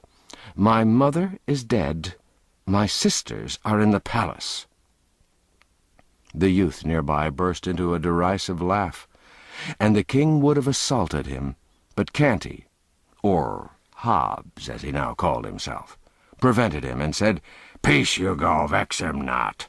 His mind's astray, and thy ways fret him. Sit thee down, Jack, and quiet thyself. Thou shalt have a morsel to eat anon." Hobbs and Hugo fell to talking together in low voices, and the king removed himself as far as he could from their disagreeable company. He withdrew into the twilight of the farther end of the barn, where he found the earthen floor bedded a foot deep with straw. He lay down here, drew straw over himself in lieu of blankets, and was soon absorbed in thinking. He had many griefs, but the minor ones were swept almost into forgetfulness by the supreme one, the loss of his father. To the rest of the world, the name of Henry VIII brought a shiver, and suggested an ogre whose nostrils breathed destruction, and whose hand dealt scourgings and death. But to this boy, the name brought only sensations of pleasure. The figure it invoked wore a countenance that was all gentleness and affection. He called to mind a long succession of loving passages between his father and himself, and dwelt fondly upon them, his unstinted tears attesting how deep and real was the grief that possessed his heart. As the afternoon wasted away, the lad, wearied with his troubles, sank gradually into a tranquil and healing slumber. After a considerable time, he couldn't tell how long, his senses struggled to a half-consciousness, and as he lay with closed eyes, vaguely wondering where he was and what had been happening, he noted a murmurous sound, the sullen beating of rain upon the roof. A snug sense of comfort stole over him, which was rudely broken the next moment by a chorus of piping cackles and coarse laughter. It startled him disagreeably, and he unmuffled his head to see whence this interruption proceeded. A grim and unsightly picture met his eye. A bright fire was burning in the middle of the floor at the other end of the barn, and around it, and lit weirdly up by the red glare, lolled and sprawled the motliest company of tattered gutter scum and ruffians of both sexes he'd ever read or dreamed of. There were huge, stalwart men, brown with exposure, long-haired and clothed in fantastic rags. There were middle-sized youths of truculent countenance and similarly clad. There were blind mendicants with patched or bandaged eyes, crippled ones with wooden legs and crutches. There was a villain-looking peddler with his pack, a knife-grinder, a tinker, and a barber-surgeon, with the implements of their trades. Some of the females were hardly grown girls. Some were at prime, some were old and wrinkled hags, and all were loud, brazen, foul-mouthed, and all soiled and slatternly. There were 3 sore-faced babies. There were a couple of starveling curs, with strings about their necks, whose office was to lead the blind. The night was come. The gang had just finished feasting. An orgy was beginning. The can of liquor was passing from mouth to mouth. A general cry broke forth. "A song! A song from the bat, and Dick Dutton go one!" One of the blind men got up and made ready by casting aside the patches that sheltered his excellent eyes, and the pathetic placard which recited the cause of his calamity. Dot and Go One disencumbered himself of his timber leg and took his place upon sound and healthy limbs beside his fellow rascal. Then they roared out a rollicking ditty, and were reinforced by the whole crew at the end of each stanza in a rousing chorus. By the time the last stanza was reached, the half-drunken enthusiasm had risen to such a pitch that everybody joined in and sang it clear through from the beginning, producing a volume of villainous sound that made the rafters quake. These were the inspiring words. Bean Duckmans then booze morten ken the bean coves bings avast. On chates to trine by rum coves dine for his long lib at last. Binged out bean morts and tour, bing out of the rum vile bine, and tour the cove that cloyed your duds upon the chates to trine. Conversation followed, not in the thieves' dialect of the song, for that was only used in talk when unfriendly ears might be listening. In the course of it appeared that John Hobbs was not altogether a new recruit, but had trained in the gang at some former time. His later history was called for, and when he said he had accidentally killed a man, considerable satisfaction was expressed. When he added that the man was a priest, he was roundly applauded, and had to take a drink with everybody. Old acquaintances welcomed him joyously, and new ones were proud to shake him by the hand. He was asked why he'd tarried away so many months. He answered, "London is better than the country, and safer these late years. The laws be so bitter and so diligently enforced. And I'd not had that accident, I'd stayed there. I'd resolved to stay and never more venture countrywards. But the accident had ended that." He inquired how many persons the gang numbered now. The ruffler, or chief, answered, 25 sturdy budges, bulks, files, clapperdudgeons, and maunders, counting the dells and doxies and other morts. Most are here. The rest are wandering eastward along the winter lay. We follow at dawn. I do not see the wen among the honest folk about me. Where may he be? Poor lad, his diet's brimstone now, and over-hot for a delicate taste. He was killed in a brawl somewhere about midsummer. I sorrow to hear that. The wen was a capable man and brave. That was he, truly. Black Bess is dells of us yet, but absent on the eastward tramp. A fine lass of nice ways and orderly conduct, none ever seeing her drunk above 4 days in the 7. She was ever strict, I remember it well, a goodly wench, and worthy all commendation. Her mother was more free and less particular, a troublesome and ugly-tempered beldame, but furnished with a wit above the common. We lost her through it. Her gift of palmistry and other sorts of fortune-telling begot for her at last a witch's name and fame.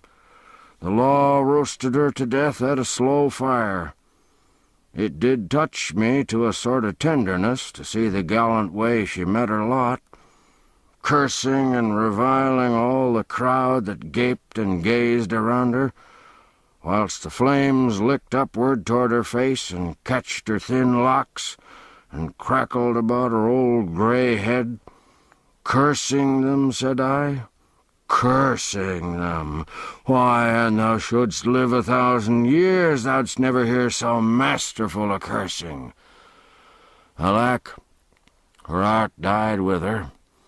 There be base and weakling imitations left, but no true blasphemy. The ruffler sighed. The listeners sighed in sympathy. A general depression fell upon the company for a moment, for even hardened outcasts like these aren't wholly dead to sentiment, but are able to feel a fleeting sense of loss and affliction at wide intervals, and under peculiarly favoring circumstances, as in cases like to this, for instance, when genius and culture depart and leave no heir. However, a deep drink all round soon restored the spirits of the mourners. "Have any other of our friends fared hardly?" asked Hobbs. "Some, yes, particularly newcomers, such as small husbandmen turned shiftless and hungry upon the world because their farms were taken from 'em to be changed to sheep ranges. They begged and were whipped at the cart's tail, naked from the girdle up till the blood ran, then set in the stocks to be pelted. They begged again, were whipped again, and deprived of an ear. They begged a third time, poor devils, what else could they do, and were branded on the cheek with a red-hot iron, then sold for slaves. They ran away, were hunted down, and hanged. 'Tis a brief tale, and quickly told. Others of us have fared less hardly. Stand forth, yokel, Burns, and Hodge. Show your adornments."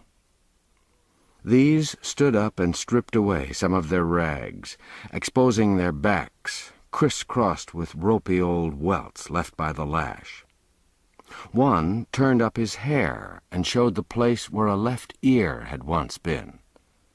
Another showed a brand upon his shoulder, the letter V, and a mutilated ear. The third said, "I'm yokel, once a farmer and prosperous, with loving wife and kids. Now am I somewhat different in estate and calling, and the wife and kids are gone. Mayhap they are in heaven, mayhap in the other place. But the kindly God be thanked, they bide no more in England. My good old blameless mother strove to earn bread by nursing the sick. One of these died. The doctors knew not how, so my mother was burned for a witch, whilst my babes looked on and wailed. English law! Up all with your cups! Now all together with a cheer! Drink to the merciful English law that delivered her from the English hell! Thank you, mates, one and all. I begged from house to house, I and the wife, bearing with us the hungry kids. But it was crime to be hungry in England, so they stripped us and lashed us through 3 towns. Drink ye all again to the merciful English law, for its lash drank deep of my Mary's blood, and its blessed deliverance came quick. She lies there in the potter's field, safe from all harms. And the kids, well, whilst the law lashed me from town to town, they starved. Drink, lads, only a drop to the poor kids that never did any creature harm.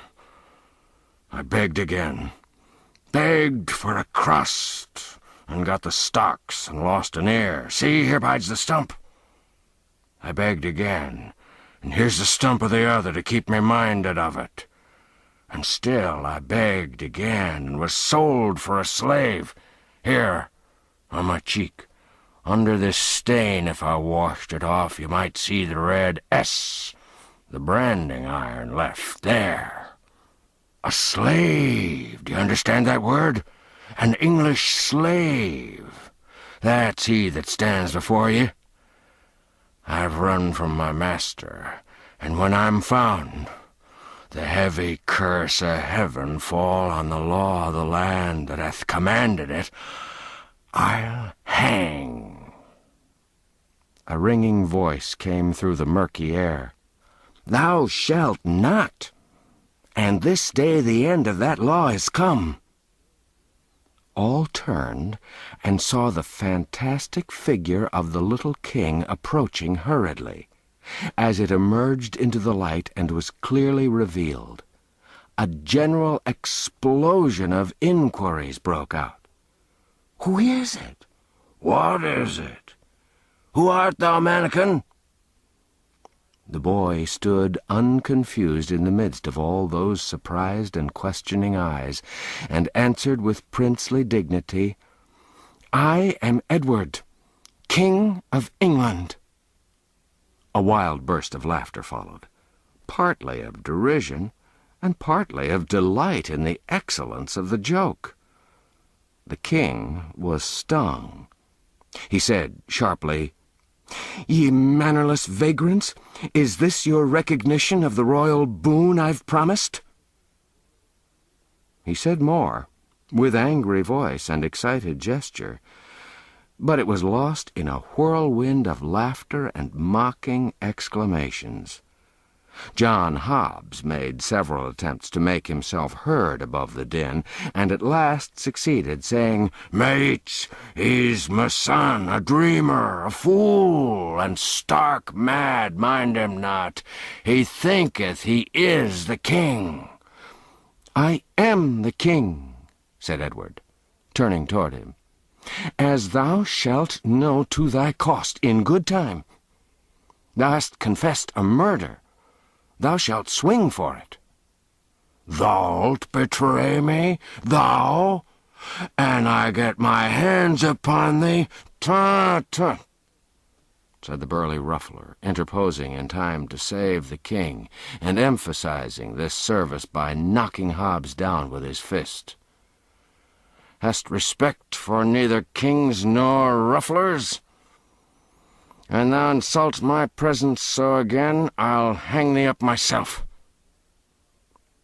Then he said to his majesty, "Thou must make no threats against thy mates, lad, and thou must guard thy tongue from saying evil of them elsewhere.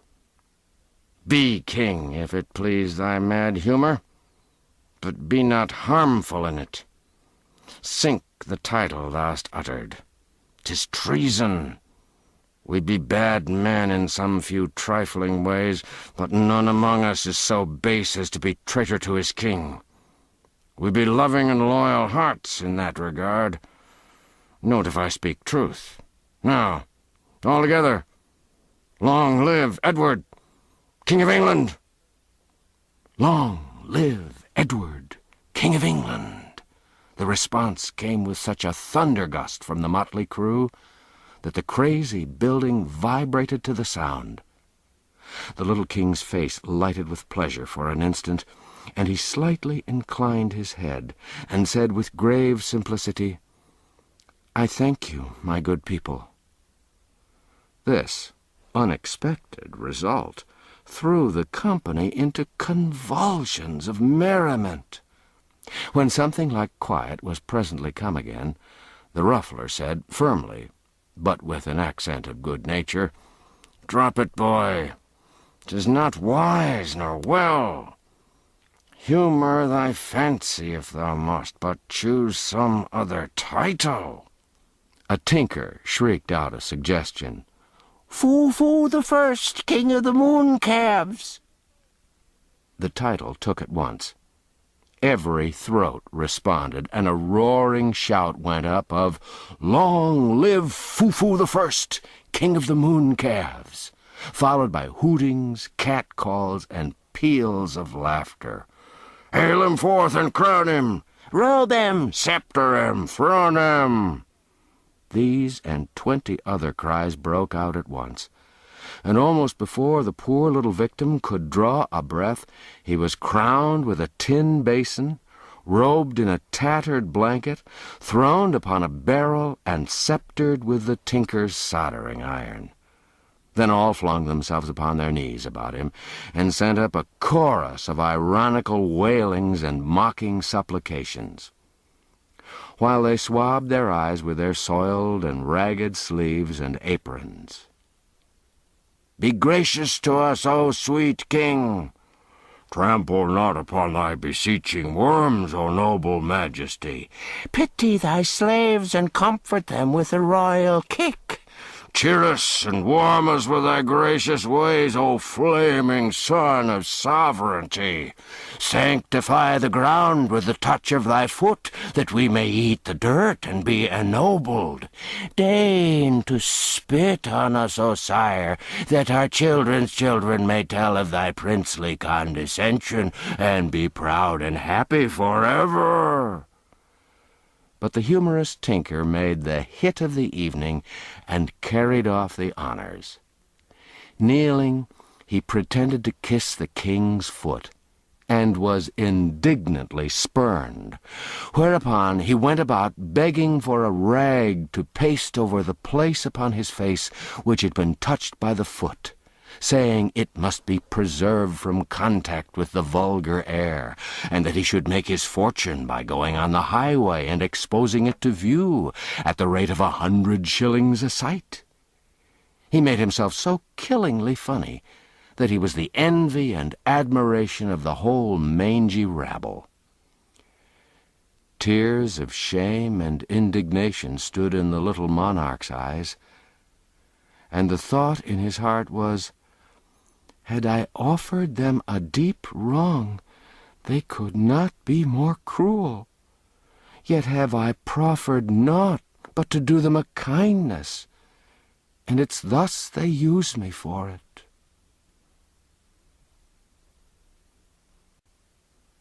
Chapter 18. The Prince with the Tramps. The troop of vagabonds turned out at early dawn and set forward on their march. There was a lowering sky overhead, sloppy ground underfoot, and a winter chill in the air. All gaiety was gone from the company. Some were sullen and silent, some were irritable and petulant, none were gentle-humored, all were thirsty. The ruffler put Jack in Hugo's charge, with some brief instructions, and commanded John Canty to keep away from him and let him alone. He also warned Hugo not to be too rough with the lad. After a while the weather grew milder, and the clouds lifted somewhat. The troop ceased to shiver, and their spirits began to improve.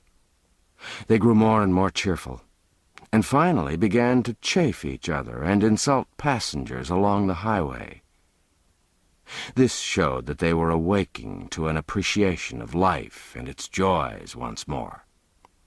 The dread in which their sort was held was apparent in the fact that everybody gave them the road, and took their ribald insolences meekly, without venturing to talk back.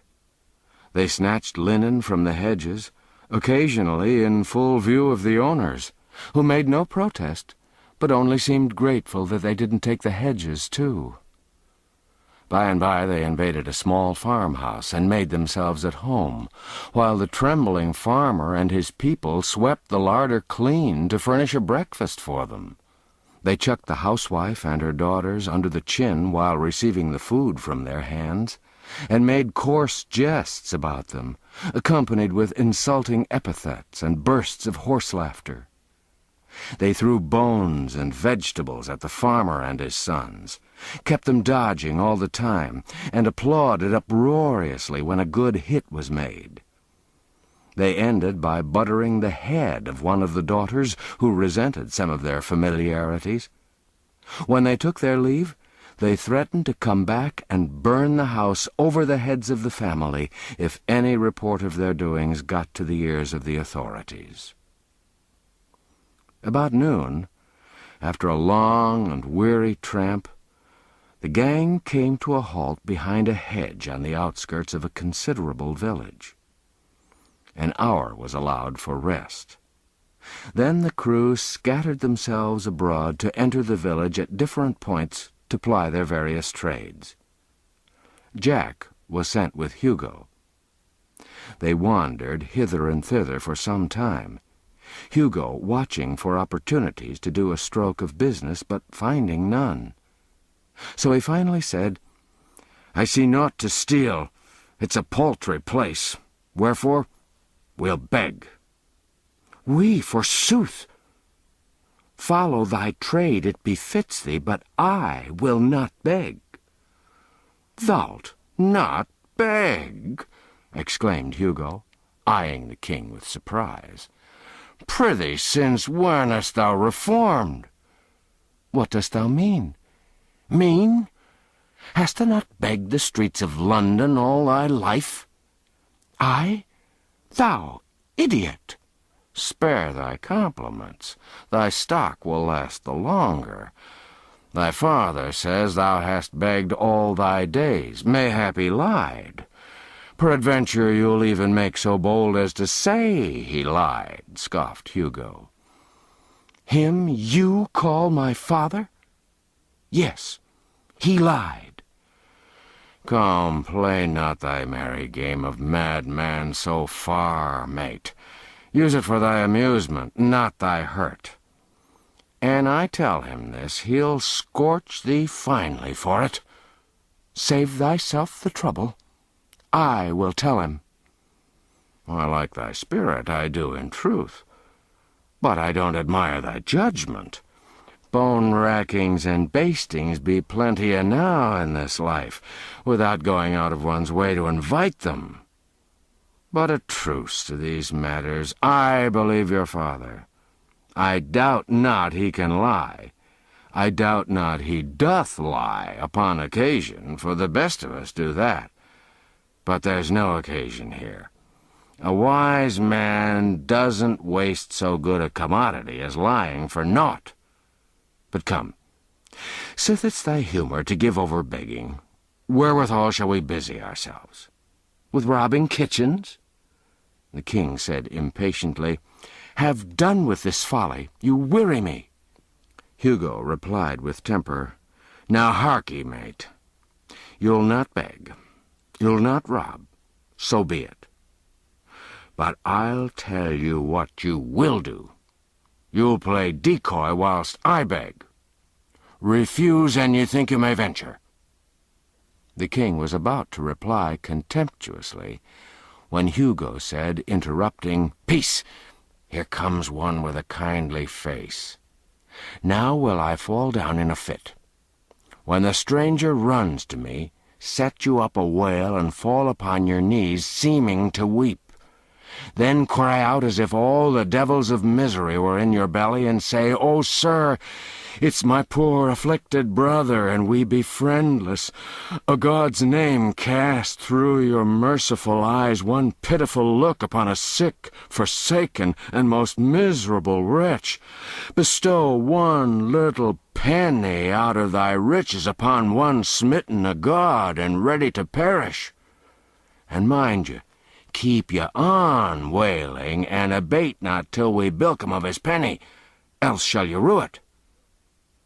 Then immediately Hugo began to moan and groan and roll his eyes and reel and totter about, and when the stranger was close at hand, down he sprawled before him with a shriek, and began to writhe and wallow in the dirt in seeming agony. Oh dear, cried the benevolent stranger. Oh, poor soul, how he doth suffer! There, let me help thee up. O noble sir, forbear, and God love you for a princely gentleman, but it giveth me cruel pain to touch me when I'm taken so. My brother there'll tell your worship how I'm racked with anguish when these fits be upon me. A penny, dear sir, a penny, to buy a little food, then leave me to my sorrows. A penny? Thou shalt have 3, thou hapless creature. And he fumbled in his pocket with nervous haste and got them out. There, poor lad, take them and most welcome. Now come hither, my boy, and help me carry thy stricken brother to yon house where— I am not his brother, said the king, interrupting. What? Not his brother? Oh, hear him, groaned Hugo, then privately ground his teeth. He denies his own brother, and he with one foot in the grave. Boy, thou art indeed hard of heart if this is thy brother. For shame, and he scarce able to move hand or foot. If he's not thy brother, who is he then? A beggar and a thief. He has got your money and has picked your pocket likewise. An thou wouldst do a healing miracle, lay thy staff over his shoulders and trust Providence for the rest." But Hugo didn't tarry for the miracle. In a moment he was up and off like the wind, the gentleman following after and raising the hue and cry lustily as he went. The king, breathing deep gratitude to heaven for his own release, fled in the opposite direction and didn't slacken his pace until he was out of harm's reach. He took the first road that offered and soon put the village behind him. He hurried along as briskly as he could during several hours, keeping a nervous watch over his shoulder for pursuit. But his fears left him at last, and a grateful sense of security took their place. He recognized now that he was hungry, and also very tired. So he halted at a farmhouse. But when he was about to speak, he was cut short and driven rudely away. His clothes were against him. He wandered on, wounded and indignant, and was resolved to put himself in the way of light treatment no more. But hunger is pride's master. So as the evening drew near, he made an attempt at another farmhouse. But here he fared worse than before, for he was called hard names and was promised arrest as a vagrant, except he moved on promptly. The night came on, chilly and overcast, and still the footsore monarch labored slowly on. He was obliged to keep moving, for every time he sat down to rest he was soon penetrated to the bone with the cold. All his sensations and experiences, as he moved through the solemn gloom and the empty vastness of the night, were new and strange to him. At intervals he heard voices approach, pass by and fade into silence. And as he saw nothing more of the bodies they belonged to than a sort of formless, drifting blur, there was something spectral and uncanny about it all that made him shudder. Occasionally he caught the twinkle of a light. All was far away, apparently, almost in another world. If he heard the tinkle of a sheep's bell, it was vague, distant, indistinct. The muffled lowing of the herds floated to him on the night wind in vanishing cadences, a mournful sound. Now and then came the complaining howl of a dog over viewless expanses of field and forest. All sounds were remote. They made the little king feel that all life and activity were far removed from him, and that he stood solitary, companionless, in the center of a measureless solitude. He stumbled along, through the gruesome fascinations of this new experience, startled occasionally by the soft rustling of the dry leaves overhead, so like human whispers they seemed to sound. And by he came suddenly upon the freckled light of a tin lantern near at hand. He stepped back into the shadows and waited. The lantern stood by the open door of a barn. The king waited some time. There was no sound, and nobody stirring. He got so cold standing still, and the hospitable barn looked so enticing, that at last he resolved to risk everything and enter. He started swiftly and stealthily, and just as he was crossing the threshold, he heard voices behind him. He darted behind a cask within the barn and stooped down. 2 farm laborers came in, bringing the lantern with them, and fell to work, talking meanwhile. Whilst they moved about with the light, the king made good use of his eyes and took the bearings of what seemed to be a good-sized stall at the further end of the place, purposing to grope his way to it when he should be left to himself. He also noted the position of a pile of horse blankets midway of the route, with the intent to levy upon them for the service of the Crown of England for one night. By and by the men finished and went away, fastening the door behind them and taking the lantern with them. The shivering king made for the blankets with as good speed as the darkness would allow, gathered them up, and then groped his way safely to the stall. Of 2 of the blankets he made a bed, then covered himself with the remaining 2. He was a glad monarch now, though the blankets were old and thin and not quite warm enough, and besides gave out a pungent, horsey odor that was almost suffocatingly powerful. Although the king was hungry and chilly, he was also so tired and so drowsy that these latter influences soon began to get the advantage of the former, and he presently dozed off into a state of semi-consciousness. Then, just as he was on the point of losing himself wholly, he distinctly felt something touch him. He was broad awake in a moment and gasping for breath. The cold horror of that mysterious touch in the dark almost made his heart stand still.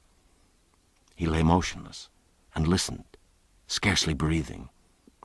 But nothing stirred, and there was no sound.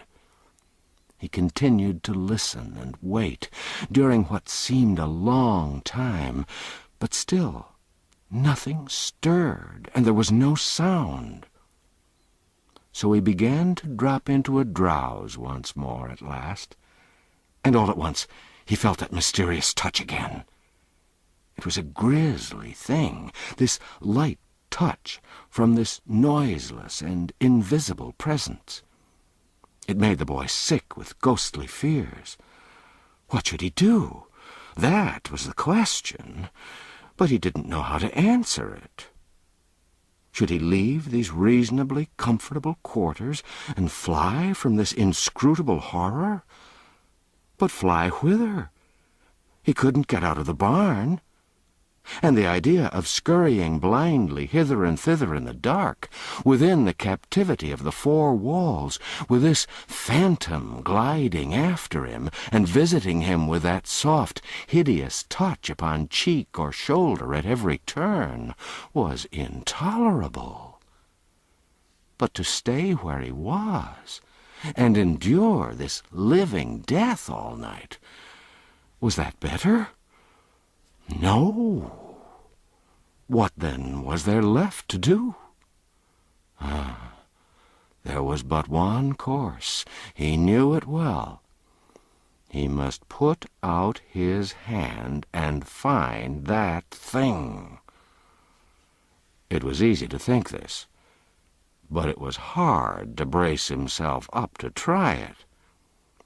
3 times he stretched his hand a little way out into the dark, gingerly, and snatched it suddenly back with a gasp. Not because it had encountered anything, but because he'd felt so sure it was just going to. But the 4th time he groped a little further, and his hand lightly swept against something soft and warm. This petrified him nearly with fright. His mind was in such a state he could imagine the thing to be nothing else than a corpse, newly dead and still warm. He thought he'd rather die than touch it again. But he thought this false thought because he didn't know the immortal strength of human curiosity. In no long time his hand was tremblingly groping again, against his judgment and without his consent, but groping persistently on just the same. It encountered a bunch of long hair. He shuddered, but followed up the hair and found what seemed to be a warm rope. Followed up the rope and found an innocent calf, for the rope wasn't a rope at all but the calf's tail. The king was cordially ashamed of himself for having gotten all that fright and misery out of so paltry a matter as a slumbering calf. But he needn't have felt so about it, for it wasn't the calf that frightened him, but a dreadful, non-existent something which the calf stood for.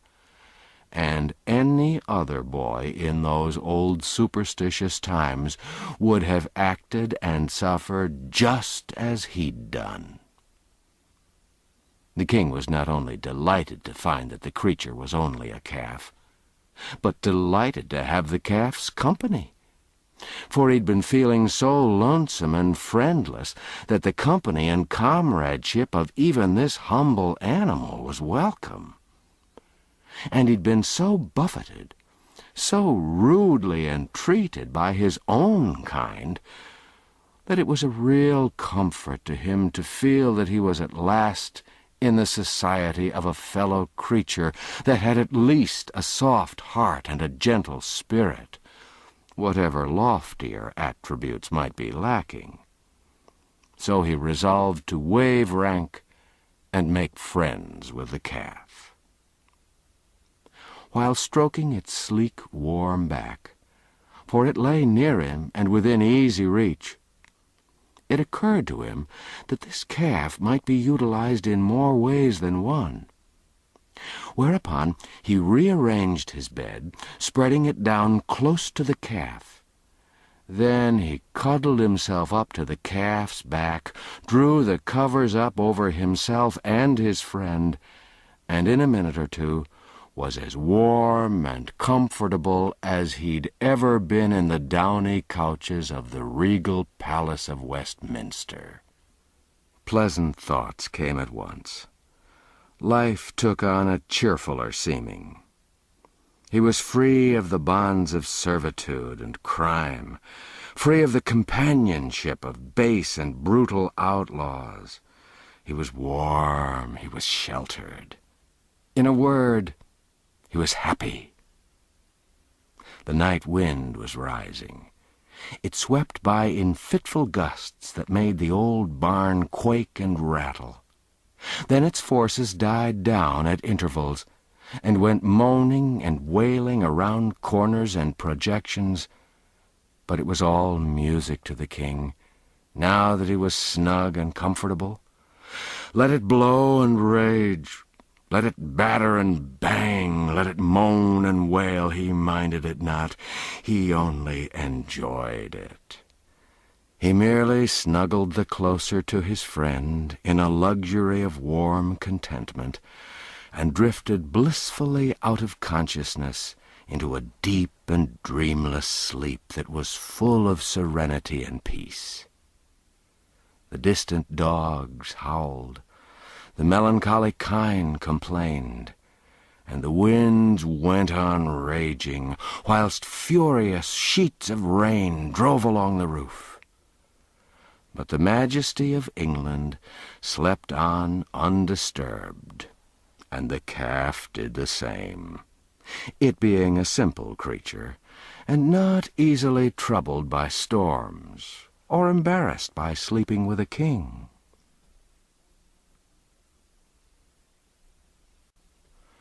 Chapter 19. The Prince with the Peasants. When the king awoke in the early morning, he found that a wet but thoughtful rat had crept into the place during the night, and made a cozy bed for itself in his bosom. Being disturbed now, it scampered away. The boy smiled and said, "Poor fool, why so fearful? I'm as forlorn as thou. 'Twould be a shame in me to hurt the helpless, who am myself so helpless. Moreover, I owe you thanks for a good omen. For when a king has fallen so low that the very rats do make a bed of him, it surely meaneth that his fortunes be upon the turn, since it's plain he can no lower go." He got up and stepped out of the stall, and just then he heard the sound of children's voices. The barn door opened, and a couple of little girls came in. As soon as they saw him, their talking and laughing ceased, and they stopped and stood still, gazing at him with strong curiosity. They presently began to whisper together. Then they approached nearer, and stopped again to gaze and whisper. By and by they gathered courage and began to discuss him aloud. One said, "He hath a comely face." The other added, "And pretty hair. But is ill-clothed enow. And how starved he looketh." They came nearer still, sidling shyly around and about him, examining him minutely from all points, as if he were some strange new kind of animal, but warily and watchfully the while, as if they half feared he might be a sort of animal that would bite upon occasion. Finally they halted before him, holding each other's hands for protection, and took a good, satisfying stare with their innocent eyes. Then one of them plucked up all her courage, and inquired with honest directness, "Who art thou, boy?" "I am the king," was the grave answer. The children gave a little start, and their eyes spread themselves wide open, and remained so during a speechless half-minute. Then curiosity broke the silence. "The king? What king?" "The King of England." The children looked at each other, then at him, then at each other again, wonderingly, perplexedly. Then one said, "Didst hear him, Marjorie? He saith he is the king. Can that be true?" "How can it be else but true, Prissy? Would he say a lie? For look you, Prissy, an it were not true, it would be a lie. It surely would be, now think on't. For all things that be not true be lies. Thou canst make naught else out of it." It was a good, tight argument, without a leak in it anywhere, and it left Prissy's half-doubts not a leg to stand on. She considered a moment, then put the king upon his honor with the simple remark, "If thou art truly the king, then I believe thee." "I am truly the king." This settled the matter. His Majesty's royalty was accepted without further question or discussion, and the two little girls began at once to inquire into how he came to be where he was, and how he came to be so unroyally clad, and whither he was bound, and all about his affairs. It was a mighty relief to him to pour out his troubles where they wouldn't be scoffed at or doubted. So he told his tale with feeling, forgetting even his hunger for the time, and it was received with the deepest and tenderest sympathy by the gentle little maids. But when he got down to his latest experiences, and they learned how long he'd been without food, they cut him short and hurried him away to the farmhouse to find a breakfast for him. The king was cheerful and happy now, and said to himself, "When I am come to mine own again, I will always honor little children, remembering how that these trusted me and believed in me in my time of trouble, whilst they that were older and thought themselves wiser mocked at me and held me for a liar." The children's mother received the king kindly and was full of pity, for his forlorn condition and apparently crazed intellect touched her womanly heart. She was a widow, and rather poor. Consequently, she'd seen trouble enough to enable her to feel for the unfortunate. She imagined that the demented boy had wandered away from his friends or keepers. So she tried to find out whence he'd come, in order that she might take measures to return him. But all her references to neighboring towns and villages, and all her inquiries in the same line, went for nothing. The boy's face and his answers, too, showed that the things she was talking of weren't familiar to him. He spoke earnestly and simply about court matters, and broke down more than once when speaking of the late king, his father. But whenever the conversation changed to baser topics, he lost interest and became silent. The woman was mightily puzzled, but she didn't give up. As she proceeded with her cooking, she set herself to contriving devices to surprise the boy into betraying his real secret. She talked about cattle. He showed no concern. Then about sheep. The same result. So her guess that he'd been a shepherd boy was an error. She talked about mills, and about weavers, tinkers, smiths, trades, and tradesmen of all sorts, and about Bedlam, and jails, and charitable retreats. But no matter. She was baffled at all points. Not altogether, either, for she argued that she'd narrowed the thing down to domestic service. Yes, she was sure she was on the right track now. He must have been a house servant. So she led up to that. But the result was discouraging. The subject of sweeping appeared to weary him. Fire-building failed to stir him. Scrubbing and scouring awoke no enthusiasm. Then the good wife touched, with a perishing hope, and rather as a matter of form, upon the subject of cooking. To her surprise and her vast delight, the king's face lighted at once. Ah, she'd hunted him down at last, she thought, and she was right proud, too, of the devious shrewdness and tact which had accomplished it. Her tired tongue got a chance to rest now, for the king's, inspired by gnawing hunger and the fragrant smells that came from the sputtering pots and pans, turned itself loose and delivered itself up to such an eloquent dissertation upon certain toothsome dishes that within 3 minutes the woman said to herself, "Of a truth I was right. He hath holpen in a kitchen." Then he broadened his bill of fare and discussed it with such appreciation and animation that the good wife said to herself, "Good lack, how can he know so many dishes, and so fine ones withal? For these belong only upon the tables of the rich and great." Ah, now I see. Ragged outcast as he is, he must have served in the palace before his reason went astray. Yes, he must have helped in the very kitchen of the king himself. I'll test him. Full of eagerness to prove her sagacity, she told the king to mind the cooking a moment, hinting that he might manufacture and add a dish or two if he chose. Then she went out of the room and gave her children a sign to follow after. The king muttered, "Another English king had a commission like to this, in a bygone time. It's nothing against my dignity to undertake an office which the great Alfred stooped to assume.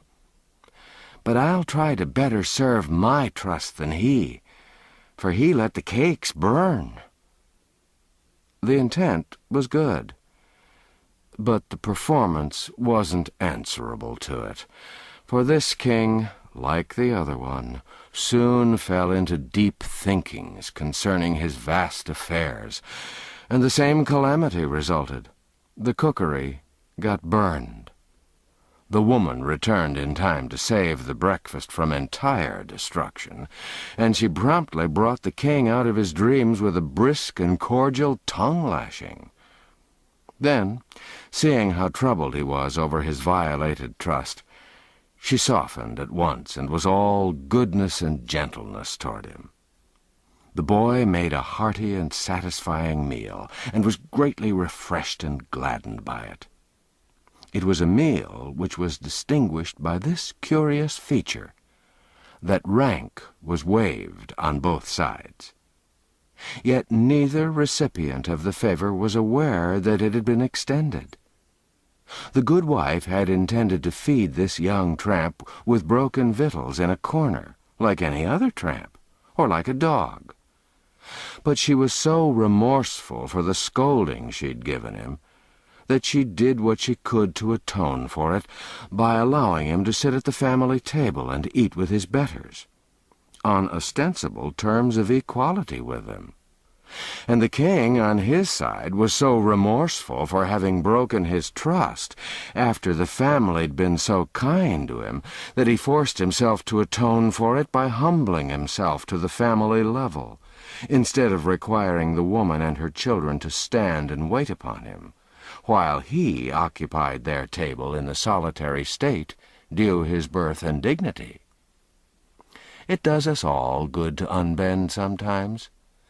This good woman was made happy all the day long by the applauses she got out of herself for her magnanimous condescension to a tramp.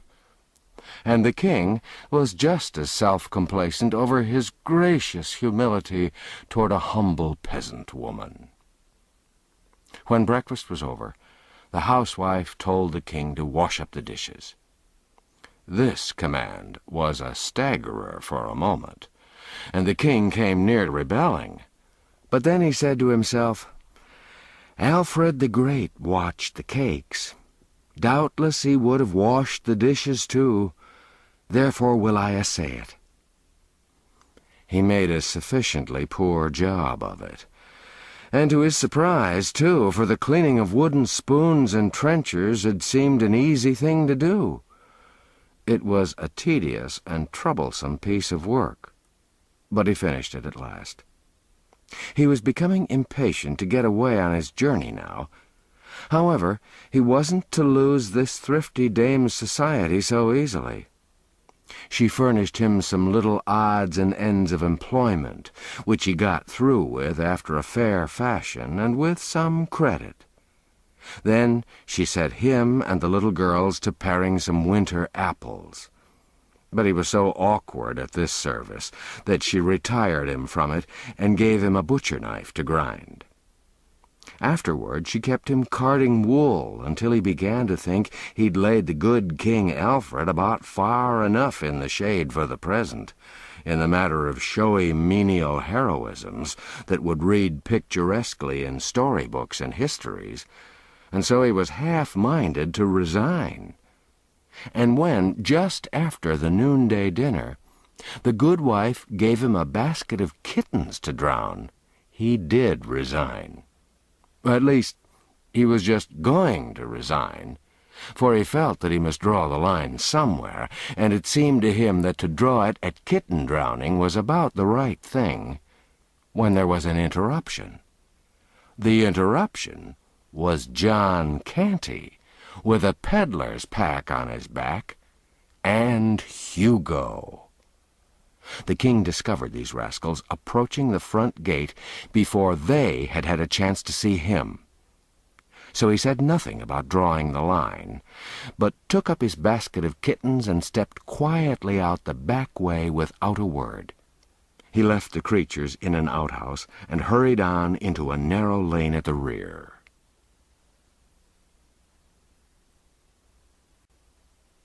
Chapter 20.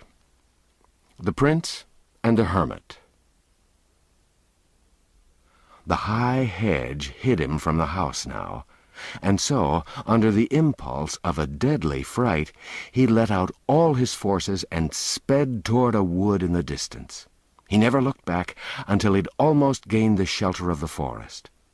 Then he turned and descried two figures in the distance. That was sufficient. He didn't wait to scan them critically, but hurried on, and never abated his pace till he was far within the twilight depths of the wood. Then he stopped, being persuaded that he was now tolerably safe. He listened intently, but the stillness was profound and solemn, awful even, and depressing to the spirits. At wide intervals his straining ear did detect sounds, but they were so remote and hollow and mysterious that they seemed not to be real sounds, but only the moaning and complaining ghosts of departed ones. So the sounds were yet more dreary than the silence which they interrupted. It was his purpose, in the beginning, to stay where he was the rest of the day. But a chill soon invaded his perspiring body, and he was at last obliged to resume movement in order to get warm. He struck straight through the forest, hoping to pierce to a road presently. But he was disappointed in this. He traveled on and on, but the farther he went, the denser the wood became apparently. The gloom began to thicken by and by, and the king realized that the night was coming on. It made him shudder to think of spending it in such an uncanny place. So he tried to hurry faster, but he only made the less speed, for he could not now see well enough to choose his steps judiciously. Consequently, he kept tripping over roots and tangling himself in vines and briars. And how glad he was when at last he caught the glimmer of a light. He approached it warily, stopping often to look about him and listen. It came from an unglazed window opening in a little hut. He heard a voice now, and felt a disposition to run and hide. But he changed his mind at once, for this voice was praying, evidently. He glided to the one window of the hut, raised himself on tiptoe, and stole a glance within. The room was small. Its floor was the natural earth, beaten hard by use. In a corner was a bed of rushes and a ragged blanket or two. Near it was a pail, a cup, a basin, and 2 or 3 pots and pans. There was a short bench and a 3-legged stool. On the hearth the remains of a faggot fire were smoldering. Before a shrine, which was lighted by a single candle, knelt an aged man, and on an old wooden box at his side lay an open book and a human skull. The man was of large, bony frame. His hair and whiskers were very long and snowy white. He was clothed in a robe of sheepskins, which reached from his neck to his heels. "A holy hermit," said the king to himself. "Now am I indeed fortunate." The hermit rose from his knees. The king knocked. A deep voice responded, "Enter, but leave sin behind, for the ground whereon thou shalt stand is holy." The king entered and paused. The hermit turned a pair of gleaming, unrestful eyes upon him and said, "Who art thou?" "I am the king," came the answer, with placid simplicity. "Welcome, king," cried the hermit with enthusiasm. Then, bustling about with feverish activity and constantly saying, "Welcome, welcome," he arranged his bench, seated the king on it by the hearth, threw some faggots on the fire, and finally fell to pacing the floor with a nervous stride. "Welcome. Many have sought sanctuary here, but they were not worthy and were turned away. But a king who casts his crown away and despises the vain splendors of his office and clothes his body in rags, to devote his life to holiness and the mortification of the flesh, he is worthy, he is welcome. Here shall he abide all his days till death come."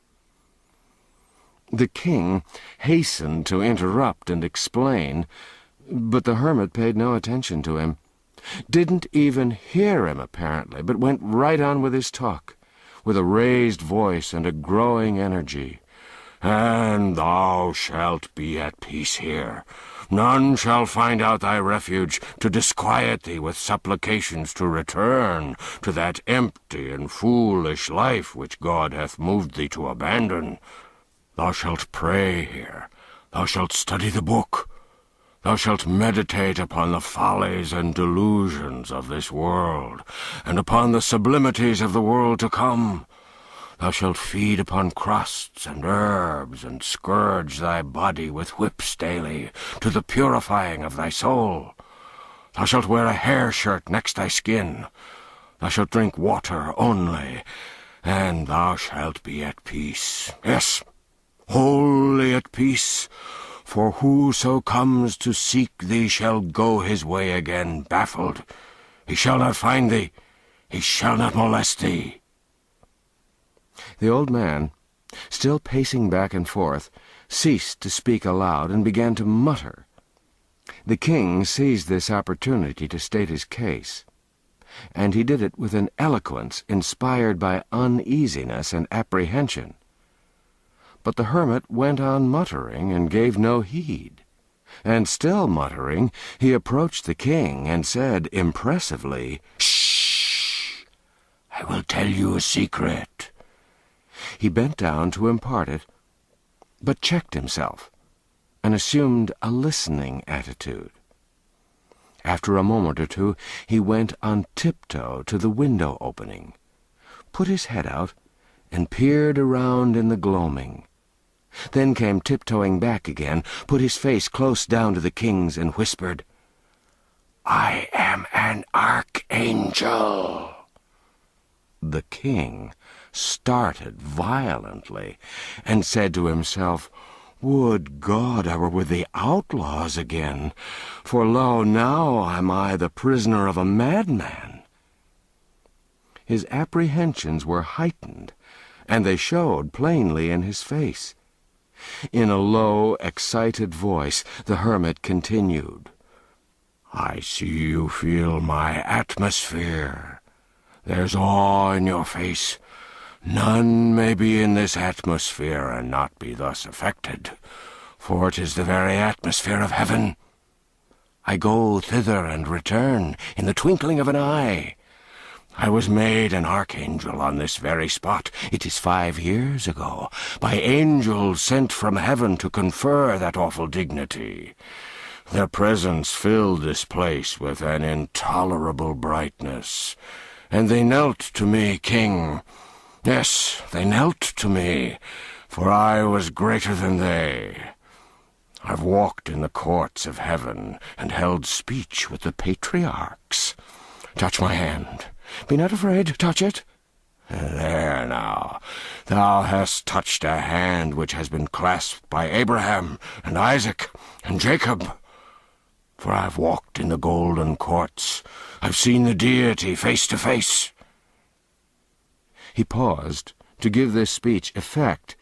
Then his face suddenly changed, and he started to his feet again, saying with angry energy, "Yes, I am an archangel, a mere archangel, I that might have been pope.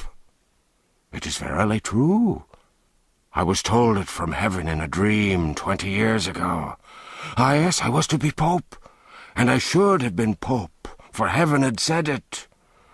But the king dissolved my religious house, and I, poor, obscure, unfriended monk, was cast homeless upon the world, robbed of my mighty destiny."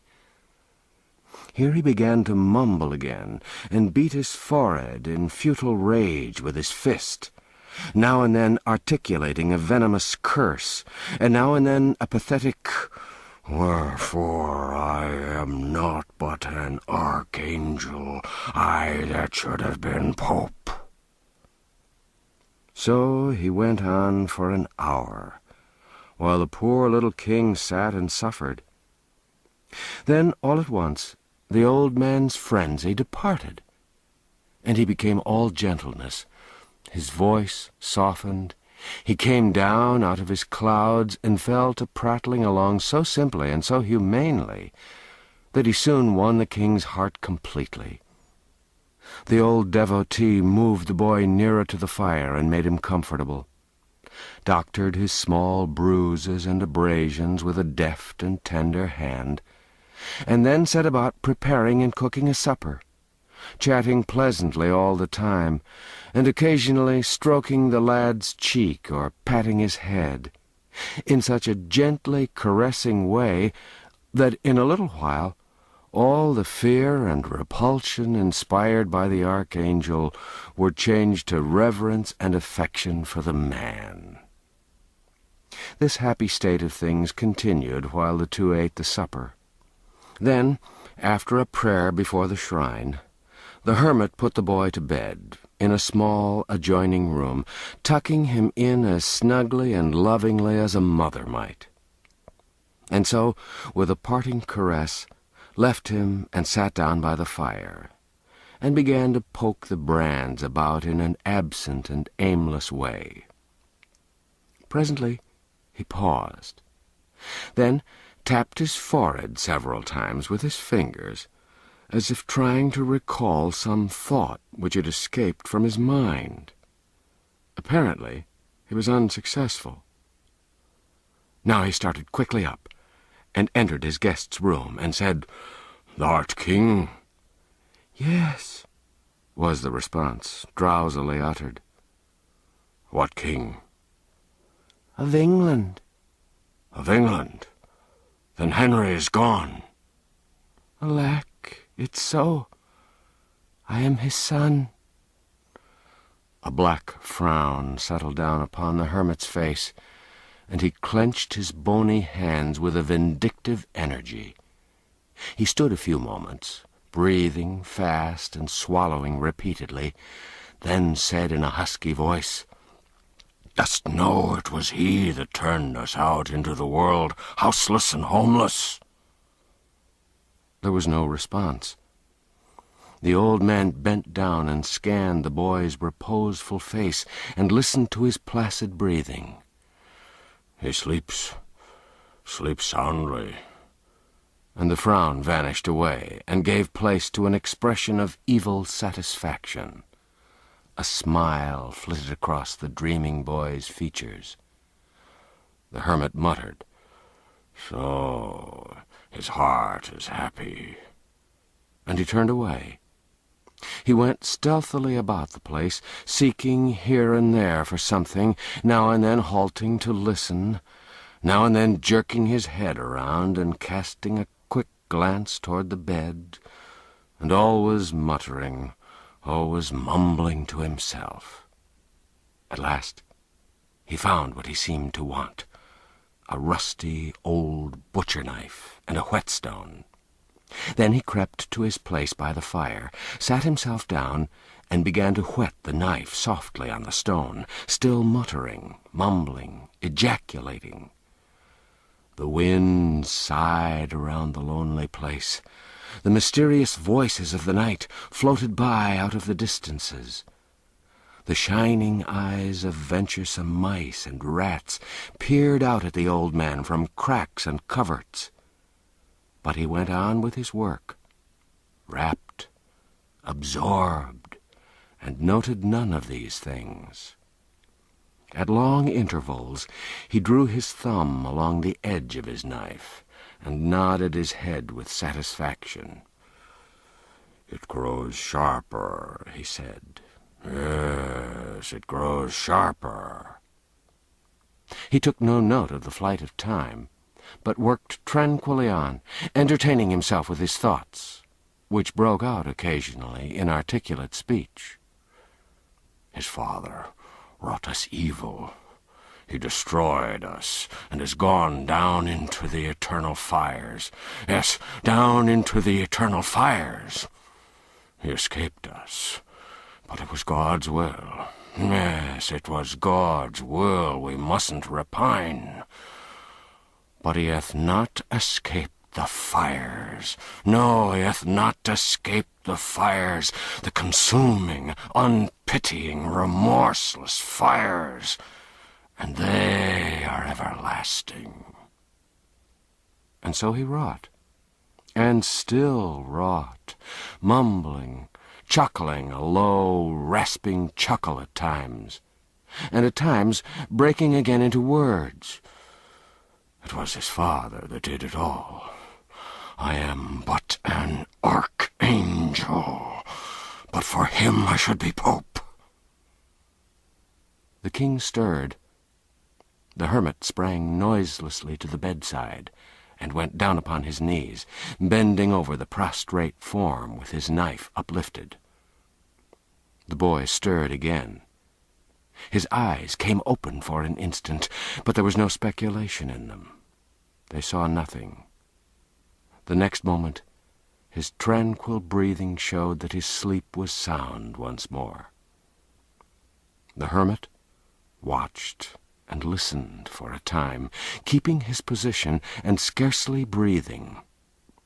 Then he slowly lowered his arm, and presently crept away, saying, "It is long past midnight. It's not best that he should cry out, lest by accident someone be passing." He glided about his hovel, gathering a rag here, a thong there, and another one yonder. Then he returned, and by careful and gentle handling he managed to tie the king's ankles together without waking him. Next he essayed to tie the wrists. He made several attempts to cross them, but the boy always drew one hand or the other away, just as the cord was ready to be applied. But at last, when the archangel was almost ready to despair, the boy crossed his hands himself, and the next moment they were bound. Now a bandage was passed under the sleeper's chin and brought up over his head and tied fast. And so softly, so gradually, and so deftly were the knots drawn together and compacted, that the boy slept peacefully through it all without stirring.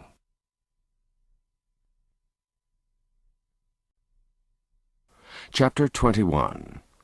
Hendon to the Rescue. The old man glided away, stooping stealthily, cat-like, and brought the low bench.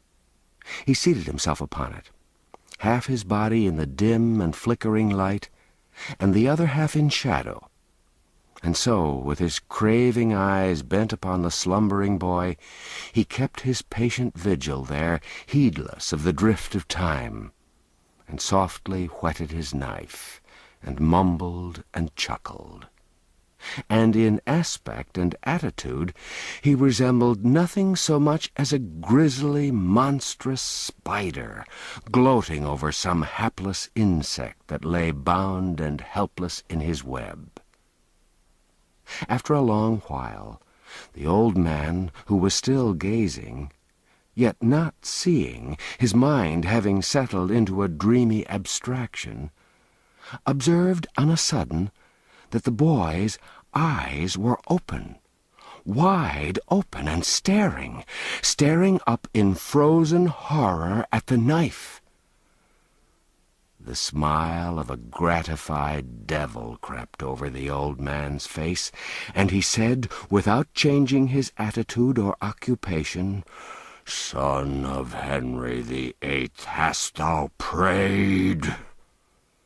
The boy struggled helplessly in his bonds, and at the same time forced a smothered sound through his closed jaws, which the hermit chose to interpret as an affirmative answer to his question. "Then pray again. Pray the prayer for the dying." A shudder shook the boy's frame, and his face blenched.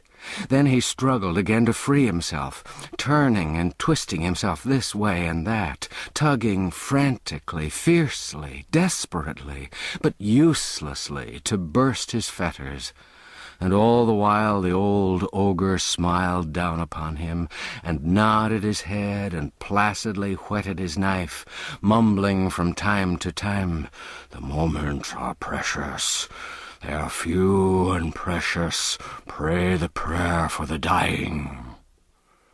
The boy uttered a despairing groan, and ceased from his struggles, panting.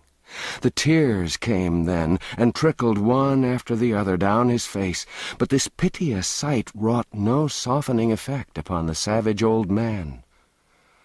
The dawn was coming now. The hermit observed it and spoke up sharply, with a touch of nervous apprehension in his voice. "I may not indulge this ecstasy longer.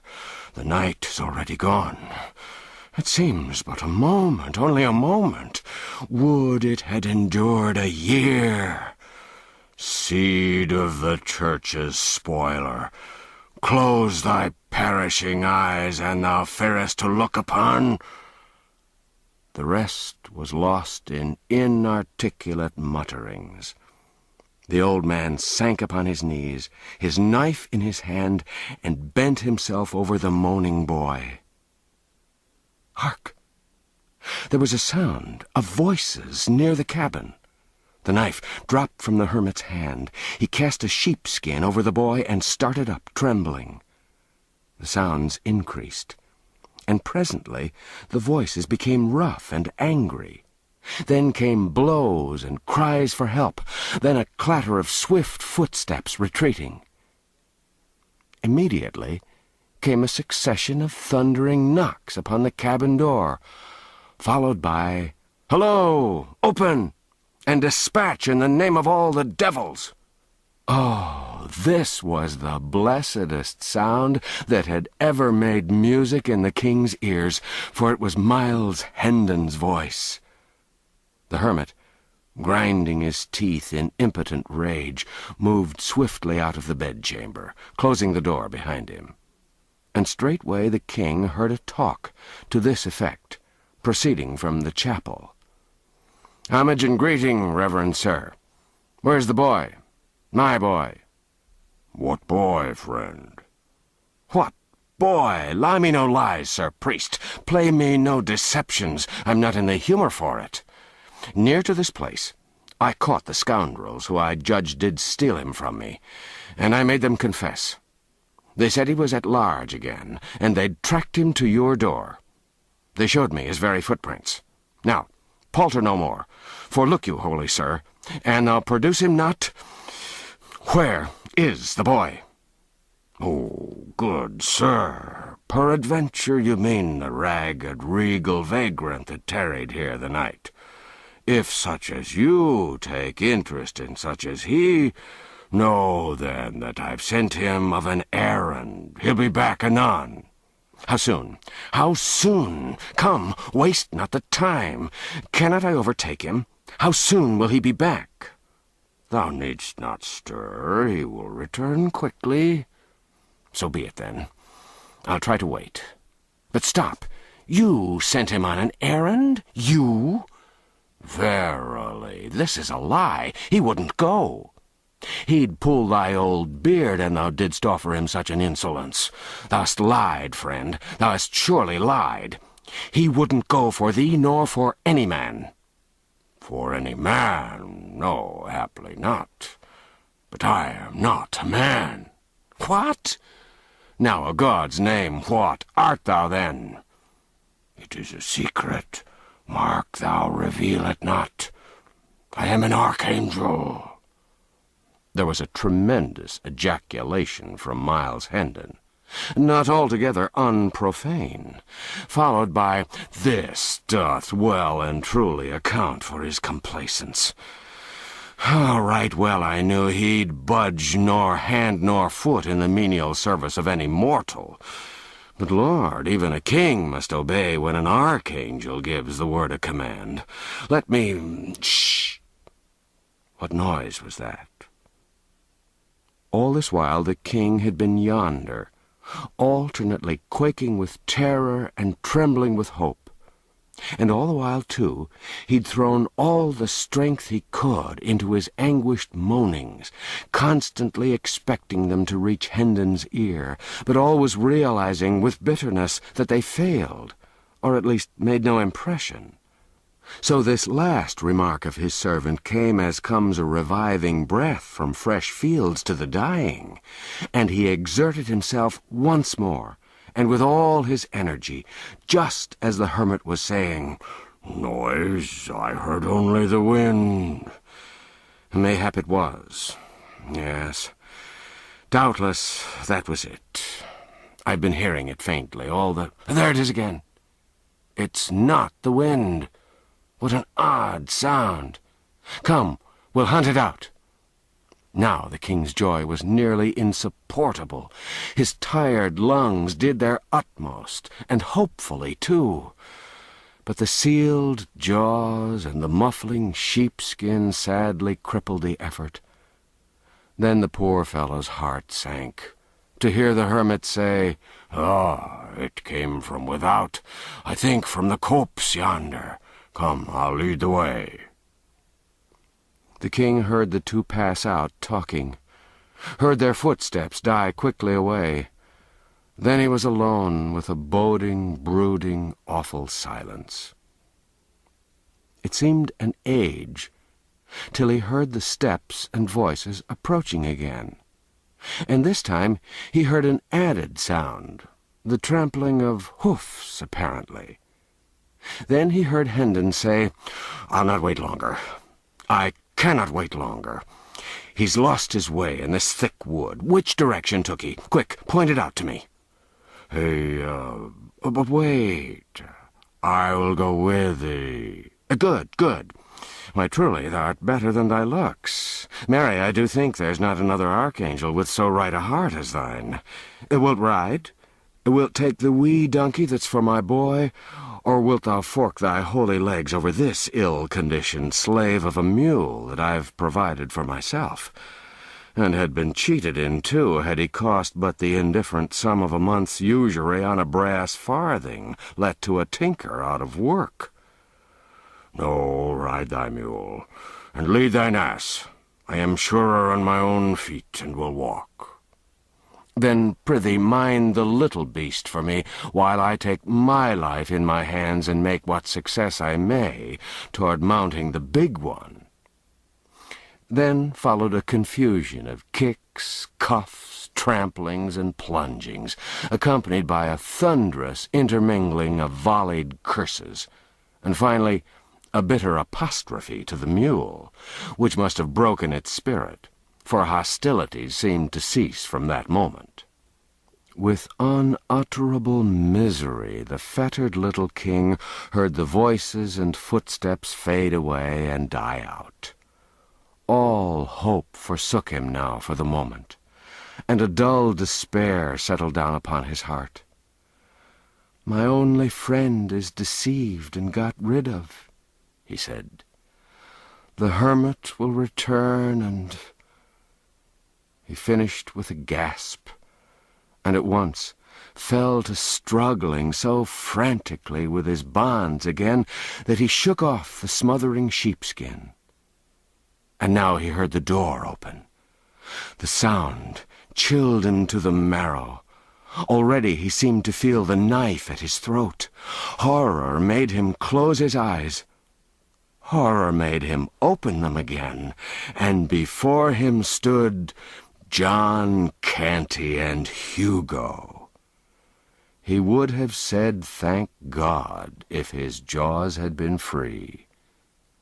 A moment or two later, his limbs were at liberty, and his captors, each gripping him by an arm, were hurrying him with all speed through the forest. Chapter 22. A Victim of Treachery. Once more King Fu-Fu I was roving with the tramps and outlaws, a butt for their coarse jests and dull-witted railleries, and sometimes the victim of small spitefulnesses at the hands of Canty and Hugo when the ruffler's back was turned. None but Canty and Hugo really disliked him. Some of the others liked him, and all admired his pluck and spirit. During 2 or 3 days, Hugo, in whose ward and charge the king was, did what he covertly could to make the boy uncomfortable. And at night, during the customary orgies, he amused the company by putting small indignities upon him, always as if by accident. Twice he stepped upon the king's toes, accidentally, and the king, as became his royalty, was contemptuously unconscious of it and indifferent to it. But the 3rd time Hugo entertained himself in that way, the king felled him to the ground with a cudgel, to the prodigious delight of the tribe. Hugo, consumed with anger and shame, sprang up, seized a cudgel, and came at his small adversary in a fury. Instantly, a ring was formed around the gladiators, and the betting and cheering began. But poor Hugo stood no chance whatever. His frantic and lubberly prentice work found but a poor market for itself when pitted against an arm which had been trained by the first masters of Europe in single stick, quarter staff, and every art and trick of swordsmanship. The little king stood alert but at graceful ease, and caught and turned aside the thick rain of blows with a facility and precision which set the motley onlookers wild with admiration. And every now and then, when his practised eye detected an opening, and a lightning-swift rap upon Hugo's head followed as a result, the storm of cheers and laughter that swept the place was something wonderful to hear. At the end of 15 minutes, Hugo, all battered, bruised, and the target for a pitiless bombardment of ridicule, slunk from the field, and the unscathed hero of the fight was seized and borne aloft upon the shoulders of the joyous rabble to the place of honor beside the ruffler, where, with vast ceremony, he was crowned King of the Gamecocks, his meaner title being at the same time solemnly cancelled and annulled, and a decree of banishment from the gang pronounced against any who should henceforth utter it. All attempts to make the king serviceable to the troop had failed. He'd stubbornly refused to act. Moreover, he was always trying to escape. He'd been thrust into an unwatched kitchen, the first day of his return. He not only came forth empty-handed, but tried to rouse the housemates. He was sent out with a tinker to help him at his work. He wouldn't work. Moreover, he threatened the tinker with his own soldering iron. And finally, both Hugo and the tinker found their hands full with the mere matter of keeping him from getting away. He delivered the thunders of his royalty upon the heads of all who hampered his liberties, or tried to force him to service. He was sent out, in Hugo's charge, in company with a slatternly woman and a diseased baby to beg. But the result wasn't encouraging. He declined to plead for the mendicants or be a party to their cause in any way. Thus, several days went by, and the miseries of this tramping life, and the weariness and sordidness and meanness and vulgarity of it, became gradually and steadily so intolerable to the captive that he began at last to feel that his release from the hermit's knife must prove only a temporary respite from death, at best. But at night, in his dreams, these things were forgotten, and he was on his throne and master again. This, of course, intensified the sufferings of the awakening. So the mortifications of each succeeding morning of the few that passed between his return to bondage and the combat with Hugo grew bitterer and bitterer and harder to bear. The morning after that combat, Hugo got up with a heart filled with vengeful purposes against the king. He had two plans in particular. One was to inflict upon the lad what would be, to his proud spirit and imagined royalty, a peculiar humiliation. And if he failed to accomplish this, his other plan was to put a crime of some kind upon the king and then betray him into the implacable clutches of the law. In pursuance of the first plan, he proposed to put a clime upon the king's leg, rightly judging that that would mortify him to the last and perfect degree. And as soon as the clime should operate, he meant to get Canty's help and force the king to expose his leg in the highway and beg for alms. Clime was the cant term for a sore artificially created. To make a clime, the operator made a paste or poultice of unslaked lime, soap, and the rust of old iron, and spread it upon a piece of leather, which was then bound tightly upon the leg. This would presently fret off the skin and make the flesh raw and angry-looking.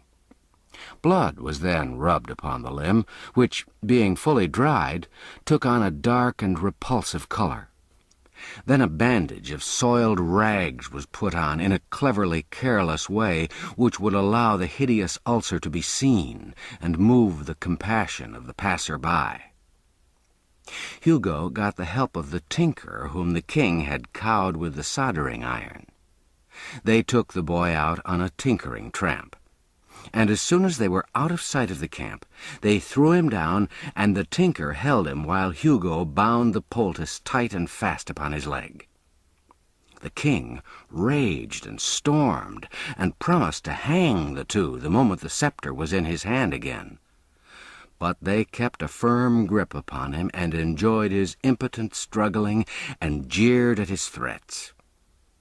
This continued until the poultice began to bite, and in no long time its work would have been perfected if there'd been no interruption.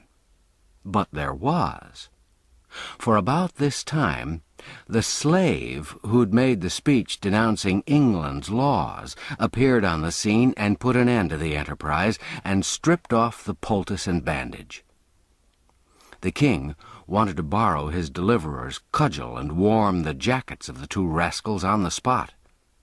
But the man said no, it would bring trouble. Leave the matter till night. The whole tribe being together then, the outside world wouldn't venture to interfere or interrupt.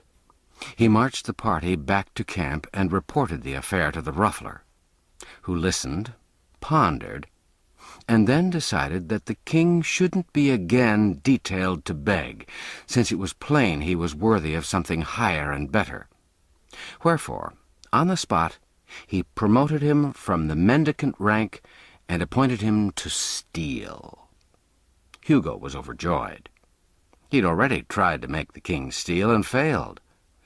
But there'd be no more trouble of that sort now, for, of course, the king wouldn't dream of defying a distinct command delivered directly from headquarters. So he planned a raid for that very afternoon, purposing to get the king and the law's grip in the course of it, and to do it, too, with such ingenious strategy that it should seem to be accidental and unintentional. For the king of the gamecocks was popular now, and the gang might not deal over-gently with an unpopular member who played so serious a treachery upon him as the delivering him over to the common enemy, the law. Very well. All in good time, Hugo strolled off to a neighboring village with his prey, and the two drifted slowly up and down one street after another, the one watching sharply for a sure chance to achieve his evil purpose, and the other watching as sharply for a chance to dart away and get free of his infamous captivity forever. Both threw away some tolerably fair-looking opportunities, for both, in their secret hearts, were resolved to make absolutely sure work this time, and neither meant to allow his fevered desires to seduce him into any venture that had much uncertainty about it. Hugo's chance came first, for at last a woman approached, who carried a fat package of some sort in a basket. Hugo's eyes sparkled with sinful pleasure as he said to himself, "Breath of my life, and I can but put that upon him. 'Tis good den, and God keep thee, king of the gamecocks." He waited and watched, outwardly patient but inwardly consuming with excitement, till the woman had passed by and the time was ripe. Then said in a low voice, "Tarry here till I come again," and darted stealthily after the prey. The king's heart was filled with joy. He could make his escape now if Hugo's quest only carried him far enough away. But he was to have no such luck. Hugo crept behind the woman, snatched the package, and came running back, wrapping it in an old piece of blanket which he carried on his arm. The hue and cry was raised in a moment by the woman, who knew her loss by the lightening of her burden, although she hadn't seen the pilfering done. Hugo thrust the bundle into the king's hands without halting, saying, "Now speed ye after me with the rest, and cry, 'Stop, thief!' but mind ye lead them astray." The next moment Hugo turned a corner and darted down a crooked alley, and in another moment or two he lounged into view again, looking innocent and indifferent, and took up a position behind a post to watch results. The insulted king threw the bundle on the ground, and the blanket fell away from it just as the woman arrived, with an augmenting crowd at her heels. She seized the king's wrist with one hand, snatched up her bundle with the other, and began to pour out a tirade of abuse upon the boy, while he struggled without success to free himself from her grip. Hugo'd seen enough. His enemy was captured, and the law would get him now. So he slipped away, jubilant and chuckling, and wended campward, framing a judicious version of the matter to give to the ruffler's crew as he strode along. The king continued to struggle in the woman's grasp, and now and then cried out in vexation, "Unhand me, thou foolish creature! It wasn't I that bereaved thee of thy paltry goods." The crowd closed around, threatening the king and calling him names. A brawny blacksmith in leather apron and sleeves rolled to his elbows made a reach for him, saying he'd trounce him well for a lesson.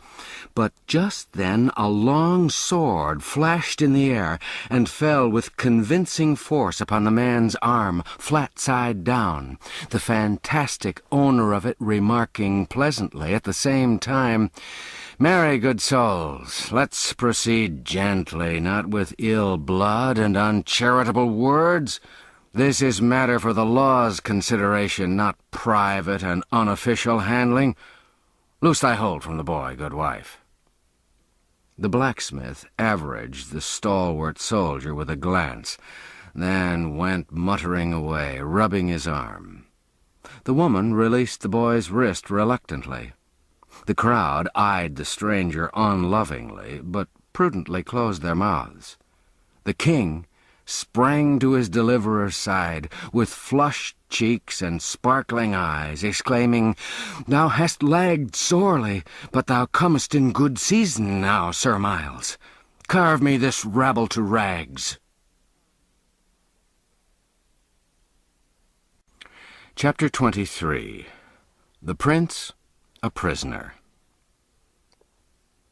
Hendon forced back a smile and bent down and whispered in the king's ear, "Softly, softly, my prince. Wag thy tongue warily. Nay, suffer it not to wag at all. Trust in me. All shall go well in the end." Then he added to himself, "Sir Miles, bless me, I'd totally forgot I was a knight. Lord, how marvellous a thing it is, the grip his memory doth take upon his quaint and crazy fancies.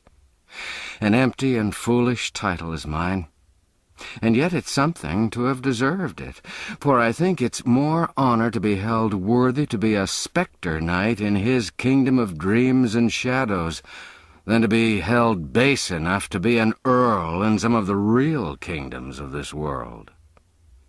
The crowd fell apart to admit a constable, who approached and was about to lay his hand upon the king's shoulder, when Hendon said, "Gently, good friend, withhold your hand.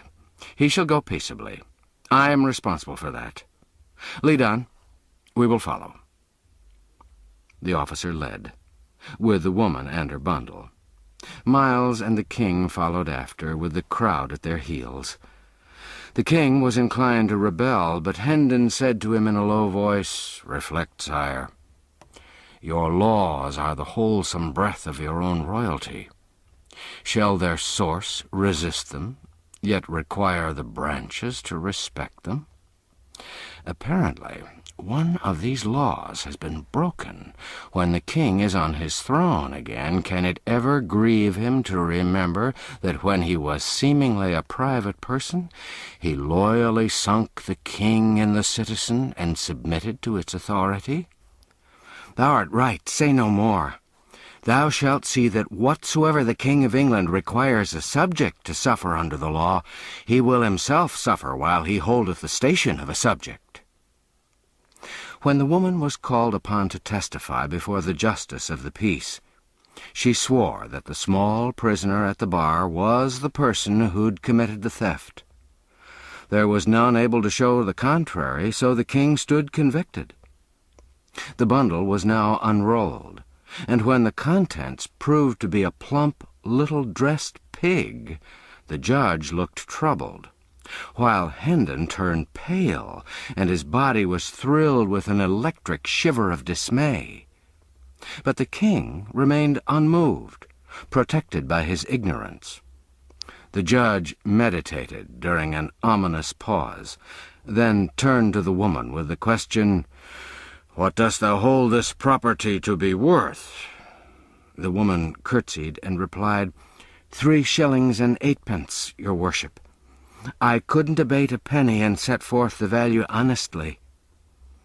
The justice glanced around uncomfortably upon the crowd, then nodded to the constable and said, "Clear the court, and close the doors." It was done. None remained but the 2 officials, the accused, the accuser, and Miles Hendon. This latter was rigid and colorless, and on his forehead big drops of cold sweat gathered, broke, and blended together and trickled down his face. The judge turned to the woman again and said in a compassionate voice, "'Tis a poor, ignorant lad, and mayhap was driven hard by hunger, for these be grievous times for the unfortunate. Mark you, he hath not an evil face, but when hunger driveth... Good woman, dost know that when one steals a thing above the value of 13 pence halfpenny, the law saith he shall hang for it?" The little king started, wide-eyed with consternation, but controlled himself and held his peace. But not so the woman. She sprang to her feet, shaking with fright, and cried out, "Oh, good lack, what have I done? God a mercy, I wouldn't hang the poor thing for the whole world. Oh, save me from this, your worship. What shall I do? What can I do?" The justice maintained his judicial composure, and simply said, "Doubtless it is allowable to revise the value, since it is not yet writ upon the record." "Oh, then in God's name, call the pig 8pence, and heaven bless the day that freed my conscience of this awesome thing." Miles Hendon forgot all decorum in his delight, and surprised the king, and wounded his dignity by throwing his arms around him and hugging him. The woman made her grateful adieus and started away with her pig. And when the constable opened the door for her, he followed her out into the narrow hall.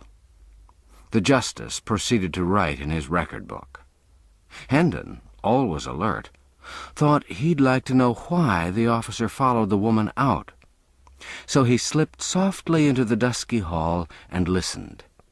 He heard a conversation to this effect: "It's a fat pig and promises good eating.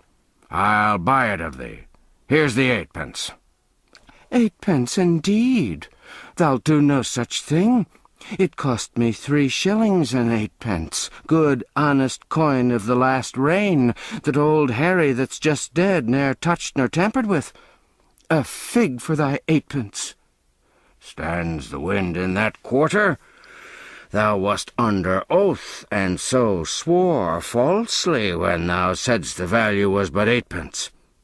Come, straightway back with me before his worship, and answer for the crime, and then the lad'll hang." There, dear heart, say no more, I'm content. Give me the 8pence, and hold thy peace about the matter." The woman went off, crying. Hendon slipped back into the courtroom, and the constable presently followed, after hiding his prize in some convenient place. The justice wrote a while longer, then read the king a wise and kindly lecture, and sentenced him to a short imprisonment in the common jail, to be followed by a public flogging. The astounded king opened his mouth and was probably going to order the good judge to be beheaded on the spot. But he caught a warning sign from Hendon and succeeded in closing his mouth again before he lost anything out of it. Hendon took him by the hand, now made reverence to the justice, and the two departed in the wake of the constable toward the jail. The moment the street was reached, the inflamed monarch halted, snatched away his hand, and exclaimed, "Idiot! Dost imagine I will enter a common jail alive?" Hendon bent down and said somewhat sharply, "Will you trust in me? Peace, and forbear to worsen our chances with dangerous speech. What God wills will happen. Thou canst not hurry it, thou canst not alter it. Therefore wait, and be patient. 'Twill be time and now to rail or rejoice when what's to happen has happened."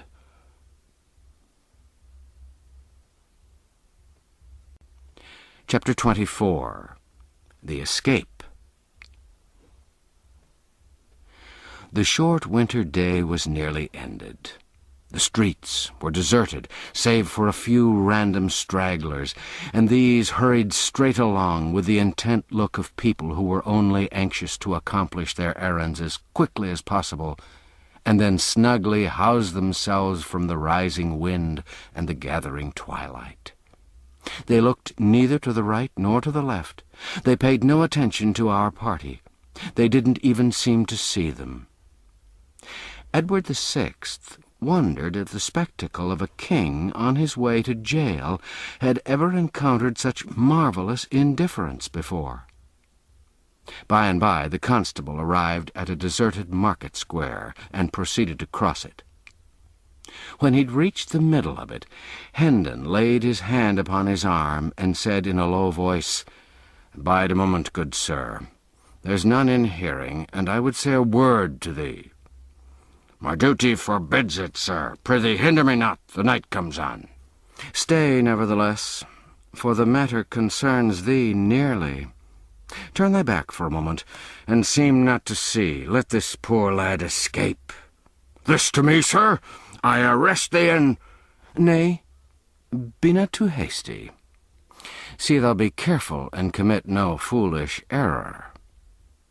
Then he shut his voice down to a whisper, and said in the man's ear, "The pig thou hast purchased for 8 pence may cost thee thy neck, man." The poor constable, taken by surprise, was speechless at first, then found his tongue and fell to blustering and threatening. But Hendon was tranquil, and waited with patience till his breath was spent, then said, "I have a liking to thee, friend, and wouldn't willingly see thee come to harm. Observe, I heard it all, every word. I'll prove it to thee." Then he repeated the conversation which the officer and the woman had had together in the hall, word for word, and ended with, "There, have I set it forth correctly? Should not I be able to set it forth correctly before the judge, if occasion required?" The man was dumb with fear and distress for a moment. Then he rallied and said with forced lightness, "'Tis making a mighty matter indeed out of a jest. I but plagued the woman for mine amusement." "Kept you the woman's pig for amusement?" The man answered sharply, "Naught else, good sir. I tell thee 'twas but a jest." "I do begin to believe thee," said Hendon, with a perplexing mixture of mockery and half-conviction in his tone. "But tarry thou here a moment, whilst I run and ask his worship, for nathless he being a man experienced in law, in jests, in—" He was moving away, still talking. The constable hesitated, fidgeted, spat out an oath or two, then cried out, "Hold! Hold, good sir! Prithee wait a little. The judge, why, man, he hath no more sympathy with a jest than hath a dead corpse. Come, and we'll speak further. Odds body, I seem to be in evil case, and all for an innocent and thoughtless pleasantry. I'm a man of family, and my wife and little ones. List to reason, good your worship. What wouldst thou of me?" "Only that thou be blind and dumb and paralytic, whilst one may count 100,000, counting slowly," said Hendon, with the expression of a man who asks but a reasonable favour, and that a very little one. "It is my destruction," said the constable despairingly. "Oh, be reasonable, good sir. Only look at this matter on all its sides, and see how mere a jest it is, how manifestly and how plainly it's so. And even if one granted it were not a jest, it is a fault so small that e'en the grimmest penalty it could call forth would be but a rebuke and warning from the judge's lips." Hendon replied with a solemnity which chilled the air about him. "This jest of thine hath a name in law. Wot you what it is?" I knew it not. Peradventure I have been unwise. I never dreamed it had a name. Ah, sweet heaven, I thought it was original." "Yes, it hath a name. In the law, this crime is called non compos mentis lex talionis sic transit gloria mundi." "Oh, my God!" "And the penalty is death." "God be merciful to me, a sinner." "By advantage taken of one in fault, in dire peril, and at thy mercy, thou hast seized goods worth above 13 pence halfpenny, paying but a trifle for the same, and this, in the eye of the law, is constructive barratry, misprision of treason, malfeasance in office, ad hominem expurgatus in statu quo.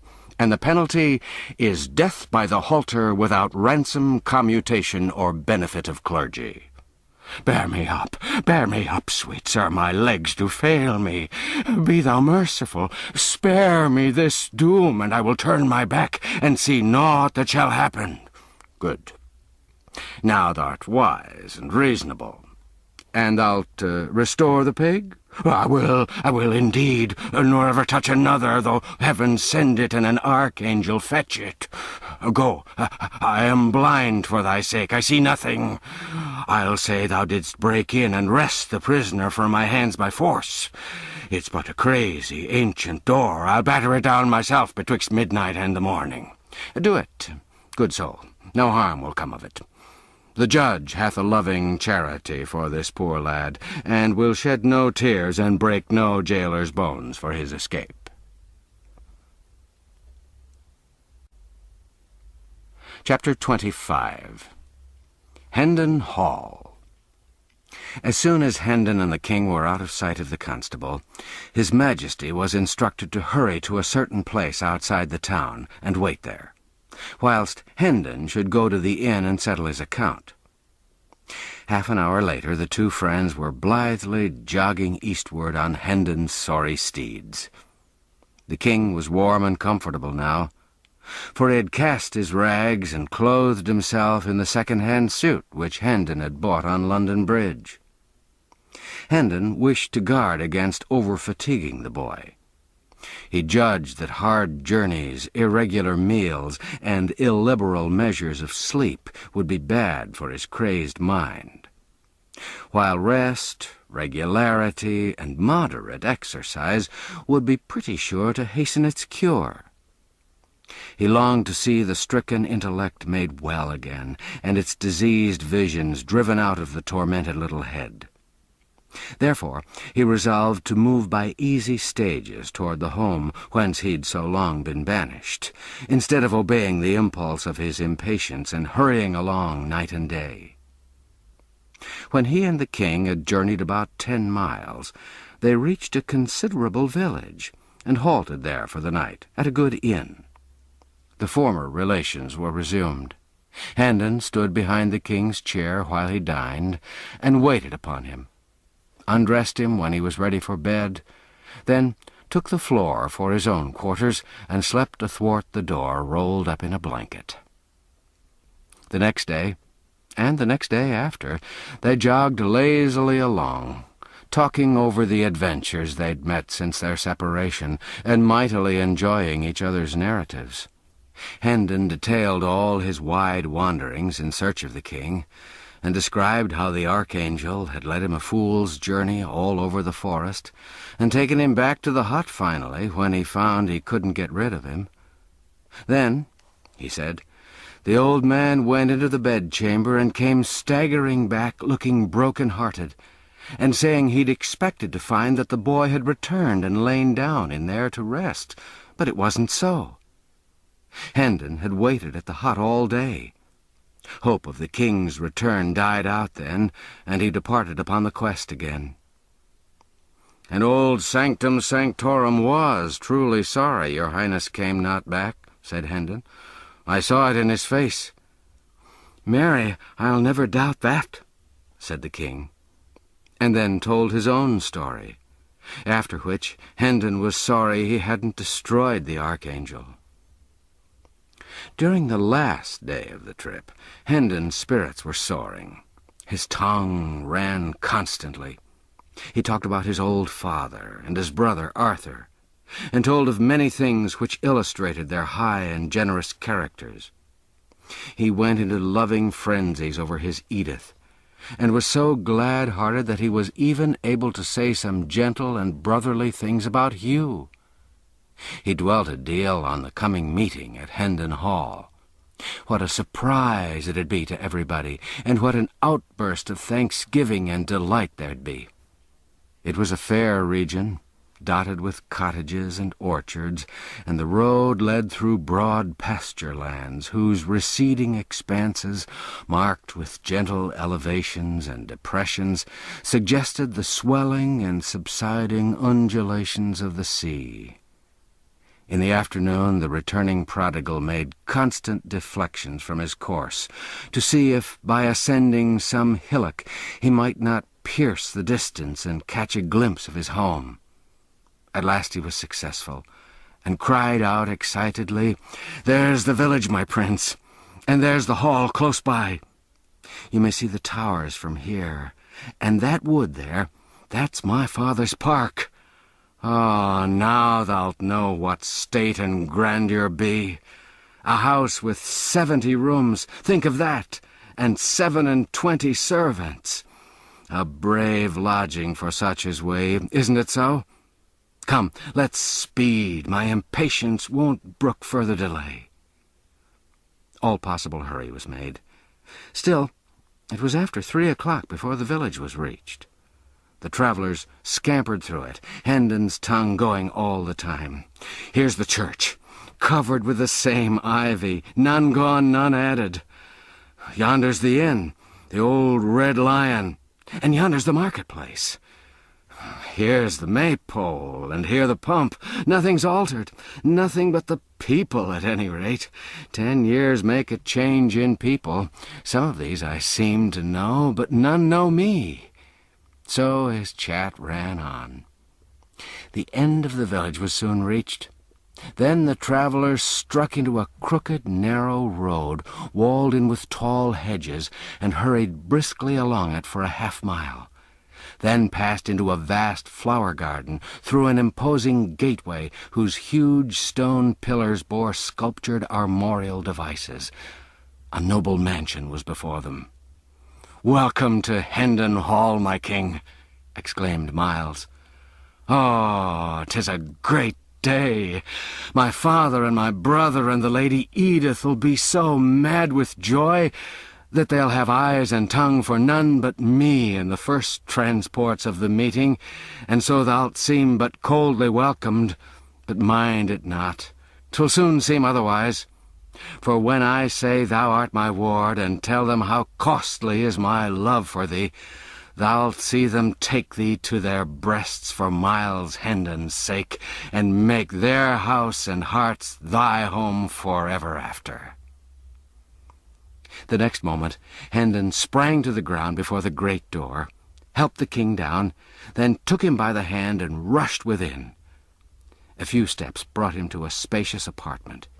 He entered, seated the king with more hurry than ceremony, then ran toward a young man who sat at a writing-table in front of a generous fire of logs.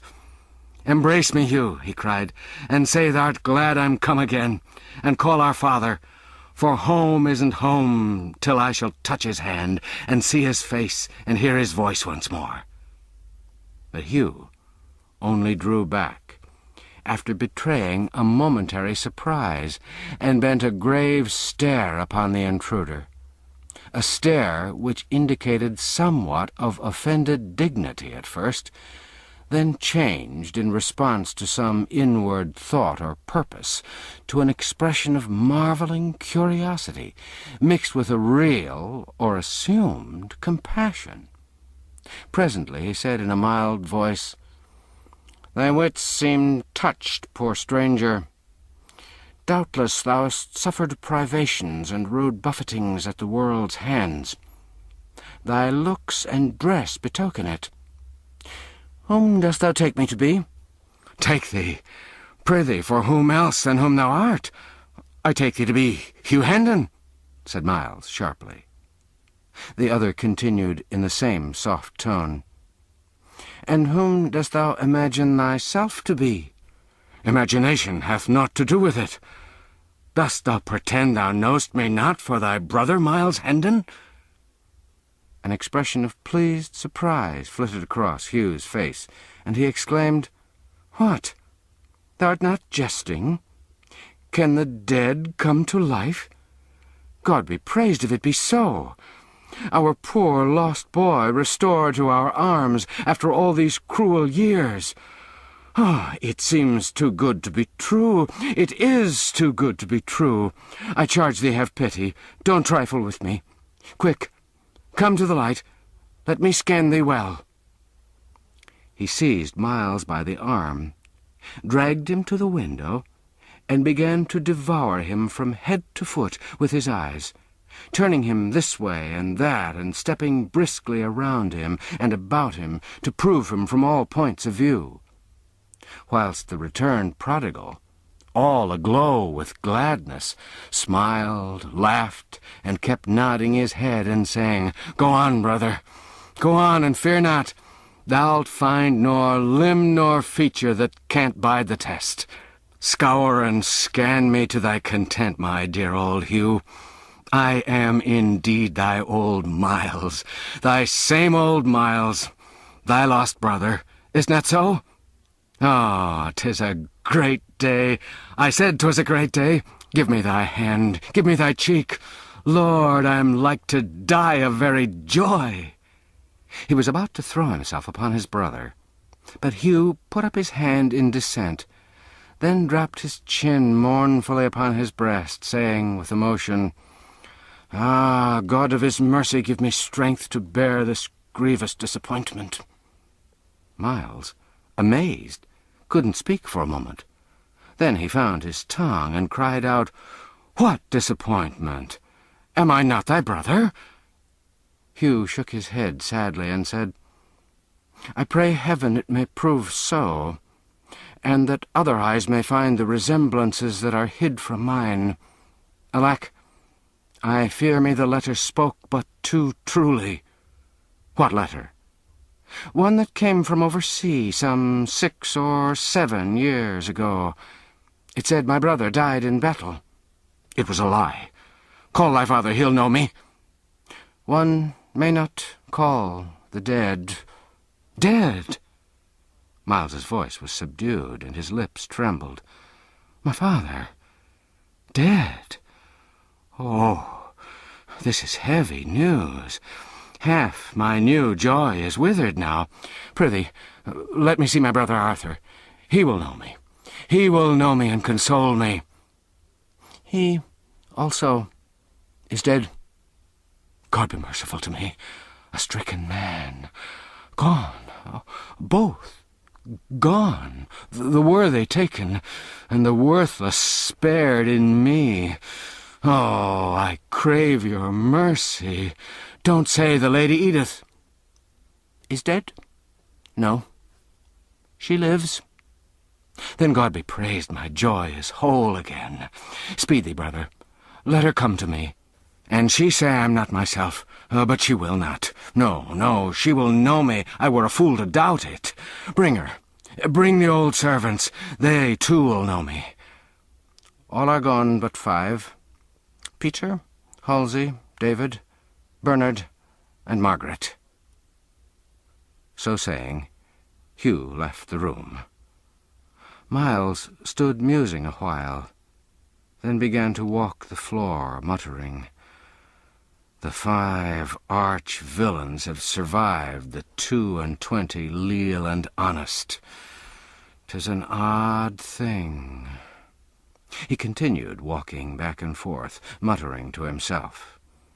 He'd forgotten the king entirely. By and by his Majesty said gravely, and with a touch of genuine compassion, though the words themselves were capable of being interpreted ironically, "Mind not thy mischance, good man. There be others in the world whose identity is denied, and whose claims are derided. Thou hast company." "Ah, my king," cried Hendon, colouring slightly, "do not thou condemn me. Wait, and thou shalt see. I am no impostor. She'll say it. You shall hear it from the sweetest lips in England. I, an impostor? Why, I know this old hall, these pictures of my ancestors, and all these things that are about us, as a child knoweth its own nursery. Here was I born and bred, my lord. I speak the truth. I wouldn't deceive thee. And should none else believe, I pray thee, do not thou doubt me. I couldn't bear it." "I do not doubt thee," said the king, with a childlike simplicity and faith.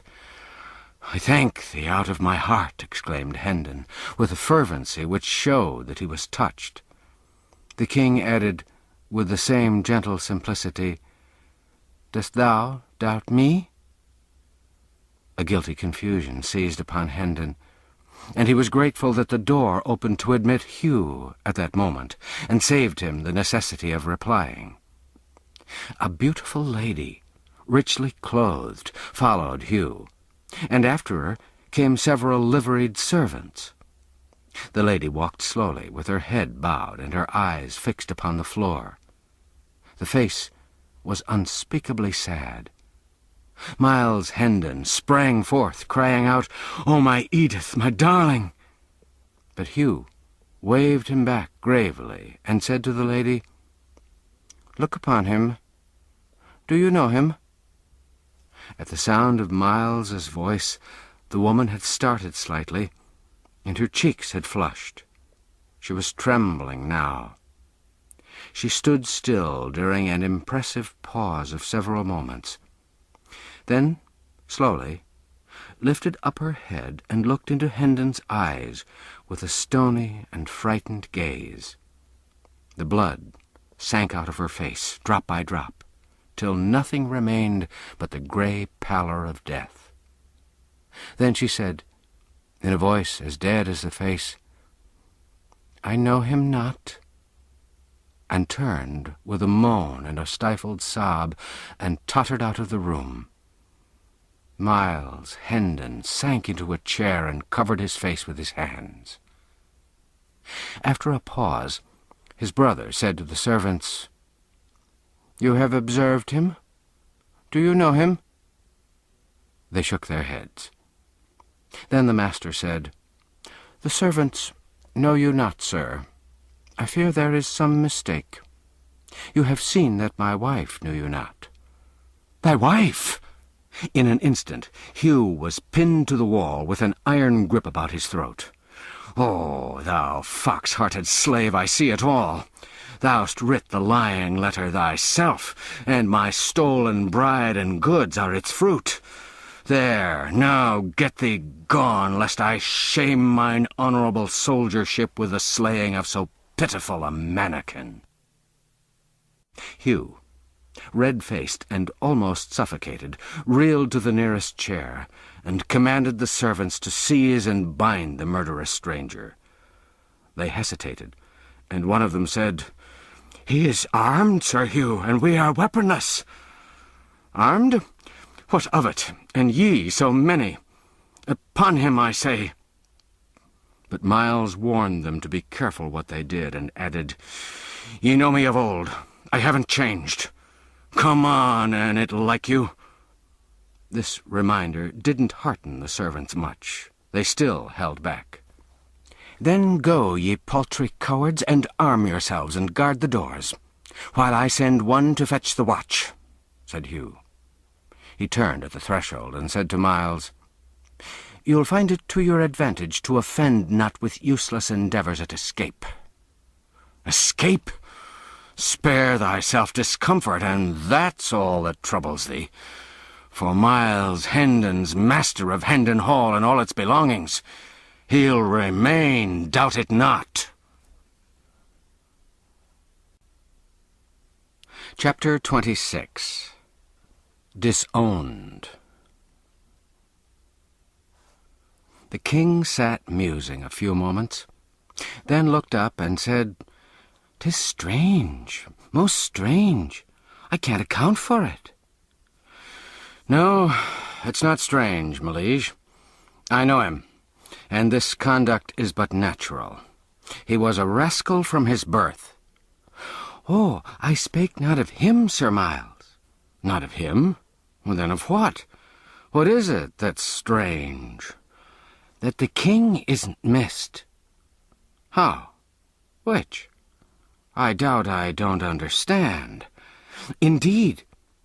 Doth it not strike you as being passing strange that the land isn't filled with couriers and proclamations describing my person and making search for me? Is it no matter for commotion and distress that the head of the state is gone, that I'm vanished away and lost?" "Most true, my king, I'd forgot." Then Hendon sighed and muttered to himself, "Poor ruined mind, still busy with its pathetic dream. But I have a plan that shall right us both. I will write a paper in 3 tongues, Latin, Greek, and English, and thou shalt haste away with it to London in the morning. Give it to none but my uncle, the Lord Hertford. When he'll see it, he'll know and say I wrote it. Then he'll send for me. Might it not be best, my prince, that we wait here until I prove myself and make my rights secure to my domains? I'd be so much the better able then to—" The king interrupted him imperiously. "Peace! What are thy paltry domains, thy trivial interests contrasted with matters which concern the weal of a nation and the integrity of a throne?" Then he added in a gentle voice, as if he were sorry for his severity, "Obey and have no fear. I will right thee. I will make thee whole. Yes, more than whole. I shall remember and requite." So saying, he took the pen and set himself to work. Hendon contemplated him lovingly a while, then said to himself, "An it were dark, I should think it was a king that spoke. There's no denying it. When the humour's upon him, he doth thunder and lighten like your true king. Now where got he that trick? See him scribble and scratch away contentedly at his meaningless pothooks, fancying them to be Latin and Greek, and except my wit shall serve me with a lucky device for diverting him from his purpose, I'll be forced to pretend to post away tomorrow on this wild errand he hath invented for me." The next moment, Sir Miles's thoughts had gone back to the recent episode. So absorbed was he in his musings that when the king presently handed him the paper which he'd been writing, he received it and pocketed it without being conscious of the act. "How marvelous strange she acted," he muttered. "I think she knew me, and I think she did not know me. These opinions do conflict, I perceive it plainly. I can't reconcile them, neither can I, by argument, dismiss either of the two, or even persuade one to outweigh the other. The matter standeth simply thus. She must have known my face, my figure, my voice, for how could it be otherwise? Yet she said she knew me not, and that's proof perfect, for she cannot lie. But stop, I think I begin to see. Peradventure he hath influenced her, commanded her, compelled her to lie. That's the solution. The riddle's unriddled. She seemed dead with fear. Yes, she was under his compulsion. I'll seek her. I'll find her. Now that he's away, she'll speak her true mind. She'll remember the old times when we were little playfellows together. And this'll soften her heart, and she'll no more betray me, but will confess me. There's no treacherous blood in her. No, she was always honest and true. She's loved me in those old days. This is my security. For whom one has loved, one cannot betray." He stepped eagerly toward the door. At that moment it opened, and the Lady Edith entered. She was very pale, but she walked with a firm step, and her carriage was full of grace and gentle dignity. Her face was as sad as before. Miles sprang forward with a happy confidence to meet her, but she checked him with a hardly perceptible gesture, and he stopped where he was. She seated herself and asked him to do likewise. Thus simply did she take the sense of old comradeship out of him and transform him into a stranger and a guest. The surprise of it, the bewildering unexpectedness of it, made him begin to question for a moment if he was the person he was pretending to be after all. The Lady Edith said, "Sir, I have come to warn you. The mad cannot be persuaded out of their delusions, perchance. But doubtless they may be persuaded to avoid perils. I think this dream of yours hath the seeming of honest truth to you, and therefore isn't criminal. But don't tarry here with it, for here it is dangerous." She looked steadily into Miles's face a moment, then added impressively, "It's the more dangerous, for that you are much like what our lost lad must have grown to be if he had lived." "Heavens, madam, but I am he." "I truly think you think it, sir. I question not your honesty in that, but I warn you, that is all. My husband is master in this region. His power hath hardly any limit. The people prosper or starve as he wills. If you resembled not the man whom you profess to be, my husband might bid you pleasure yourself with your dream in peace. But trust me, I know him well. I know what he will do. He will say to all that you are but a mad impostor, and straightway all will echo him."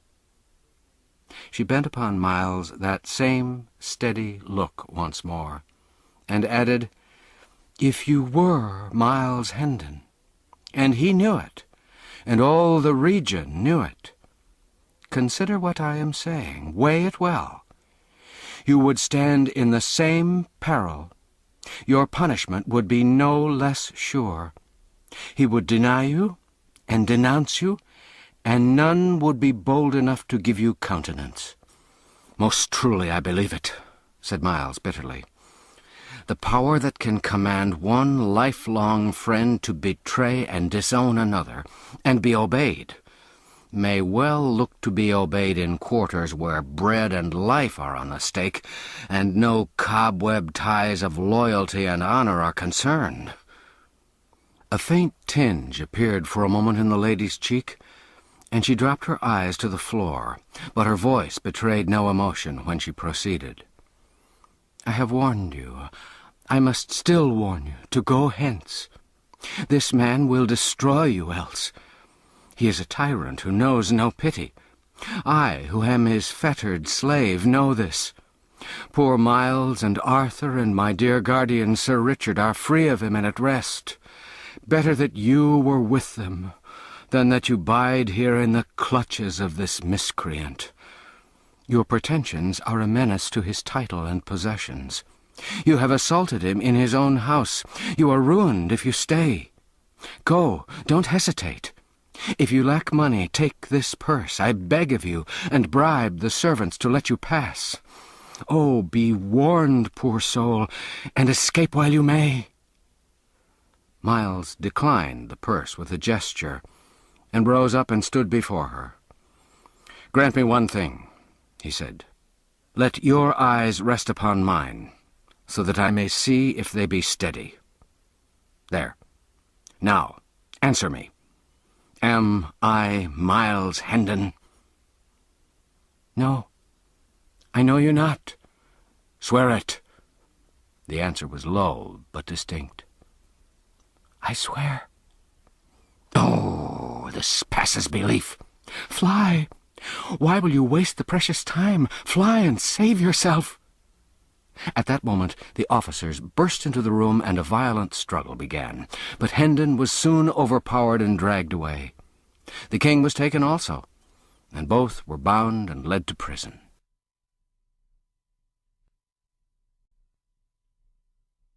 Chapter 27. In Prison. The cells were all crowded, so the two friends were chained in a large room where persons charged with trifling offences were commonly kept. They had company, for there were some 20 manacled or fettered prisoners here, of both sexes and of varying ages. An obscene and noisy gang. The king chafed bitterly over the stupendous indignity thus put upon his royalty. But Hendon was moody and taciturn. He was pretty thoroughly bewildered. He had come home, a jubilant prodigal, expecting to find everybody wild with joy over his return, and instead had got the cold shoulder and a jail. The promise and the fulfillment differed so widely that the effect was stunning. He couldn't decide whether it was most tragic or most grotesque. He felt much as a man might who had danced blithely out to enjoy a rainbow and got struck by lightning. But gradually his confused and tormenting thoughts settled down into some sort of order, and then his mind centered itself upon Edith. He turned her conduct over and examined it in all lights, but he couldn't make anything satisfactory out of it. Did she know him, or didn't she know him? It was a perplexing puzzle, and occupied him a long time. But he ended, finally, with the conviction that she did know him, and had repudiated him for interested reasons. He wanted to load her name with curses now, but this name had so long been sacred to him that he found he couldn't bring his tongue to profane it. Wrapped in prison blankets of a soiled and tattered condition, Hendon and the king passed a troubled night. For a bribe, the jailer had furnished liquor to some of the prisoners. Singing of ribald songs, fighting, shouting, and carousing was the natural consequence. At last, a while after midnight, a man attacked a woman and nearly killed her by beating her over the head with his manacles before the jailer could come to the rescue. The jailer restored peace by giving the man a sound clubbing about the head and shoulders. Then the carousing ceased. And after that, all had an opportunity to sleep, who didn't mind the annoyance of the moanings and groanings of the two wounded people. During the ensuing week, the days and nights were of a monotonous sameness as to events. Men whose faces Hendon remembered more or less distinctly came by day to gaze at the impostor and repudiate and insult him, and by night the carousing and brawling went on with symmetrical regularity. However, there was a change of incident at last. The jailer brought in an old man and said to him, "The villain's in this room. Cast thy old eyes about, and see if thou canst say which is he." Hendon glanced up and experienced a pleasant sensation for the first time since he'd been in the jail.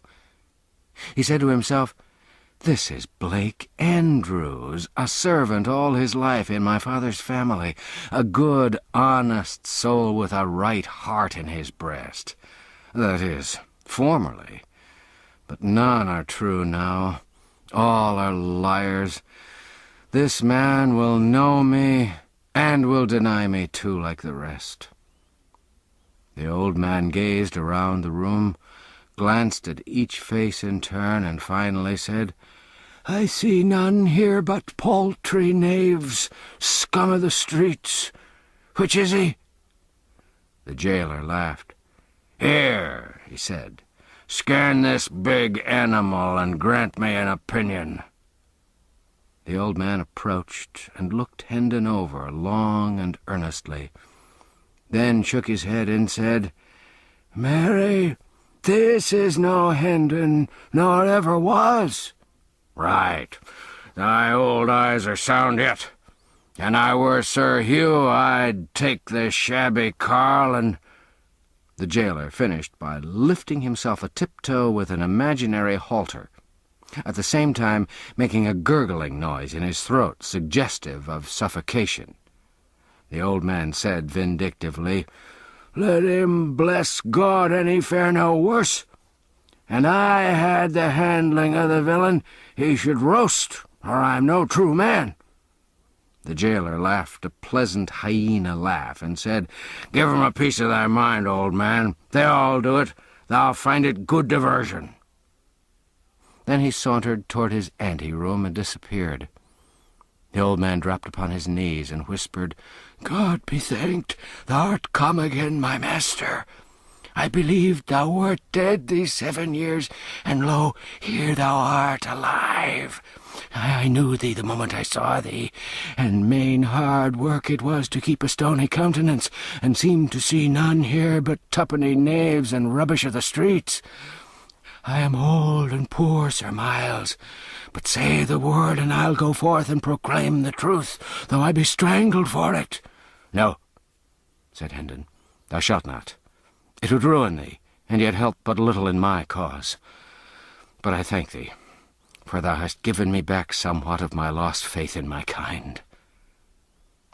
The old servant became very valuable to Hendon and the king, for he dropped in several times a day to abuse the former, and always smuggled in a few delicacies to help out the prison bill of fare.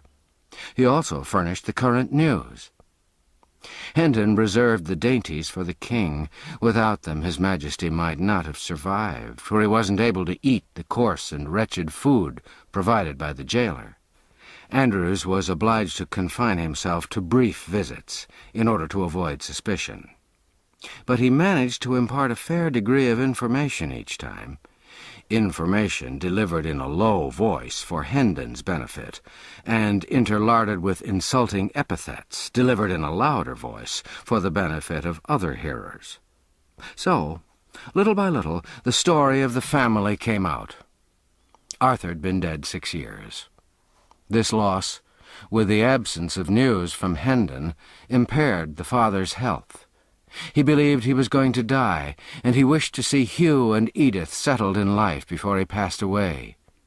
But Edith begged hard for delay, hoping for Miles's return.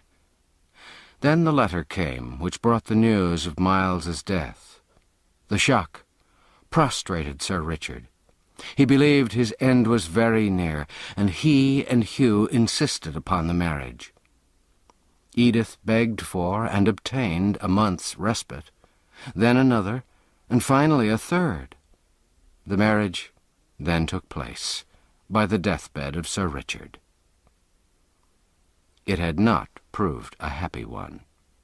It was whispered about the country that shortly after the nuptials, the bride found among her husband's papers several rough and incomplete drafts of the fatal letter, and had accused him of precipitating the marriage, and Sir Richard's death, too, by a wicked forgery. Tales of cruelty to the Lady Edith and the servants were to be heard on all hands, and since the father's death Sir Hugh had thrown off all soft disguises and become a pitiless master toward all who in any way depended upon him and his domains for bread. There was a bit of Andrew's gossip which the king listened to with a lively interest. "There is rumour that the king is mad. But in charity forbear to say I mentioned it, for 'tis death to speak of it, they say." His Majesty glared at the old man and said, "The king is not mad, good man, and thou'lt find it to thy advantage to busy thyself with matters that nearer concern thee than this seditious prattle." "What doth the lad mean?" said Andrews, surprised at this brisk assault from such an unexpected quarter. Hendon gave him a sign, and he didn't pursue his question, but went on with his budget. "The late king is to be buried at Windsor in a day or two, the 16th of the month, and the new king will be crowned at Westminster the 20th. "Methinks they must needs find him first," muttered his Majesty, then added confidently, "But they'll look to that, and so also shall I." "In the name of—" But the old man got no further. A warning sign from Hendon checked his remark. He resumed the thread of his gossip. "Sir Hugh goeth to the coronation, and with grand hopes. He confidently looketh to come back a peer, for he is high in favour with the Lord Protector." "What Lord Protector?" asked his Majesty. "His Grace, the Duke of Somerset." "What Duke of Somerset?" "Marry, there is but one, Seymour, Earl of Hertford." The king asked sharply, "Since when is he a duke and Lord Protector?" "Since the last day of January." "And prithee, who made him so?" "Himself and the great council, with the help of the king." His Majesty started violently. "The king!" he cried. "What king, good sir?" "What king, indeed? God a mercy, what aileth the boy? Sith we have but one, 'tis not difficult to answer. His most sacred Majesty, King Edward the 6th, whom God preserve. Yea, and a dear and gracious little urchin is he too. And whether he be mad or no, and they say he mendeth daily, his praises are on all men's lips, and all bless him likewise, and offer prayers that he may be spared to reign long in England. For he began humanely with saving the old Duke of Norfolk's life, and now is he bent on destroying the cruelest of the laws that harry and oppress the people." This news struck his Majesty dumb with amazement, and plunged him into so deep and dismal a reverie that he heard no more of the old man's gossip. He wondered if the little urchin was the beggar boy whom he left dressed in his own garments in the palace. It didn't seem possible that this could be, for surely his manners and speech would betray him if he pretended to be the Prince of Wales. Then he'd be driven out and search made for the true prince. Could it be that the court had set up some sprig of the nobility in his place? No, for his uncle wouldn't allow that. He was all-powerful and could and would crush such a movement, of course. The boy's musings profited him nothing. The more he tried to unriddle the mystery, the more perplexed he became. The more his head ached, and the worse he slept. His impatience to get to London grew hourly, and his captivity became almost unendurable. Hendon's arts all failed with the king. He couldn't be comforted, but a couple of women who were chained near him succeeded better. Under their gentle ministrations he found peace and learned a degree of patience. He was very grateful, and came to love them dearly and to delight in the sweet and soothing influence of their presence. He asked them why they were in prison, and when they said they were Baptists, he smiled and inquired, "Is that a crime to be shut up for in a prison? Now I grieve, for I shall lose ye. They'll not keep ye long for such a little thing." They didn't answer, and something in their faces made him uneasy. He said eagerly, "You don't speak. Be good to me and tell me there'll be no other punishment. Prithee, tell me there's no fear of that." They tried to change the topic, but his fears were aroused, and he pursued it. "Will they scourge thee?" No, they wouldn't be so cruel. Say they wouldn't. Come, they will not, will they?" The women betrayed confusion and distress, but there was no avoiding an answer, so one of them said, in a voice choked with emotion, "Oh, thou'lt break our hearts, thou gentle spirit.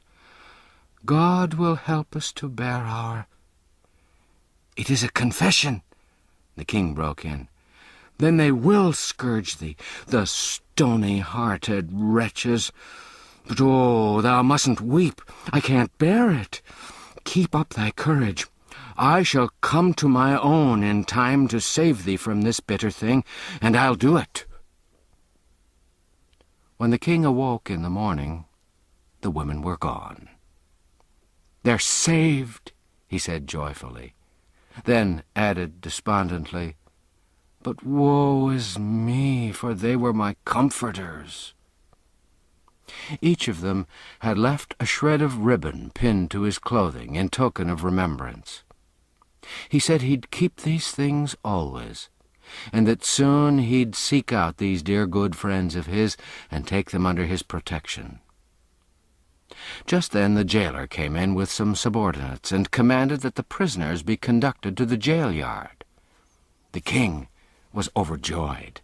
It would be a blessed thing to see the blue sky and breathe the fresh air once more. He fretted and chafed at the slowness of the officers, but his turn came at last, and he was released from his staple and ordered to follow the other prisoners with Hendon. The court, or quadrangle, was stone-paved and open to the sky. The prisoners entered it through a massive archway of masonry and were placed in file, standing with their backs against the wall. A rope was stretched in front of them, and they were also guarded by their officers. It was a chill and lowering morning, and a light snow, which had fallen during the night, whitened the great empty space and added to the general dismalness of its aspect. Now and then a wintry wind shivered through the place and sent the snow eddying hither and thither. In the center of the court stood two women chained to posts. A glance showed the king that these were his good friends. He shuddered and said to himself, "Alack, they're not gone free as I'd thought. To think that such as these should know the lash in England. Aye, there's the shame of it, not in heathenness, but Christian England. They'll be scourged, and I, whom they've comforted and kindly entreated, must look on and see the great wrong done. It's strange, so strange, that I, the very source of power in this broad realm, am helpless to protect them. But let these miscreants look well to themselves, for there's a day coming when I'll require of them a heavy reckoning for this work. For every blow they strike now, they shall feel 100 then." A great gate swung open, and a crowd of citizens poured in. They flocked around the two women and hid them from the king's view. A clergyman entered and passed through the crowd, and he also was hidden. The king now heard talking, back and forth, as if questions were being asked and answered, but he couldn't make out what was said. Next there was a deal of bustle and preparation, and much passing and repassing of officials through that part of the crowd that stood on the further side of the women. And while this proceeded, a deep hush gradually fell upon the people. Now, by command, the masses parted and fell aside, and the king saw a spectacle that froze the marrow in his bones. Faggots had been piled about the two women, and a kneeling man was lighting them. The women bowed their heads and covered their faces with their hands. The yellow flames began to climb upward among the snapping and crackling faggots, and wreaths of blue smoke to stream away on the wind. The clergyman lifted his hands and began a prayer. Just then, two young girls came flying through the great gate, uttering piercing screams, and threw themselves upon the women at the stake. Instantly they were torn away by the officers, and one of them was kept in a tight grip. But the other broke loose, saying she'd die with her mother, and before she could be stopped she'd flung her arms about her mother's neck again. She was torn away once more, and with her gown on fire. 2 or 3 men held her, and the burning portion of her gown was snatched off and thrown flaming aside, she struggling all the while to free herself, and saying she would be alone in the world now, and begging to be allowed to die with her mother. Both the girls screamed continually and fought for freedom. But suddenly this tumult was drowned under a volley of heart-piercing shrieks of mortal agony. The king glanced from the frantic girls to the stake, then turned away and leaned his ashen face against the wall and looked no more. He said, "That which I've seen in that one little moment will never go out from my memory, but will abide there, and I shall see it all the days and dream of it all the nights till I die. Would God I'd been blind." Hendon was watching the king. He said to himself, with satisfaction, "His disorder mendeth. Ith changed, and groweth gentler." If he'd followed his wont, he would have stormed at these varlets and said he was king, and commanded that the women be turned loose unscathed. Soon his delusion will pass away and be forgotten, and his poor mind will be whole again. God speed the day. That same day, several prisoners were brought in to remain overnight, who were being conveyed under guard to various places in the kingdom, to undergo punishment for crimes committed. The king conversed with these. He had made it a point from the beginning to instruct himself for the kingly office by questioning prisoners whenever the opportunity offered. And the tale of their woes wrung his heart. One of them was a poor, half-witted woman who'd stolen a yard or 2 of cloth from a weaver. She was to be hanged for it. Another was a man who'd been accused of stealing a horse. He said the proof had failed, and he'd imagined that he was safe from the halter. But no, he was hardly free before he was arraigned for killing a deer in the king's park. This was proved against him, and now he was on his way to the gallows. There was a tradesman's apprentice whose case particularly distressed the king. This youth said he found a hawk one evening that had escaped from its owner, and he took it home with him, imagining himself entitled to it. But the court convicted him of stealing it, and sentenced him to death. The king was furious over these inhumanities, and wanted Hendon to break jail and fly with him to Westminster, so that he could mount his throne and hold out his sceptre in mercy over these unfortunate people, and save their lives. "Poor child," sighed Hendon, "these woeful tales have brought his malady upon him again.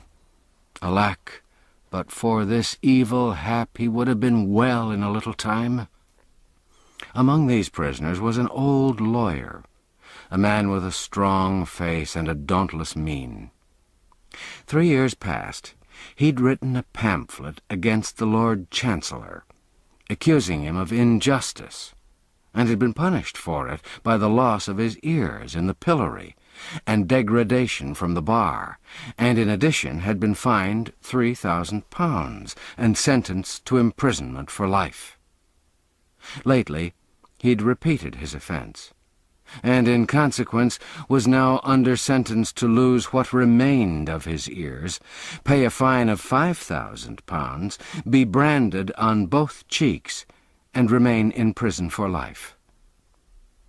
"These be honourable scars," he said, and turned back his grey hair and showed the mutilated stubs of what had once been his ears. The king's eye burned with passion. He said, "None believe in me, neither wilt thou. But no matter, within the compass of a month thou shalt be free. And more, the laws that have dishonoured thee and shamed the English name shall be swept from the statute books. The world is made wrong. Kings should go to school to their own laws at times, and so learn mercy."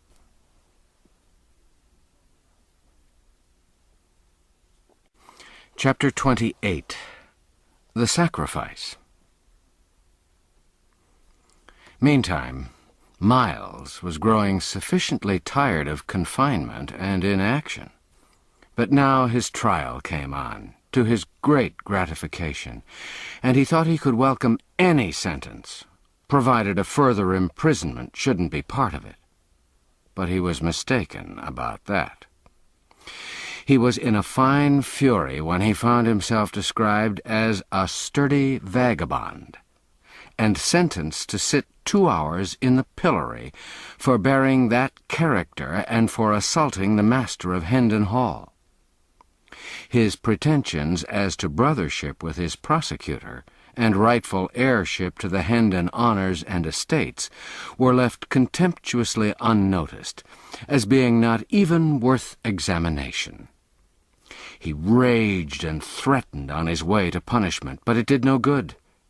He was snatched roughly along by the officers, and got an occasional cuff besides for his unreverent conduct. The king couldn't pierce through the rabble that swarmed behind, so he was obliged to follow in the rear, remote from his good friend and servant. The king had been nearly condemned to the stocks himself for being in such bad company, but had been let off with a lecture and a warning in consideration of his youth. When the crowd at last halted, he flitted feverishly from point to point around its outer rim, hunting a place to get through, and at last, after a deal of difficulty and delay, succeeded. There sat his poor henchman in the degrading stocks, the sport and butt of a dirty mob, he, the body servant of the King of England. Edward had heard the sentence pronounced, but he hadn't realized the half that it meant. His anger began to rise as the sense of this new indignity which had been put upon him sank home. It jumped to summer heat the next moment when he saw an egg sail through the air and crush itself against Hendon's cheek, and heard the crowd roar its enjoyment of the episode. He sprang across the open circle and confronted the officer in charge, crying, "For shame! This is my servant. Set him free. I am the—" "Oh, peace!" exclaimed Hendon in a panic. "Thou'lt destroy thyself. Mind him not, officer, he's mad." "Give thyself no trouble as to the matter of minding him, good man. I have small mind to mind him, but as to teaching him somewhat, to that I'm well inclined." He turned to a subordinate and said, "Give the little fool a taste or two of the lash to mend his manners." "Half a dozen will better serve his turn," suggested Sir Hugh, who'd ridden up a moment before to take a passing glance at the proceedings. The king was seized. He didn't even struggle, so paralyzed was he with the mere thought of the monstrous outrage that was proposed to be inflicted upon his sacred person. History was already defiled with the record of the scourging of an English king with whips. It was an intolerable reflection that he must furnish a duplicate of that shameful page. He was in the toils. There was no help for him. He must either take this punishment or beg for its remission. Hard conditions. He would take the stripes. A king might do that, but a king could not beg. But meantime, Miles Hendon was resolving the difficulty. "Let the child go," said he. "You heartless dogs, do you not see how young and frail he is? Let him go, I'll take his lashes." "Marry, a good thought, and thanks for it," said Sir Hugh, his face lighting with a sardonic satisfaction. "Let the little beggar go, and give this fellow a dozen in his place. An honest dozen well laid on." The king was in the act of entering a fierce protest, but Sir Hugh silenced him with the potent remark, "Yes, speak up, do, and free thy mind. Only mark ye, that for each word you utter he shall get 6 strokes the more." Hendon was removed from the stocks, and his back laid bare. And while the lash was applied, the poor little king turned away his face and allowed unroyal tears to channel his cheeks unchecked. "Ah, brave, good heart," he said to himself. "This loyal deed shall never perish out of my memory. I'll not forget it, and neither shall they," he added with passion. While he mused, his appreciation of Hendon's magnanimous conduct grew to greater and still greater dimensions in his mind, and so also did his gratefulness for it. Presently he said to himself, "Who saves his prince from wounds and possible death, and this he did for me, performs high service. But it is little, it's nothing, less than nothing, when 'tis weighed against the act of him who saves his prince from shame." Hendon made no outcry under the scourge, but bore the heavy blows with soldierly fortitude. This, together with his redeeming the boy by taking his stripes for him, compelled the respect of even that forlorn and degraded mob that was gathered there, and its gibes and hootings died away, and no sound remained but the sound of the falling blows. The stillness that pervaded the place when Hendon found himself once more in the stocks was in strong contrast with the insulting clamor which had prevailed there so little a while before. The king came softly to Hendon's side and whispered in his ear, "Kings cannot ennoble thee, thou good great soul, for one who is higher than kings hath done that for thee. But a king can confirm thy nobility to men." He picked up the scourge from the ground, touched Hendon's bleeding shoulders lightly with it, and whispered, "Edward of England dubs thee Earl." Hendon was touched. The water welled to his eyes, yet at the same time the grisly humor of the situation and circumstances so undermined his gravity that it was all he could do to keep some sign of his inward mirth from showing outside. To be suddenly hoisted, naked and gory, from the common stocks to the alpine altitude and splendor of an earldom seemed to him the last possibility in the line of the grotesque. He said to himself, "Now am I finely tinselled indeed. The spectre knight of the kingdom of dreams and shadows is become a spectre Earl! A dizzy flight for a callow wing. And this go on, I'll presently be hung like a very maypole with fantastic gods and make-believe honours. But I'll value them, all valueless as they are, for the love that doth bestow them. Better these poor mock dignities of mine that come unasked from a clean hand and a right spirit, than real ones bought by servility from grudging and interested power. The dreaded Sir Hugh wheeled his horse about, and, as he spurred away, the living wall divided silently to let him pass, and as silently closed together again. And so remained. Nobody went so far as to venture a remark in favor of the prisoner, or in compliment to him. But no matter. The absence of abuse was a sufficient homage in itself.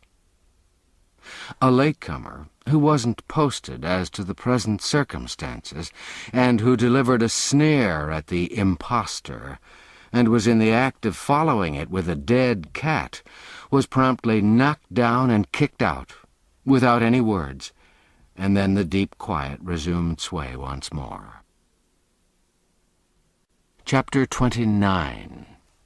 To London. When Hendon's term of service in the stocks was finished, he was released and ordered to quit the region and come back no more. His sword was restored to him, and also his mule and his donkey. He mounted and rode off, followed by the king, the crowd opening with quiet respectfulness to let them pass, and then dispersing when they were gone. Hendon was soon absorbed in thought.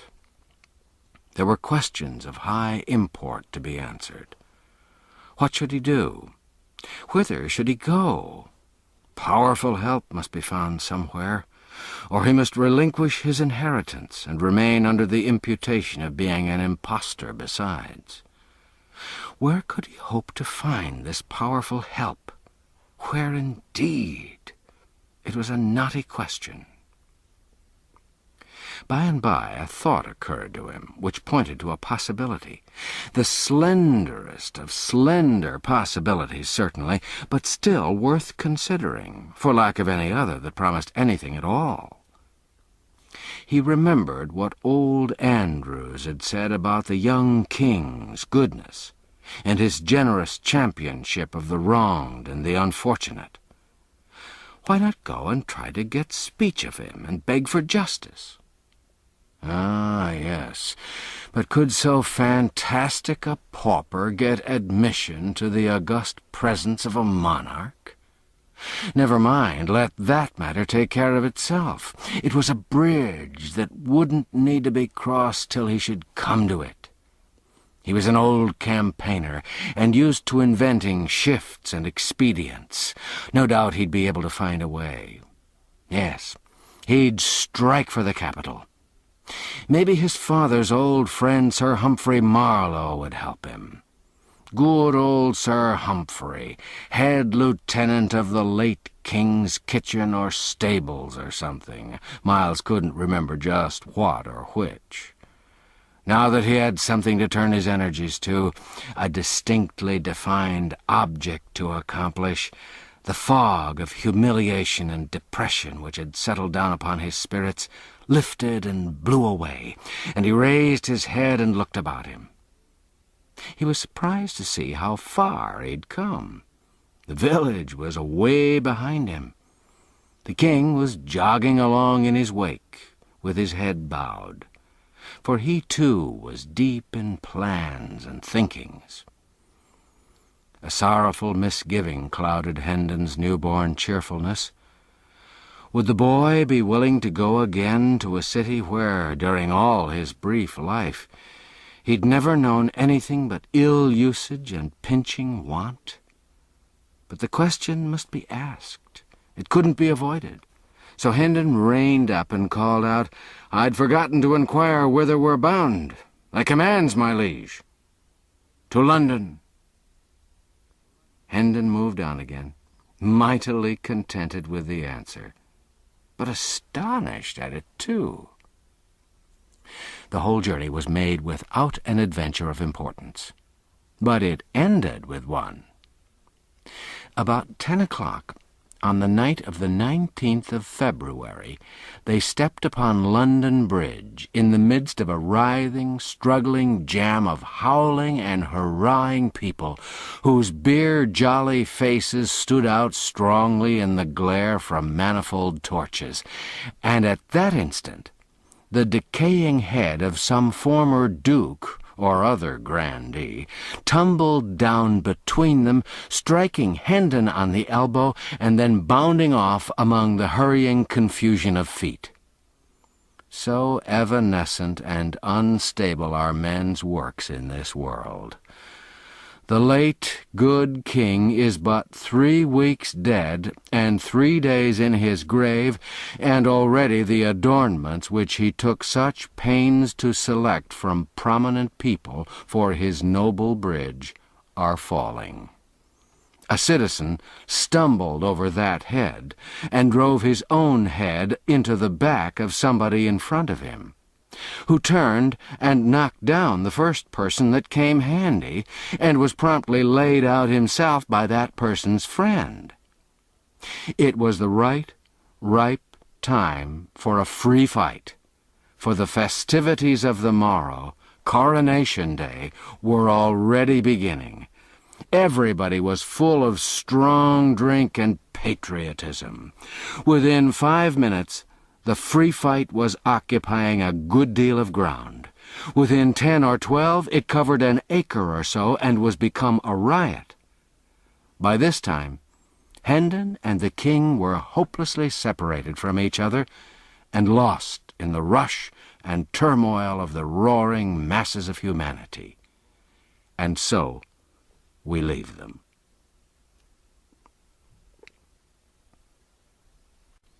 Chapter 30. Tom's Progress. Whilst the true king wandered about the land, poorly clad, poorly fed, coughed and derided by tramps one while, herding with thieves and murderers in a jail another, and called idiot and impostor by all impartially, the mock king, Tom Canty, enjoyed a quite different experience. When we saw him last, royalty was just beginning to have a bright side for him. This bright side went on brightening more and more every day. In a very little while it was become almost all sunshine and delightfulness. He lost his fears, his misgivings faded out and died, his embarrassments departed and gave place to an easy and confident bearing. He worked the whipping boy mind to ever-increasing profit. He ordered my Lady Elizabeth and my Lady Jane Grey into his presence when he wanted to play or talk, and dismissed them when he was done with them, with the air of one familiarly accustomed to such performances. It no longer confused him to have these lofty personages kiss his hand at parting. He came to enjoy being conducted to bed in state at night, and dressed with intricate and solemn ceremony in the morning.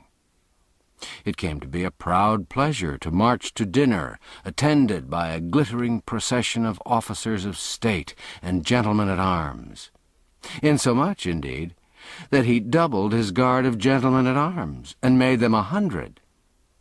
He liked to hear the bugles sounding down the long corridors, and the distant voices responding, "Way for the king!"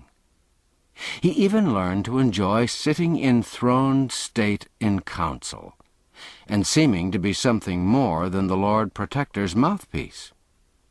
He liked to receive great ambassadors and their gorgeous trains, and listen to the affectionate messages they brought from illustrious monarchs, who called him brother. Oh, happy Tom Canty, late of awful court! He enjoyed his splendid clothes, and ordered more. He found his 400 servants too few for his proper grandeur, and trebled them. The adulation of salaaming courtiers came to be sweet music to his ears.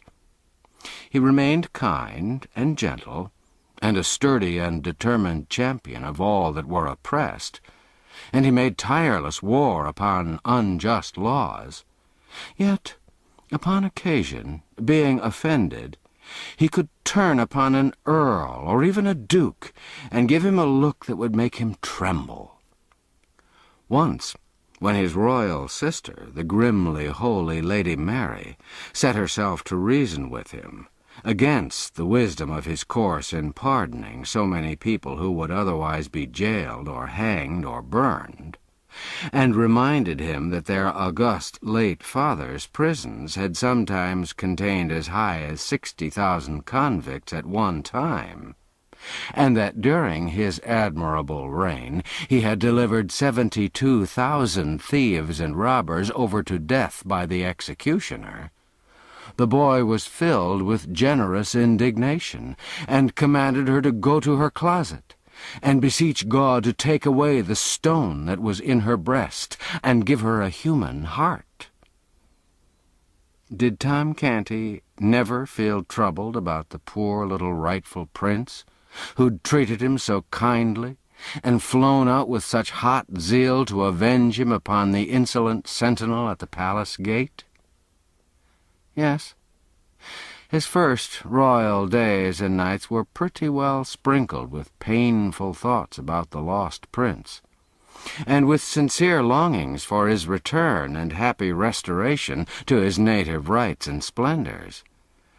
But as time wore on, and the prince didn't come, Tom's mind became more and more occupied with his new and enchanting experiences, and by little and little the vanished monarch faded almost out of his thoughts. And finally, when he did intrude upon them at intervals, he was become an unwelcome spectre, for he made Tom feel guilty and ashamed. Tom's poor mother and sisters traveled the same road out of his mind. At first he pined for them, sorrowed for them, longed to see them. But later, the thought of their coming some day, in their rags and dirt, and betraying him with their kisses, and pulling him down from his lofty place, and dragging him back to penury and degradation and the slums, made him shudder. At last, they ceased to trouble his thoughts almost wholly, and he was content, even glad, for whenever their mournful and accusing faces did rise before him now, they made him feel more despicable than the worms that crawl. At midnight of the 19th of February, Tom Canty was sinking to sleep in his rich bed in the palace, guarded by his loyal vassals and surrounded by the pomps of royalty, a happy boy. For tomorrow was the day appointed for his solemn crowning as the King of England. At that same hour, Edward, the true king, hungry and thirsty, soiled and draggled, worn with travel and clothed in rags and shreds, his share of the results of the riot, was wedged in among a crowd of people who were watching with deep interest certain hurrying gangs of workmen who streamed in and out of Westminster Abbey, busy as ants. They were making the last preparation for the royal coronation.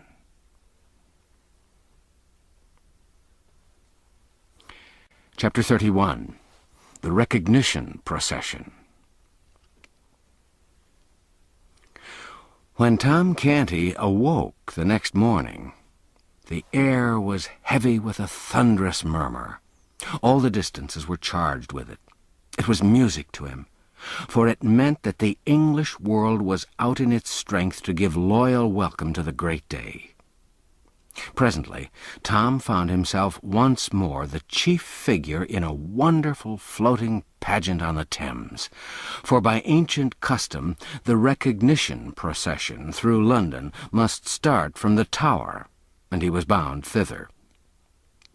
When he arrived there, the sides of the venerable fortress seemed suddenly rent in 1,000 places, and from every rent leaped a red tongue of flame and a white gush of smoke. A deafening explosion followed, which drowned the shoutings of the multitude and made the ground tremble. The flame jets, the smoke, and the explosions were repeated over and over again with marvelous celerity, so that in a few moments the old tower disappeared in the vast fog of its own smoke, all but the very top of the tall pile called the White Tower. This, with its banners, stood out above the dense bank of vapor as a mountain peak projects above a cloud rack. Tom Canty, splendidly arrayed, mounted a prancing war steed, whose rich trappings almost reached to the ground. His uncle, the Lord Protector Somerset, similarly mounted, took place in his rear. The King's Guard formed in single ranks on either side, clad in burnished armor. After the Protector followed a seemingly interminable procession of resplendent nobles, attended by their vassals. After these came the Lord Mayor and the aldermanic body, in crimson velvet robes, and with their gold chains across their breasts. And after these, the officers and members of all the guilds of London, in rich raiment and bearing the showy banners of the several corporations. Also in the procession, as a special guard of honor through the city, was the Ancient and Honorable Artillery Company, an organization already 300 years old at that time, and the only military body in England possessing the privilege, which it still possesses in our day, of holding itself independent of the commands of Parliament. It was a brilliant spectacle, and was hailed with acclamations all along the line as it took its stately way through the packed multitudes of citizens. The chronicler says, "The king, as he entered the city, was received by the people with prayers, welcomings, cries, and tender words, and all signs which argue an earnest love of subjects toward their sovereign. And the king, by holding up his glad countenance to such as stood afar off, and most tender language to those that stood nigh his grace, showed himself no less thankful to receive the people's goodwill than they to offer it. To all that wished him well, he gave thanks. To such as bade, God save his grace, he said in return, God save you all, and added that he thanked them with all his heart. Wonderfully transported were the people with the loving answers and gestures of their king." In Fenchurch Street, a fair child in costly apparel stood on a stage to welcome his Majesty to the city. The last verse of his greeting was in these words: "Welcome, O King, as much as hearts can think. Welcome again as much as tongue can tell. Welcome to joyous tongues and hearts that will not shrink. God thee preserve, we pray, and wish thee ever well." The people burst forth in a glad shout, repeating with one voice what the child had said. Tom Canty gazed abroad over the surging sea of eager faces, and his heart swelled with exultation, and he felt that the one thing worth living for in this world was to be a king and a nation's idol. Presently he caught sight, at a distance, of a couple of his ragged Offal Court comrades, one of them the Lord High Admiral in his late mimic court, the other the First Lord of the Bedchamber in the same pretentious fiction, and his pride swelled higher than ever. Oh, if they could only recognize him now! What unspeakable glory it would be if they could recognize him and realize that the derided mock king of the slums and back alleys was become a real king with illustrious dukes and princes for his humble menials and the English world at his feet. But he had to deny himself and choke down his desire. for such a recognition might cost more than it would come to. So he turned away his head and left the two soiled lads to go on with their shoutings and glad adulations, unsuspicious of whom it was they were lavishing them upon. Every now and then rose the cry, "A largesse! A largesse!" and Tom responded by scattering a handful of bright new coins abroad for the multitude to scramble for. The chronicler says, "At the upper end of Gracechurch Street, before the sign of the Eagle, the city had erected a gorgeous arch, beneath which was a stage, which stretched from one side of the street to the other. This was a historical pageant, representing the king's immediate progenitors. There sat Elizabeth of York in the midst of an immense white rose, whose petals formed elaborate furbelows around her. By her side was Henry VII, issuing out of a vast red rose, disposed in the same manner. The hands of the royal pair were locked together, and the wedding ring ostentatiously displayed. From the red and white roses proceeded a stem, which reached up to a second stage occupied by Henry VIII, issuing from a red and white rose, with the effigy of the new king's mother, Jane Seymour, represented by his side.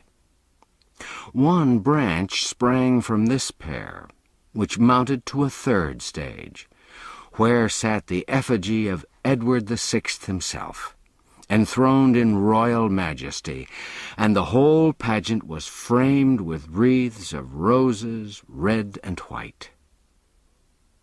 This quaint and gaudy spectacle so wrought upon the rejoicing people that their acclamations utterly smothered the small voice of the child, whose business it was to explain the thing in eulogistic rhymes. But Tom Canty wasn't sorry, for this loyal uproar was sweeter music to him than any poetry, no matter what its quality might be. Whithersoever Tom turned his happy young face, the people recognized the exactness of his effigy's likeness to himself, the flesh and blood counterpart, and new whirlwinds of applause burst forth. The great pageant moved on, and still on, under one triumphal arch after another, and past a bewildering succession of spectacular and symbolical tableaus, each of which typified and exalted some virtue or talent or merit of the little kings. Throughout the whole of Cheapside, from every penthouse and window, hung banners and streamers, and the richest carpets, stuffs, and cloth of gold tapestried the streets, specimens of the great wealth of the stores within, and the splendor of this thoroughfare was equalled in the other streets, and in some even surpassed. And all these wonders, all these marvels are to welcome me, murmured Tom Canty. The mock king's cheeks were flushed with excitement, his eyes were flashing, his senses swam in a delirium of pleasure. At this point, just as he was raising his hand to fling another rich largesse, he caught sight of a pale, astounded face which was strained forward out of the second rank of the crowd, its intense eyes riveted upon him. A sickening consternation struck through him. He recognized his mother, and up flew his hand, palm outward, before his eyes, that old involuntary gesture born of a forgotten episode and perpetuated by habit. In an instant more, she'd torn her way out of the press and past the guards and was at his side. She embraced his leg, she covered it with kisses, she cried, "Oh, my child, my darling!" lifting toward him a face that was transfigured with joy and love. The same instant, an officer of the king's guard snatched her away with a curse and sent her reeling back whence she came with a vigorous impulse from his strong arm. The words, "I do not know you, woman," were falling from Tom Canty's lips when this piteous thing occurred. But it smote him to the heart to see her treated so, and as she turned for a last glimpse of him whilst the crowd was swallowing her from his sight, she seemed so wounded, so broken-hearted, that a shame fell upon him which consumed his pride to ashes and withered his stolen royalty. His grandeurs were stricken valueless. They seemed to fall away from him like rotten rags. The procession moved on, and still on, through ever-augmenting splendors and ever-augmenting tempests of welcome. But to Tom Canty they were as if they hadn't been. He neither saw nor heard. Royalty had lost its grace and sweetness. Its pomps were become a reproach. Remorse was eating his heart out. He said, "Would God I were free of my captivity." He'd unconsciously dropped back into the phraseology of the first days of his compulsory greatness.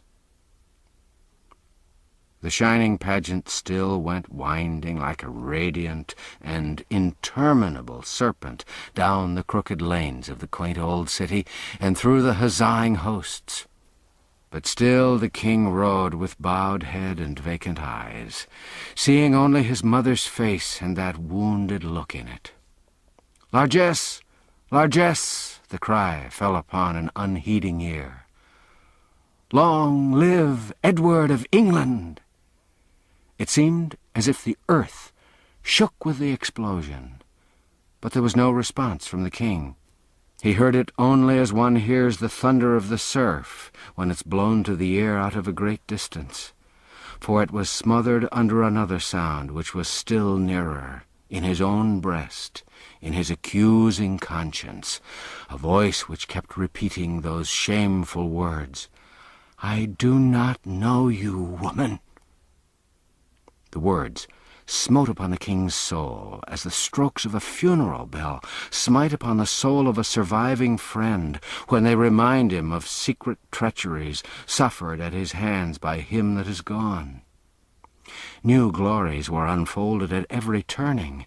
New wonders, new marvels sprung into view. The pent clamours of waiting batteries were released. New raptures poured from the throats of the waiting multitudes, but the king gave no sign, and the accusing voice that went moaning through his comfortless breast was all the sound he heard. By and by the gladness in the faces of the populace changed a little, and became touched with a something like solicitude or anxiety. An abatement in the volume of applause was observable too. The Lord Protector was quick to notice these things. He was as quick to detect the cause. He spurred to the king's side, bent low in his saddle, uncovered, and said, "My liege, it is an ill time for dreaming. The people observe thy downcast head, thy clouded mien, and they take it for an omen.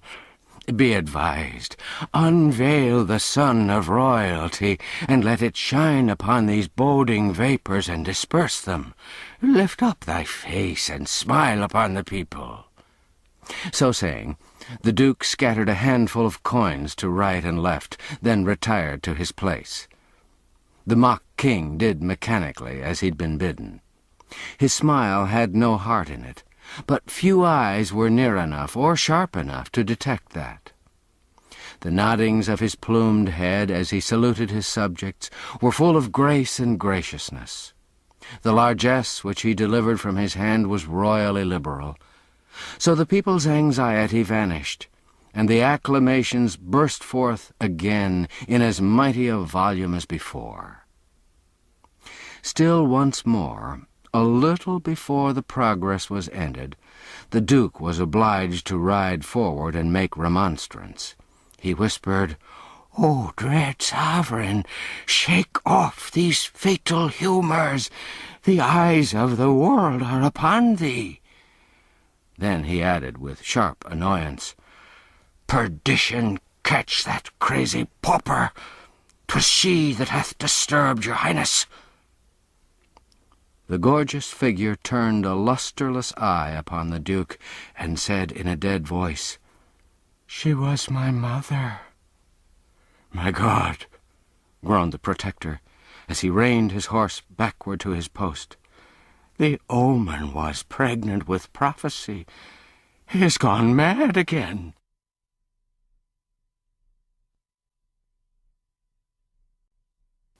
Chapter 32.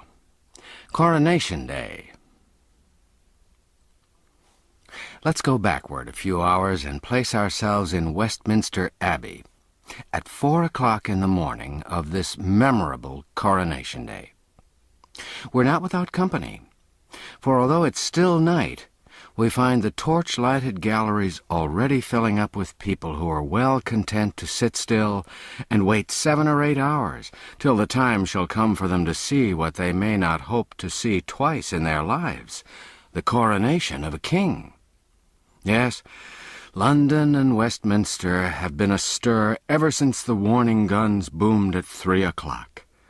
And already crowds of untitled rich folk, who've bought the privilege of trying to find sitting room in the galleries, are flocking in at the entrances reserved for their sort. The hours drag along, tediously enough. All stir has ceased for some time, for every gallery's long ago been packed.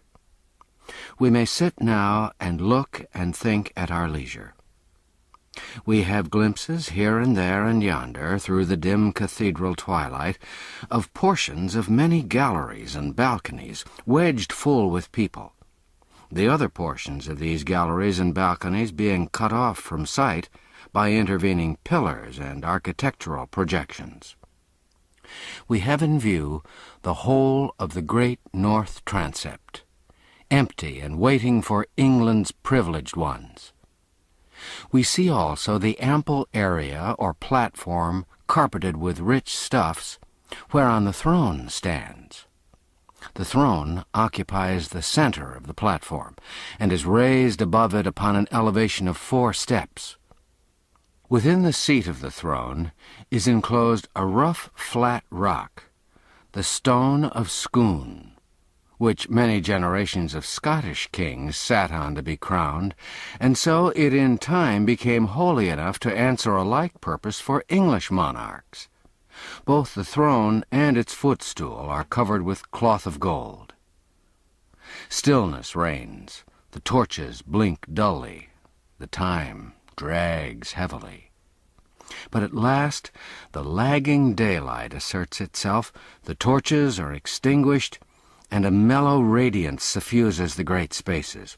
All features of the noble building are distinct now, but soft and dreamy, for the sun is lightly veiled with clouds. At 7 o'clock, the first break in the drowsy monotony occurs, for on the stroke of this hour, the first peeress enters the transept, clothed like Solomon for splendor, and is conducted to her appointed place by an official clad in satins and velvets, whilst a duplicate of him gathers up the lady's long train, follows after, and, when the lady's seated, arranges the train across her lap for her. He then places her footstool according to her desire, after which he puts her coronet where it'll be convenient to her hand when the time for the simultaneous coroneting of the nobles shall arrive. By this time, the peeresses are flowing in a glittering stream, and satin-clad officials are flitting and glinting everywhere, seating them and making them comfortable. The scene's animated enough now. There's stir and life and shifting color everywhere. After a time, quiet reigns again, for the peeresses are all come, and are all in their places. A solid acre, or such a matter, of human flowers, resplendent in variegated colors, and frosted like a Milky Way with diamonds. There are all ages here, brown, wrinkled, white-haired dowagers who are able to go back and still back down the stream of time and recall the crowning of Richard III, and the troublous days of that old forgotten age.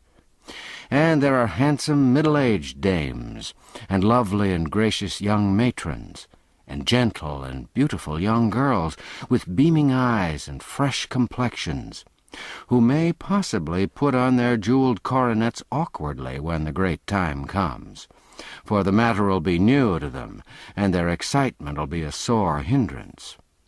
Still, this may not happen, for the hair of all these ladies has been arranged with a special view to the swift and successful lodging of the crown in its place, when the signal comes. We've seen that this massed array of peeresses is sewn thick with diamonds, and we also see that it's a marvelous spectacle. But now we're about to be astonished in earnest. About 9, the clouds suddenly break away, and a shaft of sunshine cleaves the mellow atmosphere and drifts slowly along the ranks of ladies.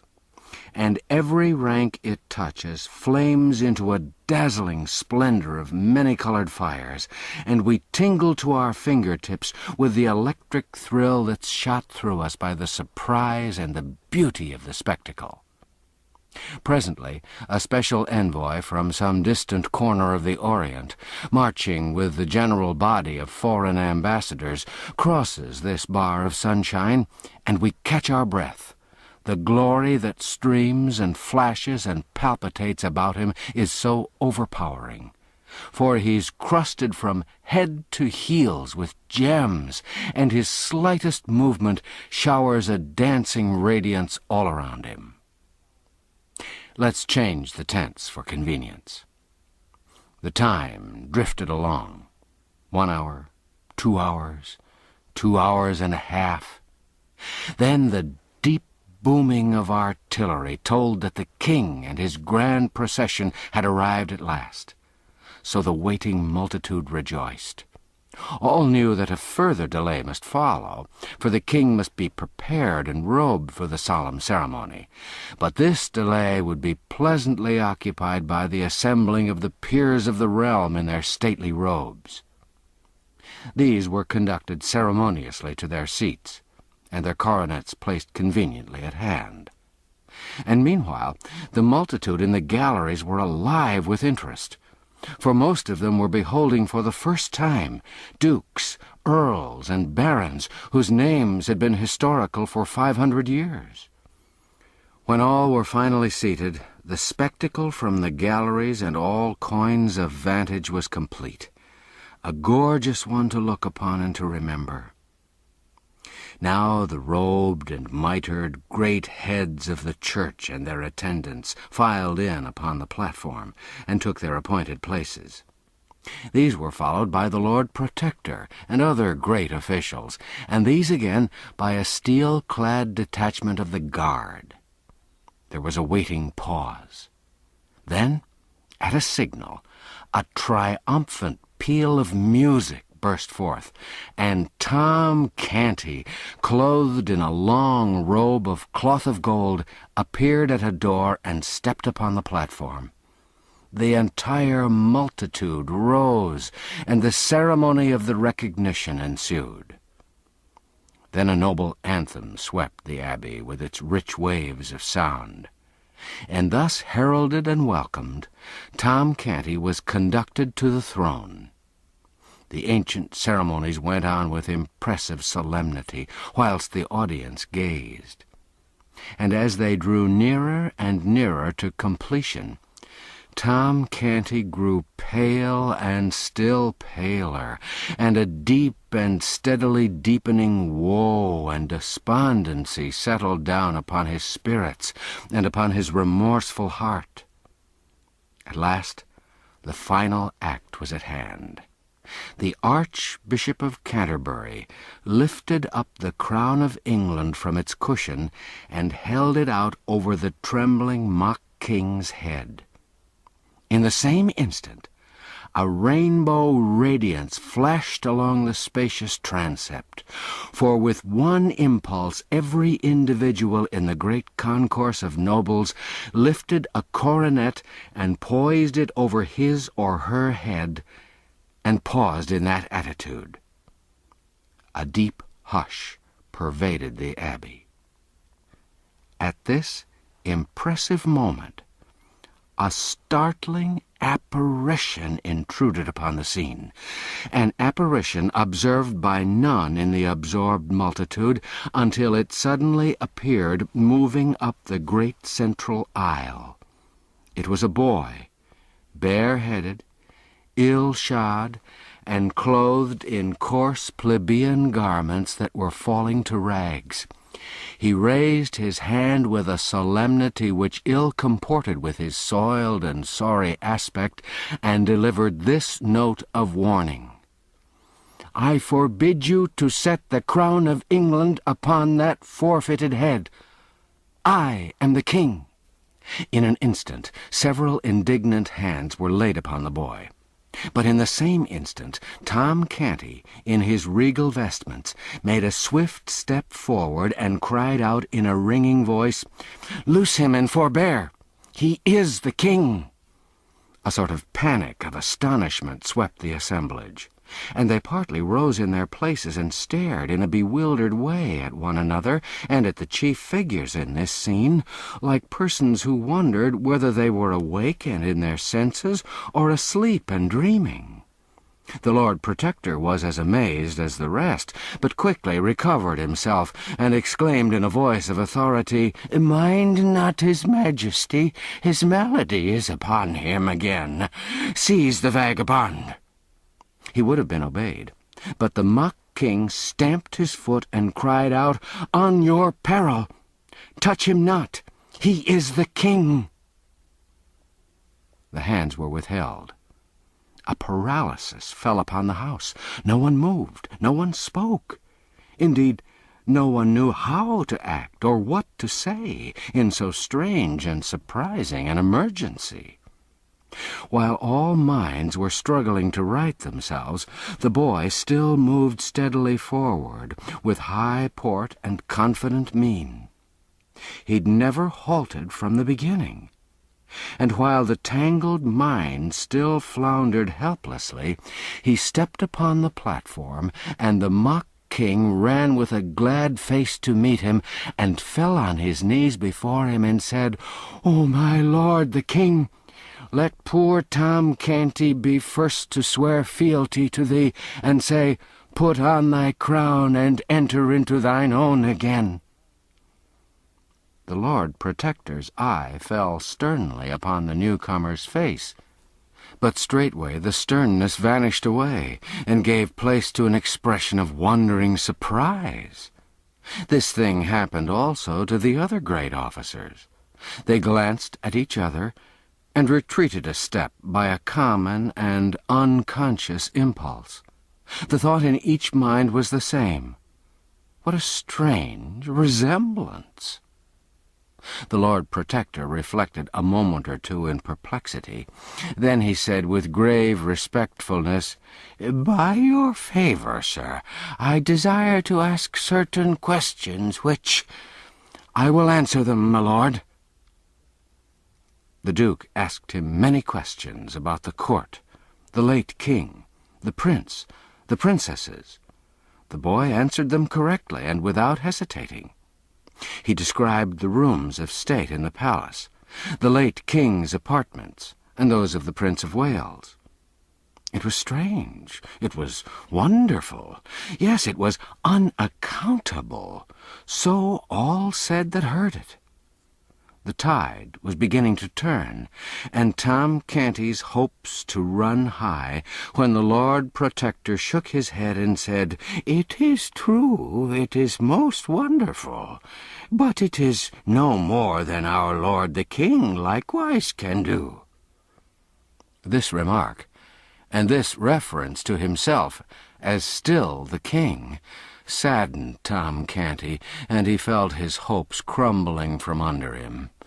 "These are not proofs," added the Protector.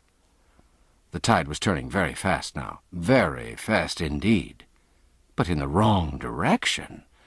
It was leaving poor Tom Canty stranded on the throne, and sweeping the other out to sea. The Lord Protector communed with himself, shook his head. The thought forced itself upon him. "It is perilous to the state, and to us all, to entertain so fateful a riddle as this. It could divide the nation and undermine the throne." He turned and said, "Sir Thomas, arrest this— No, hold!" His face lighted, and he confronted the ragged candidate with this question: "Where lieth the Great Seal? Answer me this truly, and the riddle is unriddled. For only he that was Prince of Wales can so answer. On so trivial a thing hang a throne and a dynasty." It was a lucky thought, a happy thought. That it was so considered by the great officials was manifested by the silent applause that shot from eye to eye around the circle, in the form of bright, approving glances. Yes, none but the true prince could dissolve the stubborn mystery of the vanished Great Seal. This forlorn little impostor had been taught his lesson well, but here his teachings must fail, for his teacher himself couldn't answer that question. Ah, very good indeed. Now we shall be rid of this troublesome and perilous business in short order. And so they nodded invisibly and smiled inwardly with satisfaction, and looked to see this foolish lad stricken with a palsy of guilty confusion. How surprised they were, then, to see nothing of the sort happen! How they marveled to hear him answer up promptly in a confident and untroubled voice, and say, "There is naught in this riddle that is difficult." Then, without so much as a "by your leave" to anybody, he turned and gave this command with the easy manner of one accustomed to doing such things. "My Lord St. John, go you to my private cabinet in the palace, for none knoweth the place better than you, and close down to the floor in the left corner remotest from the door that opens from the antechamber, you shall find in the wall a brazen nail-head. Press upon it, and a little jewel closet will fly open, which not even you do know of. No, nor any soul else in all the world but me, and the trusty artisan that did contrive it for me. The first thing that falleth under your eye will be the Great Seal. Fetch it hither." All the company wondered at this speech, and wondered still more to see the little mendicant pick out this peer without hesitancy or apparent fear of mistake, and call him by name with such a placidly convincing air of having known him all his life. The peer was almost surprised into obeying. He even made a movement as if to go, but quickly recovered his tranquil attitude and confessed his blunder with a blush. Tom Canty turned upon him and said sharply, "Why dost thou hesitate? Hast not heard the king's command? Go!" The Lord St. John made a deep obeisance, and it was observed that it was a significantly cautious and non-committal one, it not being delivered at either of the kings, but at the neutral ground about halfway between the two, and took his leave. Now began a movement of the gorgeous particles of that official group which was slow, scarcely perceptible, and yet steady and persistent. A movement such as is observed in a kaleidoscope that's turned slowly, whereby the components of one splendid cluster fall away and join themselves to another. A movement which, little by little in the present case, dissolved the glittering crowd that stood about Tom Canty, and clustered it together again in the neighborhood of the newcomer. Tom Canty stood almost alone. Now ensued a brief season of deep suspense and waiting, during which even the few faint hearts still remaining near Tom Canty gradually scraped together courage enough to glide one by one over to the majority.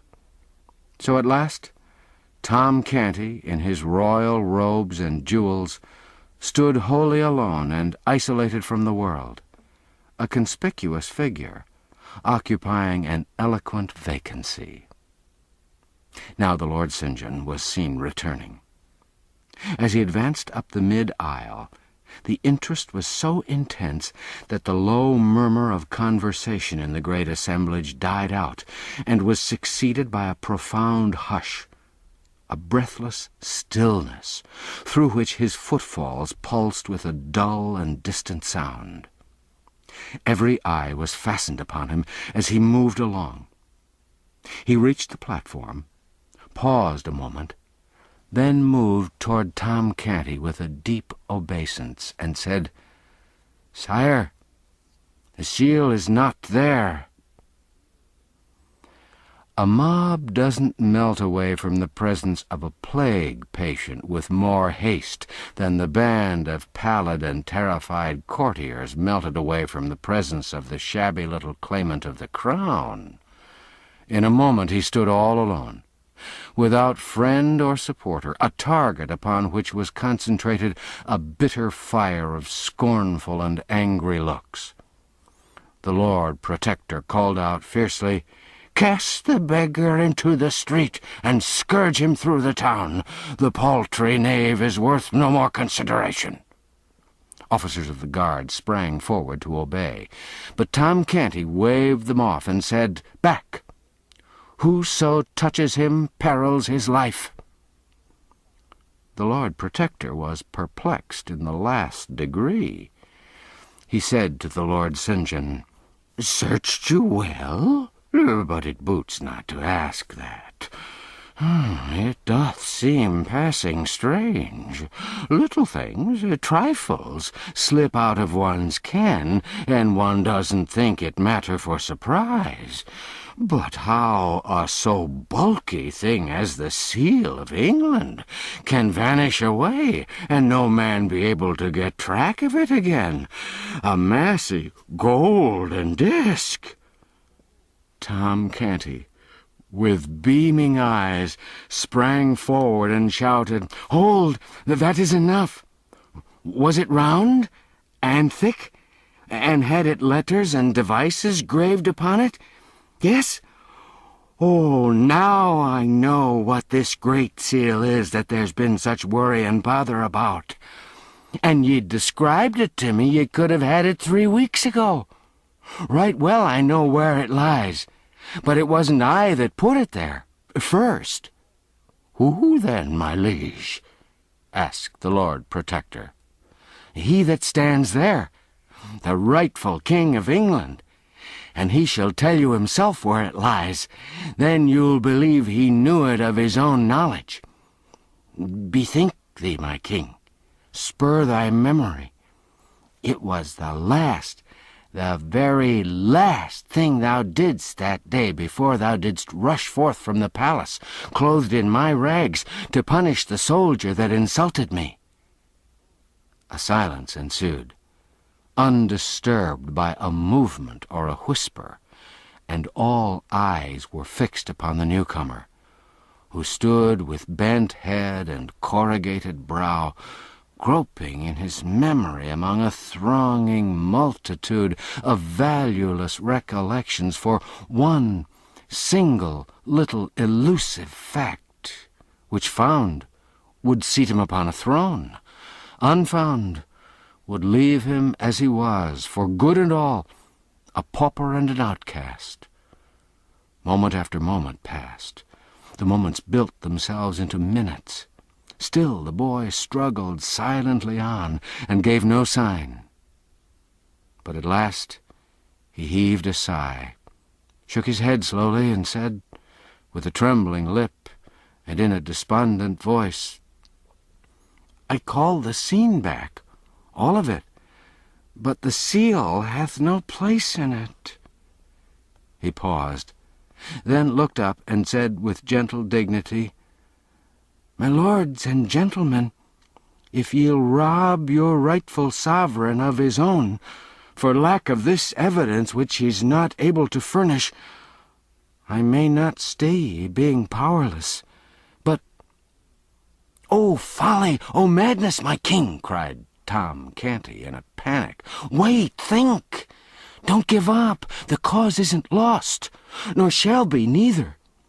List to what I say. Follow every word. I'm going to bring that morning back again, every hap just as it happened. We talked. I told you of my sisters, Nan and Bet. Ah, yes, you remember that. And about mine old grandam, and the rough games of the lads of Awful Court. Yes, you remember these things also. Very well. Follow me still. You shall recall everything. You gave me food and drink, and did with princely courtesy send away the servants, so that my low breeding might not shame me before them. Ah, yes, this also you remember." As Tom checked off his details, and the other boy nodded his head in recognition of them, the great audience and the officials stared in puzzled wonderment. The tale sounded like true history, yet how could this impossible conjunction between a prince and a beggar boy have come about? Never was a company of people so perplexed, so interested, and so stupefied before. For a jest, my prince, we did exchange garments. Then we stood before a mirror, and so alike were we that both said it seemed as if there'd been no change made. Yes, you remember that. Then you noticed that the soldier'd hurt my hand. Look, here it is. I can't yet even write with it, the fingers are so stiff. At this, your Highness sprang up, vowing vengeance upon that soldier, and ran toward the door. You passed a table. That thing you call the seal lay on that table. You snatched it up and looked eagerly about as if for a place to hide it. Your eye caught sight of... There, 'tis sufficient. And the dear God be thanked, exclaimed the ragged claimant, in a mighty excitement. Go, my good St. John, in an arm-piece of the Milanese armour that hangs on the wall, thou'lt find the seal. Right, my king, right, cried Tom Canty. Now the sceptre of England's thine own, and it were better for him that would dispute it that he'd been born dumb. Go, my lord St. John, give thy feet wings. The whole assemblage was on its feet now, and well nigh out of its mind with uneasiness, apprehension, and consuming excitement. On the floor and on the platform, a deafening buzz of frantic conversation burst forth, and for some time nobody knew anything or heard anything or was interested in anything but what his neighbor was shouting into his ear, or he was shouting into his neighbor's ear. Time, nobody knew how much of it, swept by unheeded and unnoted. At last a sudden hush fell upon the house, and in the same moment St. John appeared upon the platform and held the great seal aloft in his hand. Then such a shout went up, "Long live the true king!" For 5 minutes the air quaked with shouts and the crash of musical instruments, and was white with a storm of waving handkerchiefs. And through it all, a ragged lad, the most conspicuous figure in England, stood flushed and happy and proud in the center of the spacious platform, with the great vassals of the kingdom kneeling around him. Then all rose, and Tom Canty cried out, "Now, O my king, take these royal garments back, and give poor Tom thy servant his shreds and raiments again." The Lord Protector spoke up. "Let the small varlet be stripped and flung into the tower." But the new king, the true king, said, "I will not have it so. But for him I'd not got my crown again. None shall lay a hand on him to harm him. And as for thee, my good uncle, my lord protector, this conduct of thine is not grateful toward this poor lad, for I hear he hath made thee a duke." The protector blushed. "Yet he was not a king. Wherefore, what is thy fine title worth now? Tomorrow you shall sue to me through him for its confirmation, else no duke, but a simple earl shalt thou remain." Under this rebuke, his Grace the Duke of Somerset retired a little from the front for the moment. The king turned to Tom and said kindly, "My poor boy, how was it that you could remember where I hid the seal when I couldn't remember it myself?" "Ah, my king, that was easy, since I used it divers days." "Used it? Yet couldn't explain where it was?" "I didn't know it was that they wanted. They didn't describe it, your majesty." "Then how used you it?" The red blood began to steal up into Tom's cheeks, and he dropped his eyes and was silent. "Speak up, good lad, and fear nothing," said the king. "How used you the Great Seal of England?" Tom stammered a moment in a pathetic confusion, then got it out. "To crack nuts with." Poor child, the avalanche of laughter that greeted this nearly swept him off his feet. But if a doubt remained in any mind that Tom Canty wasn't the King of England, and familiar with the august appurtenances of royalty, this reply disposed of it utterly. Meantime, the sumptuous robe of state had been removed from Tom's shoulders to the king's, whose rags were effectually hidden from sight under it. Then the coronation ceremonies were resumed. The true king was anointed, and the crown set upon his head, whilst cannon thundered the news to the city, and all London seemed to rock with applause.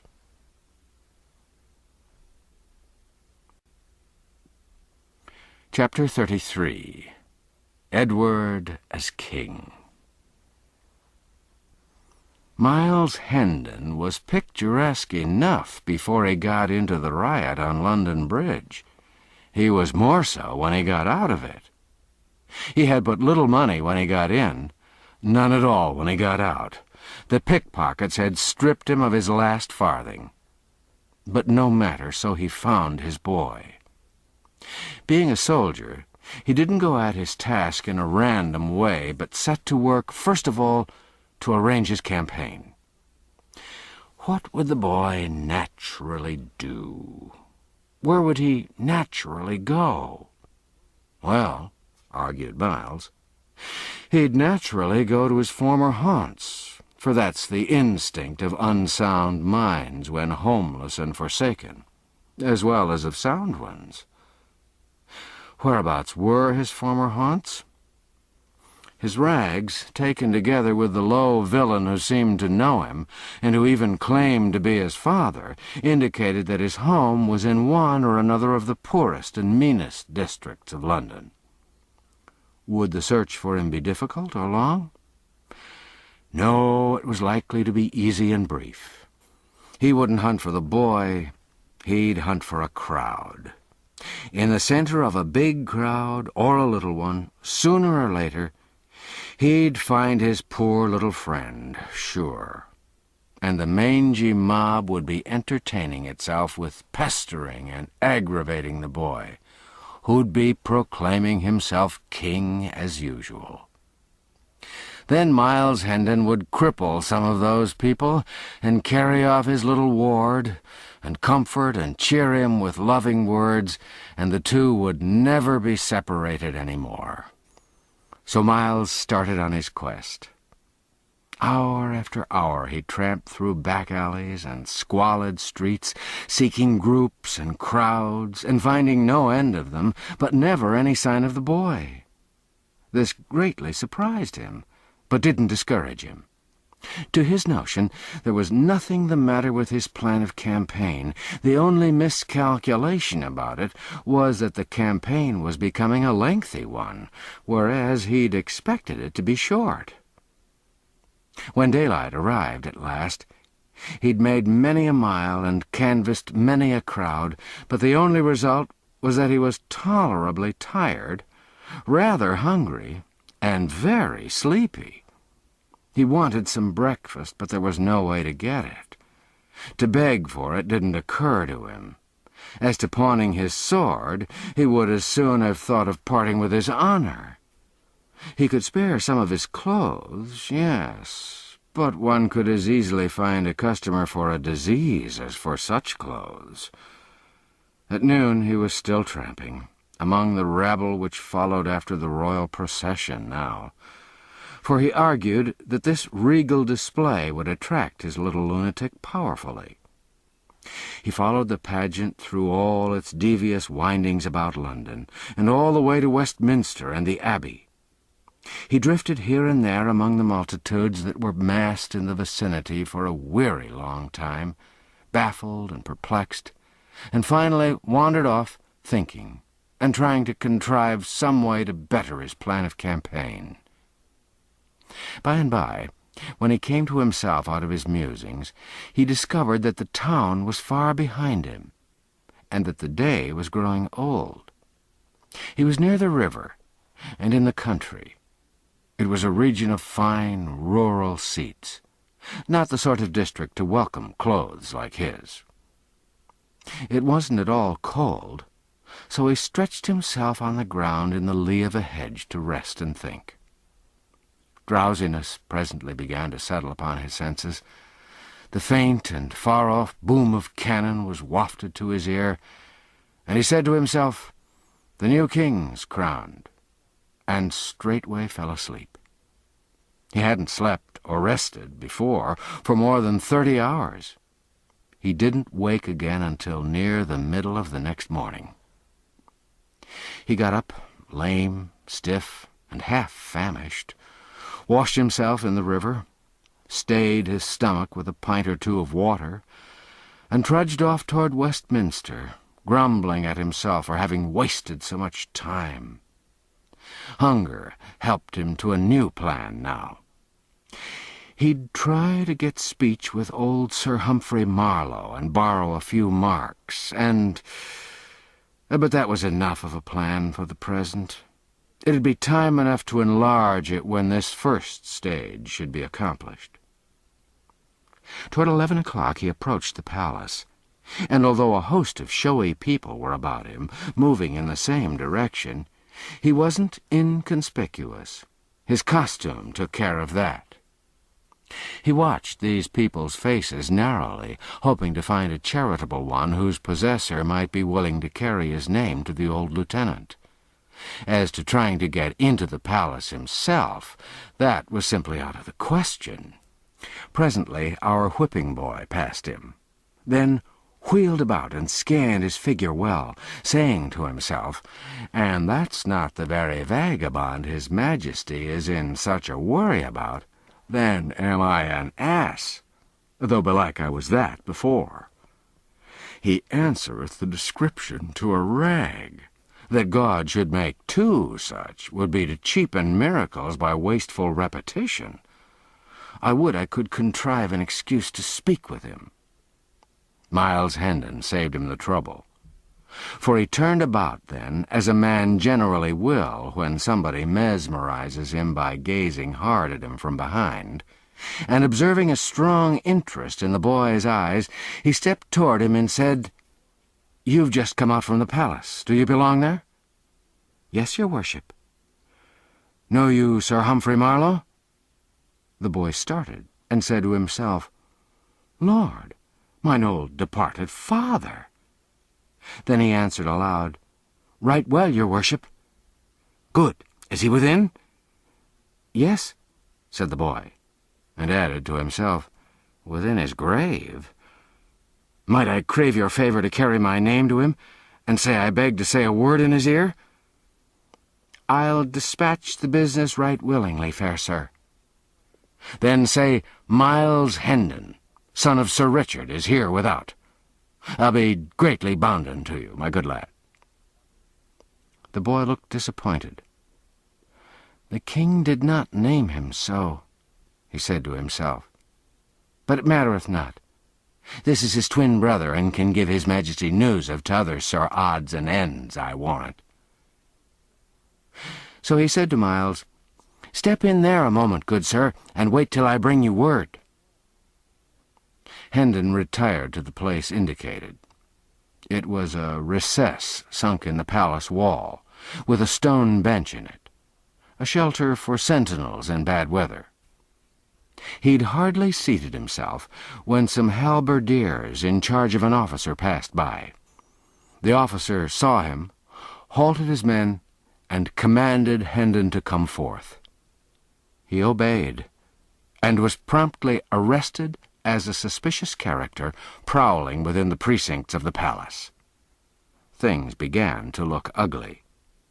Poor Miles was going to explain, but the officer roughly silenced him and ordered his men to disarm him and search him. "God of his mercy grant that they find somewhat," said poor Miles. "I've searched enow and failed, yet is my need greater than theirs." Nothing was found but a document. The officer tore it open, and Hendon smiled when he recognized the pothooks made by his lost little friend that black day at Hendon Hall. The officer's face grew dark as he read the English paragraph, and Miles blenched to the opposite color as he listened. "Another new claimant to the crown," cried the officer. "Verily they breed like rabbits today. Seize the rascal, men, and see ye keep him fast, while I convey this precious paper within, and send it to the king." He hurried away, leaving the prisoner in the grip of the halberdiers. "Now is my evil luck ended at last," muttered Hendon, "for I'll dangle at a rope's end for a certainty, by reason of that bit of writing. And what'll become of my poor lad? Only the good God knoweth." By and by he saw the officer coming again, in a great hurry. So he plucked his courage together, purposing to meet his trouble as became a man. The officer ordered the men to loose the prisoner and return his sword to him, then bowed respectfully and said, "Please you, sir, to follow me." Hendon followed, saying to himself, "An I weren't travelling to death and judgment, and so must needs economize in sin, I'd throttle this knave for his mock courtesy." The two traversed a populous court, and arrived at the grand entrance of the palace, where the officer, with another bow, delivered Hendon into the hands of a gorgeous official, who received him with profound respect, and led him forward through a great hall, lined on both sides with rows of splendid flunkies, who made reverential obeisance as the two passed along, but fell into death throes of silent laughter at our stately scarecrow the moment his back was turned, and up a broad staircase, among flocks of fine folk, and finally conducted him to a vast room, clove a passage for him through the assembled nobility of England, then made a bow, reminded him to take his hat off, and left him standing in the middle of the room, a mark for all eyes, for plenty of indignant frowns, and for a sufficiency of amused and derisive smiles. Miles Hendon was entirely bewildered. There sat the young king under a canopy of state, 5 steps away, with his head bent down and aside, speaking with a sort of human bird of paradise, a duke, maybe. Hendon observed to himself that it was hard enough to be sentenced to death in the full vigor of life, without having this peculiarly public humiliation added. He wished the king would hurry about it. Some of the gaudy people nearby were becoming pretty offensive. At this moment, the king raised his head slightly, and Hendon caught a good view of his face. The sight nearly took his breath away. He stood gazing at the fair young face like one transfixed, then presently ejaculated, "Lo, the lord of the kingdom of dreams and shadows on his throne!" He muttered some broken sentences, still gazing and marveling, then turned his eyes around and about, scanning the gorgeous throng and the splendid saloon, murmuring, "But these are real! Verily, these are real! Surely it's not a dream!" He stared at the king again, and thought, "Is it a dream? Or is he the veritable sovereign of England, and not the friendless poor Tom of Bedlam I took him for? Who'll solve me this riddle?" A sudden idea flashed in his eye, and he strode to the wall, gathered up a chair, brought it back, planted it on the floor, and sat down in it. A buzz of indignation broke out. A rough hand was laid upon him, and a voice exclaimed, "Up, thou mannerless clown! Wouldst sit in the presence of the king?" The disturbance attracted his Majesty's attention, who stretched forth his hand and cried out, "Touch him not! It is his right!" The throng fell back, stupefied. The king went on, "Learn ye all, ladies, lords, and gentlemen, that this is my trusty and well-beloved servant, Miles Hendon, who interposed his good sword and saved his prince from bodily harm and possible death. And for this he is a knight, by the king's voice. Also learn that for a higher service, in that he saved his sovereign stripes and shame, taking these upon himself, he is a peer of England, Earl of Kent, and shall have gold and lands meet for the dignity. More, the privilege which he hath just exercised is his by royal grant, for we have ordained that the chiefs of his line shall have and hold the right to sit in the presence of the Majesty of England henceforth, age after age, so long as the crown shall endure. Molest him not." Two persons, who, through delay, had only arrived from the country during this morning, and had now been in this room only 5 minutes, stood listening to these words and looking at the king, then at the scarecrow, then at the king again, in a sort of torpid bewilderment. These were Sir Hugh and the Lady Edith. But the new earl didn't see them. He was still staring at the monarch in a dazed way and muttering, "Oh, body me! This my pauper! This my lunatic! This is he whom I'd show what grandeur was in my house of 70 rooms and 27 servants! This is he who'd never known aught but rags for raiment, kicks for comfort, and offal for diet! This is he whom I adopted and would make respectable! Would God I had a bag to hide my head in!" Then his manners suddenly came back to him, and he dropped upon his knees with his hands between the king's, and swore allegiance and did homage for his lands and titles. Then he rose and stood respectfully aside, a mark still for all eyes, and much envy, too.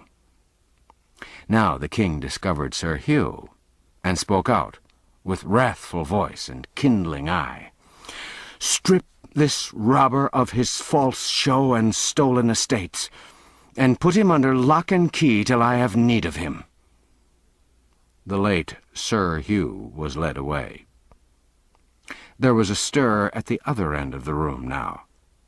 The assemblage fell apart, and Tom Canty, quaintly but richly clothed, marched down between these living walls preceded by an usher.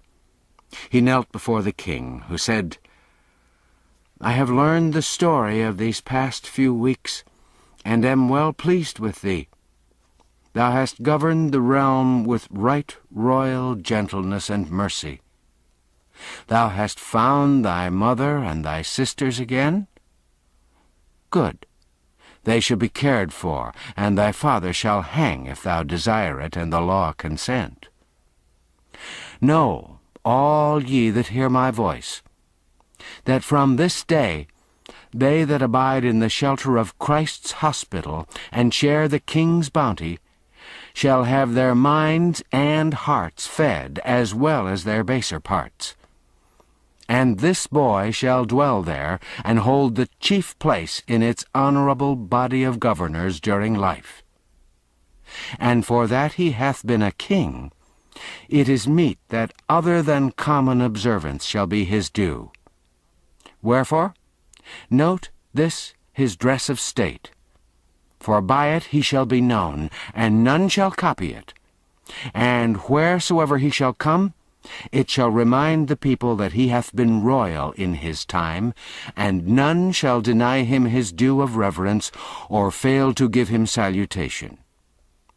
He hath the throne's protection. He hath the crown's support. He shall be known and called by the honorable title of the King's Ward." The proud and happy Tom Canty rose and kissed the king's hand, and was conducted from the presence.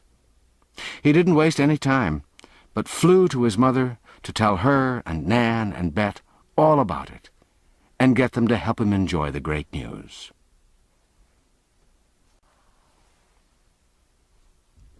Conclusion.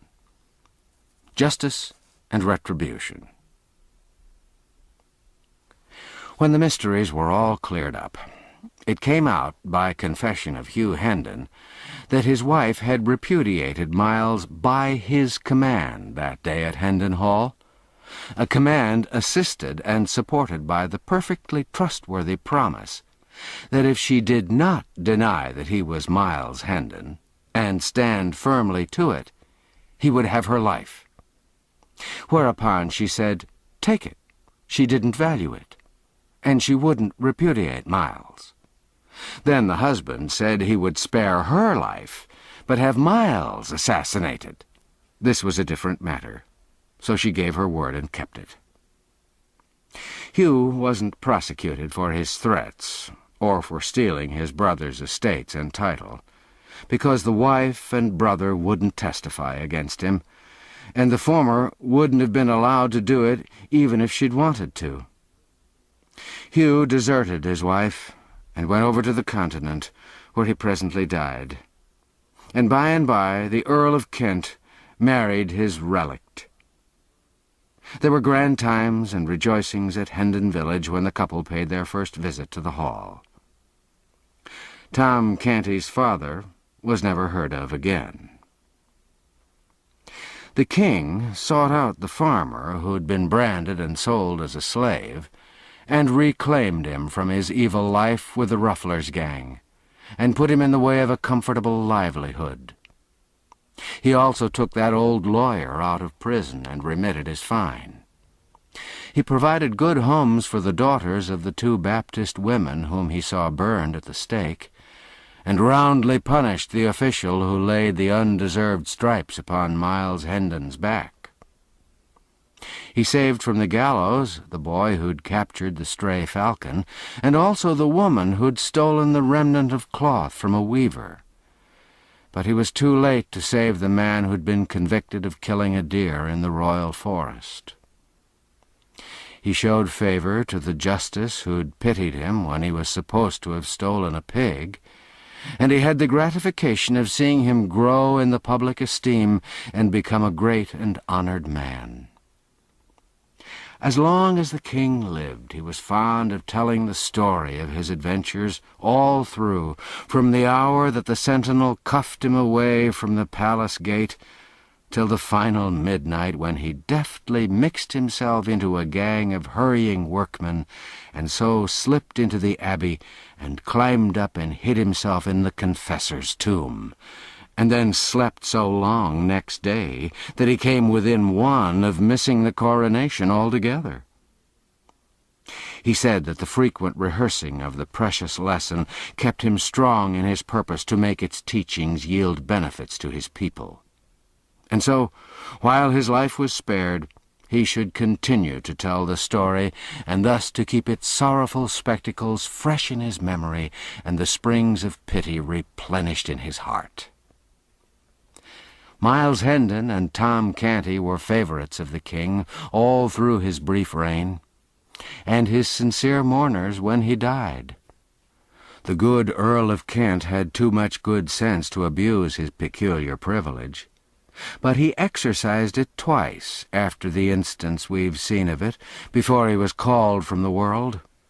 Once at the accession of Queen Mary, and once at the accession of Queen Elizabeth. A descendant of his exercised it at the accession of James I. Before this one's son chose to use the privilege, near a quarter of a century had elapsed, and the privilege of the Kents had faded out of most people's memories. So when the Kent of that day appeared before Charles I and his court, and sat down in the sovereign's presence to assert and perpetuate the right of his house, there was a fine stir indeed. But the matter was soon explained, and the right confirmed. The last Earl of the line fell in the wars of the Commonwealth, fighting for the king, and the odd privilege ended with him. Tom Canty lived to be a very old man, a handsome, white-haired old fellow of grave and benignant aspect. As long as he lasted, he was honored, and he was also reverenced, for his striking and peculiar costume kept the people reminded that in his time he had been royal. So wherever he appeared, the crowd fell apart, making way for him, and whispering one to another, "Doff thy hat, it is the king's ward." And so they saluted and got his kindly smile in return. And they valued it, too, for his was an honorable history. Yes, King Edward VI lived only a few years, poor boy, but he lived them worthily. More than once, when some great dignitary, some gilded vassal of the crown, made argument against his leniency, and urged that some law which he was bent upon amending was gentle enough for its purpose, and wrought no suffering or oppression which anyone need mightily mind, the young king turned the mournful eloquence of his great compassionate eyes upon him, and answered, "What dost thou know of suffering and oppression? I and my people know, but not thou." The reign of Edward VI was a singularly merciful one for those harsh times. Now that we're taking leave of him, let's try to keep this in our minds. To his credit.